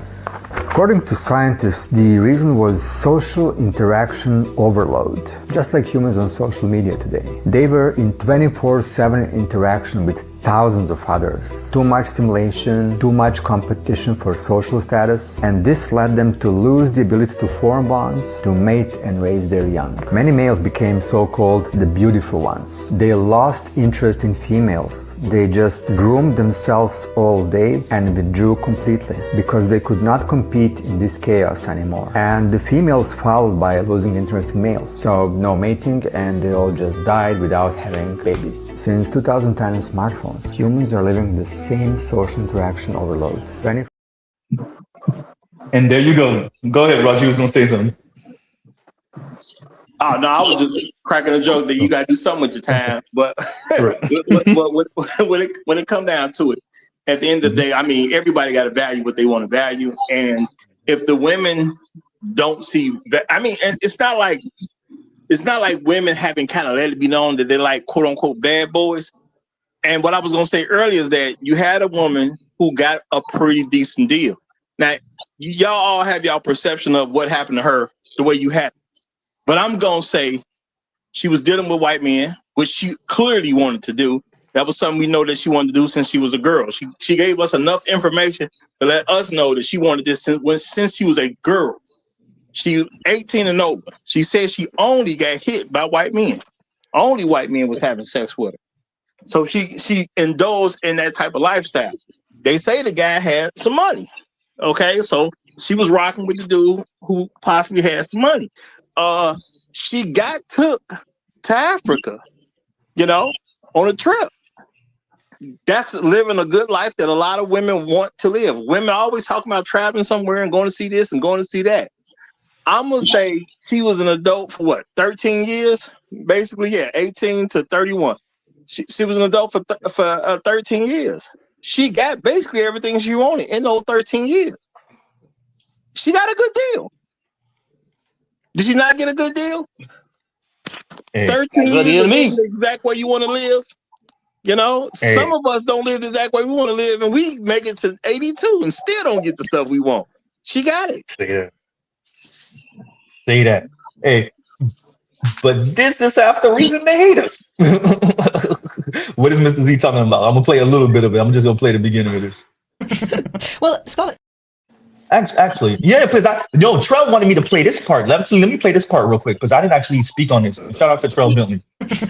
Well, Scarlett, you talked about the sort of contrast in terms of class, but actually there's quite interesting stuff coming out of your research about the differences in outlook between white women and those from an ethnic minority background. So you might expect women of colour to be more likely to say that they feel the country is racist, for example, because they're more likely to be on the receiving end of racism, but it's actually the opposite. It is the opposite way around. So yeah, white women in this country, young white women, sorry, I should specify, think that the country is racist. Ethnic minority women do not overall think it is racist. They're actually tied on the question, but they're significantly less likely to say that it's racist than their white peers. And I think that's interesting. That's interesting in and of itself, but that it extends into other issues as well. So actually, young ethnic minority women are much more likely to say they feel valued by the country. They're much more likely to say they feel positively about improving their life chances, about things like being in a better position than their parents, about earning a decent amount, getting a house one day. All of these issues, they feel like they're much more positive and have more of a stake potentially in society, or feel like they do, than their white peers. Yeah, that's fascinating. Because a lot of the undercurrent of your piece and of your research is that this generation of women don't like the country. They don't feel a sense of national pride. They don't feel like it's giving much to them, and they don't feel like they have a place in this country. So why do y'all think? Because if I'm not mistaken, black Brits represent some 3-ish% of the population over there. So I'm not even gonna count them for real. But why do y'all think the women of color over there are more likely to say that they don't have this type of they think that they're upperly mobile, or they can be upperly mobile compared to like solid white women? What y'all think is going on there? I know. I can answer. the average quote unquote woman that comes from, let's say, Africa, or let's say, what any other India, Pakistan, Africa, right? Mm-hmm. I don't know if you've seen India. I don't know if you've seen Nigeria, bro, what parts, or Ghana, or whatever, bro. Personally, I can tell you that shit is. I hate to be that guy, bro. But it is fucked up. Some parts of Ghana is fucked up. What part of Nigeria you're from? And you talking about India? Dear God, I personally don't. I've never visited India. I'll give you prime example, Zulu, and I'm sorry for cutting you off. What happened to the boxer that fought Jake Paul? Jake Paul. Had the accident, almost died because there was no ambulance. Thank you. Because, wait, there was no ambulance, and wasn't there with a truck on the side of the road. They ran into it on the side of the road, and the friends died because the infrastructure sucks. So going to what you're saying, Zulu, so I can understand if you're coming from India, if you're coming from a developing nation, and remember, I'm Haitian descent, so no insult to those of us who are coming from developing countries. Of course, when you get to the US or when you get to the UK, you're like, oh crap, the highways are clear, relatively. Right? The potholes actually get patched sometimes, but it's unlike where we're from, where you got to wait forever in a million years for a pothole to get patched, if it ever gets patched. Right? So I could imagine that. And if you're a white girl who people been here, right? I can imagine how this is all you've ever known. This is all your parents ever known, your grandparents, your great grandparents. So I can see how for you because if you're in the US, where's the up if you're a white woman? I'm not saying if you're a black woman or Latina or even a black man. If you're a white middle class woman, outside of going up in class, where's your up? Where can you go that's up from here? You see what I'm saying? So I can understand how they're like, well, I pretty much reached the cap unless I marry into rich or get lucky and find myself in Harvard somewhere and then meet one of the rich dudes there. But like, if that doesn't happen for you as a white woman, you pretty much capped out. You're capped out as a white woman. So I can see that, especially in the UK. Because remember, class, they're very, very conscious of class in the UK in a way that we're not so much in the US. So I can imagine if you're a middle class white woman in the UK, you capped out. That's it. So you're saying it's based on hope? Yeah, faith and hope. Yes, so there's a difference. But yes, no, I agree. Yes, yeah. Okay. Yeah, I agree with that because women always want something better. Doesn't make a difference what you give them; they always want better. So and keep your options open for around the corner. Go. If you going to Zanzibar, Tanzania from Miami, first class tickets, you stay in that hotel. Yeah, you close to spending about 10 and taking those pictures in safaris. You spending close to $10,000. Easy. There's one other thing that is at play, and is kind of connected with what Usual describes, but it's the relative social and sexual and economic freedom a woman has, a black woman has, or Nigerian black woman has in the UK versus what she would have in Nigeria. So you not only just have the economic thing and infrastructure thing, which is different, but you also, I got much more freedom and liberty as a woman in particular in the UK than maybe I have in Nigeria. And so the greater access to your more feminist system is going to be much more prized, particularly amongst non-white women in juxtaposition to where they come from. I agree. The police in London told Nigerian women, stop calling the police. Yeah, I saw that. Stop calling us for these minor arguments. We're not coming. This is not what it's for.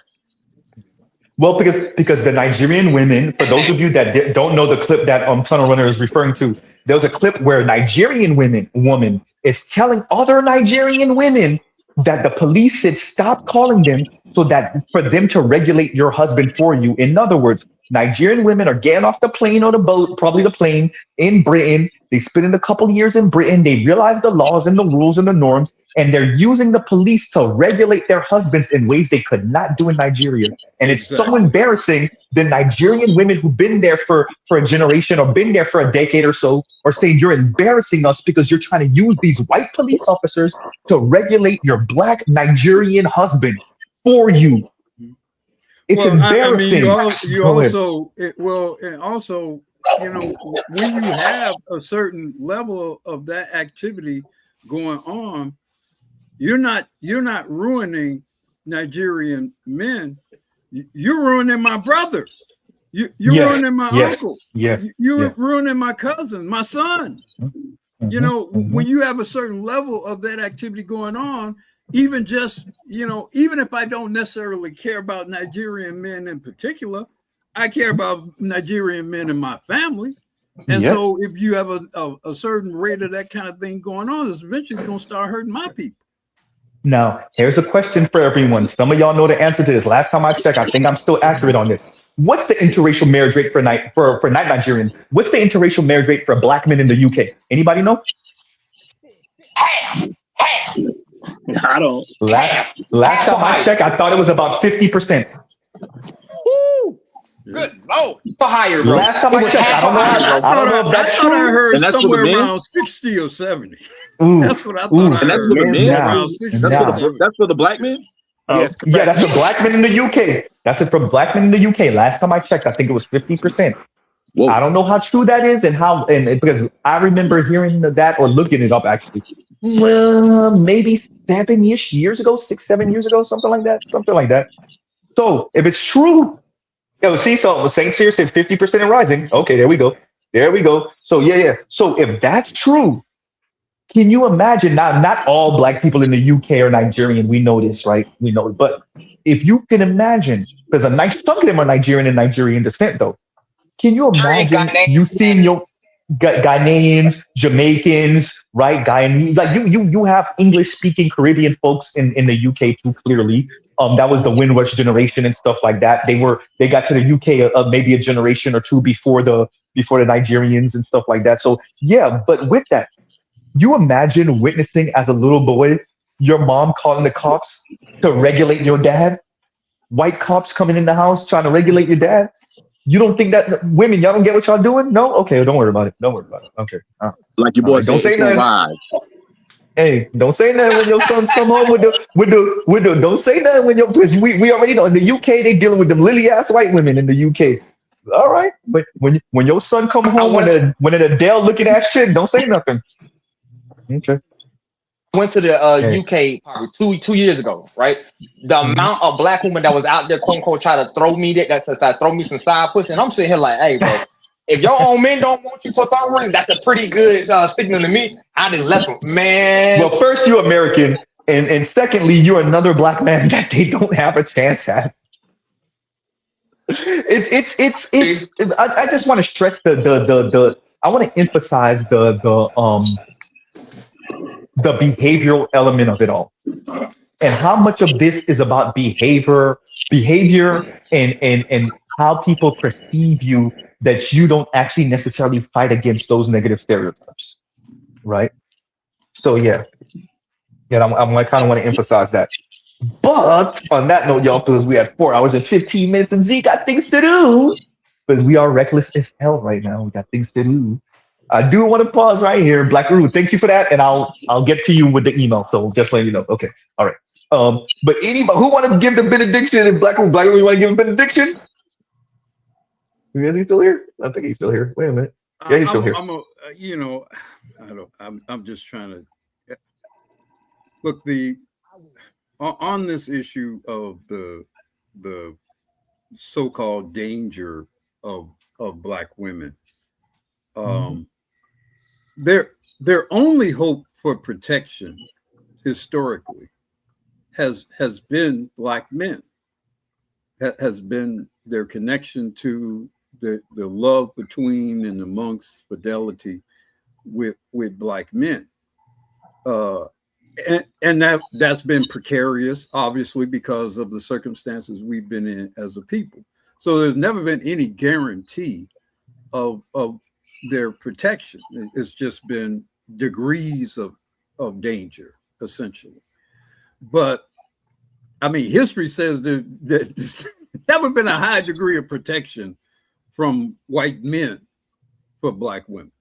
That's always been a kind of fool's goal, assuming that was ever even any sort of goal they actually thought that they could actually obtain. Like I say, I think many of them go into relationships and dealings with white men, accepting the danger of it. Some cases that's part of the fun of it, or part of the excitement of it. In some cases, the perceived value of that white man is so great to them that is worth the risk. It's sort of like, for example, ask yourself, well, would you risk your life to get $10 million? Probably, right? Most of us probably would, depending on, how the risk reward formula worked. Well, likewise, to maybe a black woman, maybe having a certain kind of white man is perceived by her to be the equivalent of being worth millions of dollars, or something, similar in that regard in terms of value. So of course she's gonna take a trip to Africa with this dude, or do all kinds of wild stuff and do slave play, sex, and all kinds of stuff because he's so valuable, right? Now, as a black man, all you can really do is accept that, because you're not able to change their mind telepathically, change their heart or whatever. You just have, only thing you can really do is accept that that's what's in them. You can protect yourself to some degree when you're dealing with them, accept that there is treachery in there that's been sort of bred in there, put together certain controls about how you live your life, how you deal with them, get your prenups, etc., or whatever. But you go in understanding there's a certain level of treachery there under certain circumstances that treachery may manifest, and you do the best you can to prepare yourself against it. But that little demon inside of Ashlee Jenae, and apparently is also in her mother. Sadly, that little demon is inside all of them. It's just the degree or the stage or the latency or the activation of that demon. It's been bred too deeply in them. It's been bred too deeply in amongst us, because frankly, we're carriers of the shit. Even if we don't manifest in us, we're carriers of it, even as men. And the only thing you can really do, like I say, is just set your life up in such a way where, look, given the chance, this chick gonna try to betray me in some way. How can I protect myself from it? And that's why I say, go out into the world, get other women, get in other environments and whatever, because this stuff that's in them, the way the society is set up, in many cases, sadly, if not most cases, it's going to be a losing proposition dealing with most of them. And I'll end my benediction there. And Black Guru, I sent you that email. And yeah. So, and let me read this from Leon. Perfect thing to read after Black Guru's benediction. He says, it's just collateral damage from divestment goals. And thank you for the super chat, Leon. Thank you for the super chat. See, I didn't forget about you. Perfect timing. And so on that note, everyone, thank you to the panel. Thank y'all for coming up and participating. Thank you to the chat. And on that note, Mr. Z got things to do. So we will pause right here. Love, peace, and chicken grease. I'll go check out other Black Manosphere content, other non-Manosphere content, for the love of God. And Mr. Z out. All right, y'all. Peace.